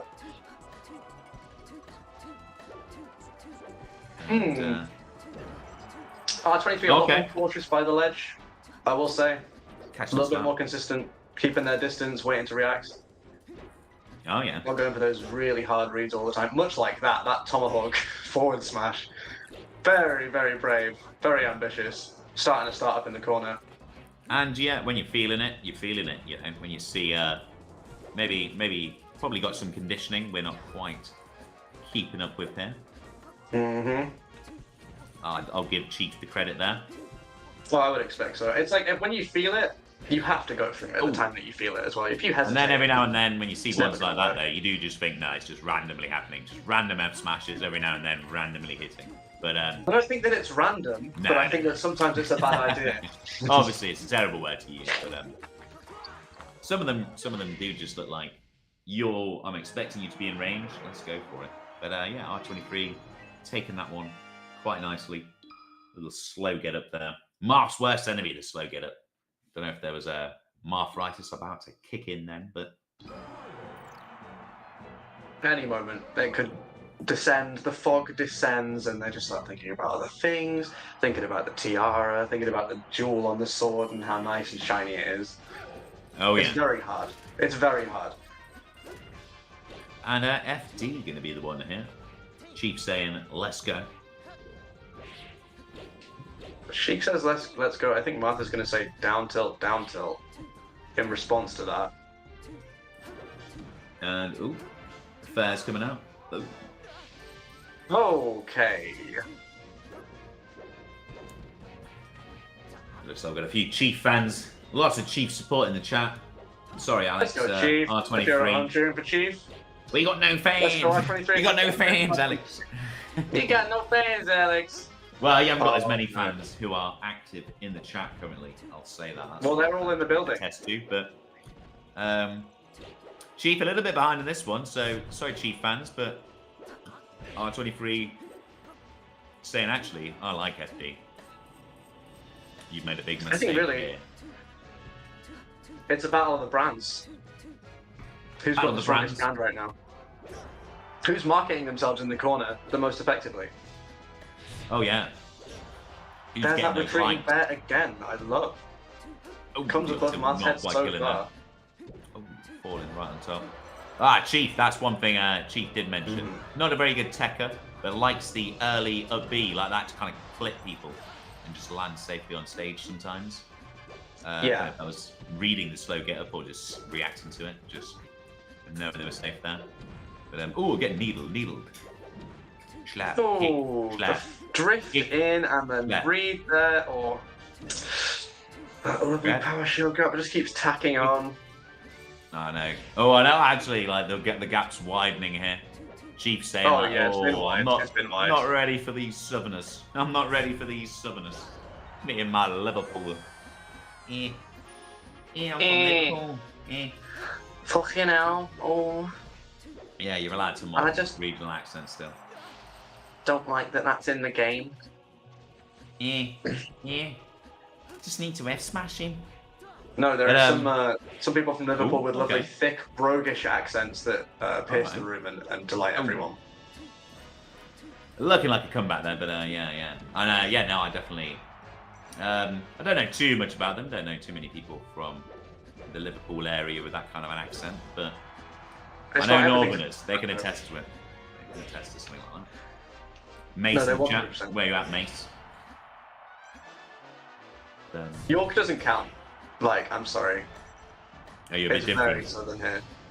Yeah, it's known to be a quite nice place actually, York. People like. I mean, like, York. listen to me as I'm dictating myself. I sound bloody like posh half the time. Oh yeah. It's not. I mean, I was born and raised here. I've never not lived here. That's just what you get. A lovely bit of class. You could work for the BBC one day if you wanted to in the 1980s. I think I'm a 90s bit as well, actually, but- too GNC to work for the BBC. I don't think I'm going to be doing that anytime soon. I'm not sure they'd like me. It's an option though. You've got it there. You know, with voice. Yeah, no, it's on the table. It's on the table. Once It's- my that's BBC privilege, definitely. But all right, R23 looking to finish this one off at the minute. let's make R23 got a bit of that BBC privilege. Lil Chief, not so much. Got a it is the London effect. The yeah, closer less- you are to the center of power, the more on the telly you get, and there we go. Ooh. And that's better accent, better at melee. Oh no, I'm joking. Better BBC accent as well. I won't say Fuck there's off. no such thing as a better accent really. But Yeah, mate. Won the Fuck. games then. Yeah, whatever, mate. head back. Thank goodness for that. I beat that Oh. little Chief. How relaxing that must feel. Yeah. It's got to be gatekeeping at the top end there. R23. Something that I noticed, Sheik has something to do for pretty much every guy off of Down Throw to Math, right? Oh, yeah. But we did see the same ones like again and again, and I'm not sure whether or not that's unwillingness to create a mix-up or just being like, this is the best thing for me to take, like if I'm going to get hit by something. But I definitely think they've got legs in the matchup and have things to work on that are like really obvious that they're trying to do already, and that's going to come through for them. Yeah, I don't know if there's a joke about Chief retiring or something. A bit of a joke there, but yeah, we've got our last set for the evening. And, Fantastic. who have we got coming up? They're not quite here yet. Who have we got on the side stream? Oh, the main stream rather. We're the side stream. We've got Stranger and Bombony. Currently 1-1 at the minute. Stranger a little bit ahead, but having a great time there. All right, looking like Verdant and UO. Verdant. Yeah, there they are. Okay. This one, Okay. Going to be a, not an early finish for us, shall we say? It's going to be a little bit take a little bit of time. This one here. The schedule allows for it. It does Really indeed. allows for it. It does indeed. So I hope you've all had a lovely time, and hopefully you've all had a few drinks, and you're going to make some drunken merch purchases from Stylus and the we lovely do hope merch so. shop. And or the Fate shop, check out the Fate merch as well. Get yourself one of those blue melee t-shirts. I don't know if they're still going. Unfortunately, unlike Fate, we can't be there in person around you, hundreds of us, to encourage you to drink and peer pressure you into getting battered and just buying loads of random shit. But we can definitely put you to do it, and that would affect the lives of the community positively. Oh yeah, Another thing, I like to think of it more as a widespread FOMO effect than peer pressure. It's just like, Yes. ooh, what are they doing? What's going on over there? I want to be part of that. I want to do a bit of that. Okay, let's do it. once you trigger the FOMO AoE, it's definitely a matter of time before you go to bed, you think you're okay, and you wake up and it's like, oh, what? I mean, I missed that. Exactly. Yeah, no. Ooh, you don't want to be missing things as well. Well, at the same time, you shouldn't worry too much about FOMO. But it looks like we're underway over here. I see turnips being let's get into it. pairs being thrown. Naz, Yuo landing a quick 45% here, starting the match I off. was just thinking, very fast for the matchup. Extremely Oh my fast. We're on gosh. Yoshi's as well. These two are like, I hate my life choices, and I want it to, I want to play a fast matchup. Let's speed this up as much as possible. Yeah, people put themselves in these positions where their best character is their best character, and no one really picks Peach to play the Peach duo. No one picks Puff to play Peach Puff, but you have to do it. Yeah, And when exactly. you're in a position where that's my best character, you better be ready. If you're one of those people who has picked these characters for those matchups, then please let us know. You're a rare breed. You're like finding a dodo nowadays. You just don't. Thought they were extinct. Those kind of people, but I've heard it said before. Minute of Melee stop lets looking at you- here. Ooh, Oh, that good one doesn't take a lord! minute. The rest out of shield is tasty, and that Yeah, down smash was very unfortunate. that one didn't take a minute. Not at all. Oh, dude, I'm not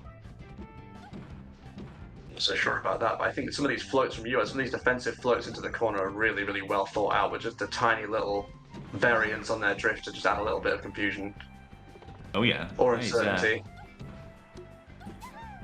He's the kind of I don't know. I've only seen him really play too much against a lot of spaceys, myself included, but don't know too much of his UO sports on this matchup. But not playing it too well at the minute in terms of getting an advantage. But back air losing out to the back air there. I've heard, coming in, dropping in, and doing it. Go on. Sorry. I was just going to say that at a top level, I've got the impression that Puff wins this, but I heard from quite a few people that at a mid-level, Peach does very nicely against Puff, actually. So, She can, yeah. Especially if Puff is making these high approaches all the time and coming in from above. Like, Peach has a bunch of stuff that she can do about it. Like, the kind of angle on, like, float cancel in there is very, very, very nice to just obliterate Puff if she's anywhere near you without something out. So if you make a hard call out, she's getting hit hard. And that's what you'll be looking for, definitely. Some of these harder hits. It's just, Yoshi's good for that as well. Gonna lower the percent necessary for the kills. Like It is, quite a it lot. is. I imagine wouldn't want to know what sort of a fair kills that on Dreamland in comparison. Catching a turnip there. I look pretty cute actually. Never seen that one before. Have I never seen it? I don't think I have. There's that net. And it happens. It's very fun. When both Jigglypuff and Peach have turnips, because Jigglypuff can do. Jigglypuff with a turnip is way more annoying than like most other characters, like grabbing characters like projectiles and use them against each other and stuff. If you've never lived until you've seen a turnip throw a rest. Yeah, well, I imagine, yeah, no, that'd be great to see. I'll have to see a Oh, the little bit more. umbrella! Ruining everything! Come on! Clearly not Like seen the enough in center. this matchup, but this could be. Is this going to be it here? Okay. Tech. You oh no, surely. Yeah. No. Peach dreams evaporated there, and was that Bombony losing there? Winning? Oh, I missed that on the other stream, but hopefully you've got both open. A little tip as well, don't actually mute the streams if you've got one muted. Mute the tab, keep the stream volume up, mute the tab if you're on Chrome, or I'm pretty sure other browsers can do something similar. But that'll keep the view on it as well. Little tip there, if you're wanting to maximally support the scene, which hopefully you are. Why wouldn't you be? But all right, FOD we've got here for game 3. Basically, you want to be supporting the scene so much that you can no longer decipher what it is that you are watching or listening to, but you know that you're doing enough of it that Melee's healthy. Essentially, just become like a media martyr is the ideal. Yeah. Oh, look at that. It's a bit of a free one, isn't it? Yeah, the bear's coming out here. So these guys showing that this isn't mid-level, guys. This is high level. We're a high level. We are matchup willing. going on at the minute, and then Puff's gonna win it. But maybe you could argue Verdant a little bit more of a skillful player than UO. No offense, UO. You think? Oh yeah. You got the skinny on it? I mean, the rank is definitely there. Yeah, I guess so. I don't know about like what rank is in. Yeah. I just don't know. I think UO's. I feel like I could beat UO in tournament if I played really well. Feels like it's a possibility. Maybe a couple of years ago, maybe things have changed, but Verdant, I'd have a bit more of a problem with, and although that only speaks to their ability against Falco, not for this matchup in particular. There's just that skill feeling, yeah, and we're seeing some of that skill here. It's the same thing that I noticed about UO earlier, where they do predictive moves like all the time. Everything they do coming in on you and stuff is in reliance on like it doesn't quite connect with you. You just need to walk a little bit or drift a little bit, and then it'll connect, and it might even connect strong. But like, it doesn't really leave any room for reaction a lot of the time, especially like hovering, like floating above people. I understand that with Peach, a lot of the time you have to do these things and rely on the lasting hitboxes and the reads and what have you, and set up those prediction points. But it just looks, if that is truly what you just have to do all the time, it just looks bloody horrific. Absolutely. It's going to be tough. The edge cancel maneuvers here, getting real nice with it. A little bit of a wave dash back. Oh, doing it again, really feeling himself. Winning neutral over and over at the minute. Doing things that, make UO clash their shield and stuff like that, and then, like that, just reacting. It's been 3 times now, like almost in a row. And again! 4. Oh. Yeah, that's the adaptation that I struggle to believe that someone can make. But miracles happen. Brain aneurysms happen. Yeah, you see that Stitch come out. Maybe that could be the one. See that Stitch come out, re-grabs it after a nice throw. 2 more times. Yeah, it's a big difference maker in this, but Verdant not giving UO the time to pull those turnips at the minute, and UO not choosing to pull them, and stock evaporating there again. His life's flashing before his eyes. Flashing before his eyes. Oh, he's throwing the turnips. Oh, up now. That was bold as hell. A bold B-O-L-D, as he is B-A-L-D. It is creating an aerodynamic sheen that is, I think, maybe the reason why he's done as well as he has.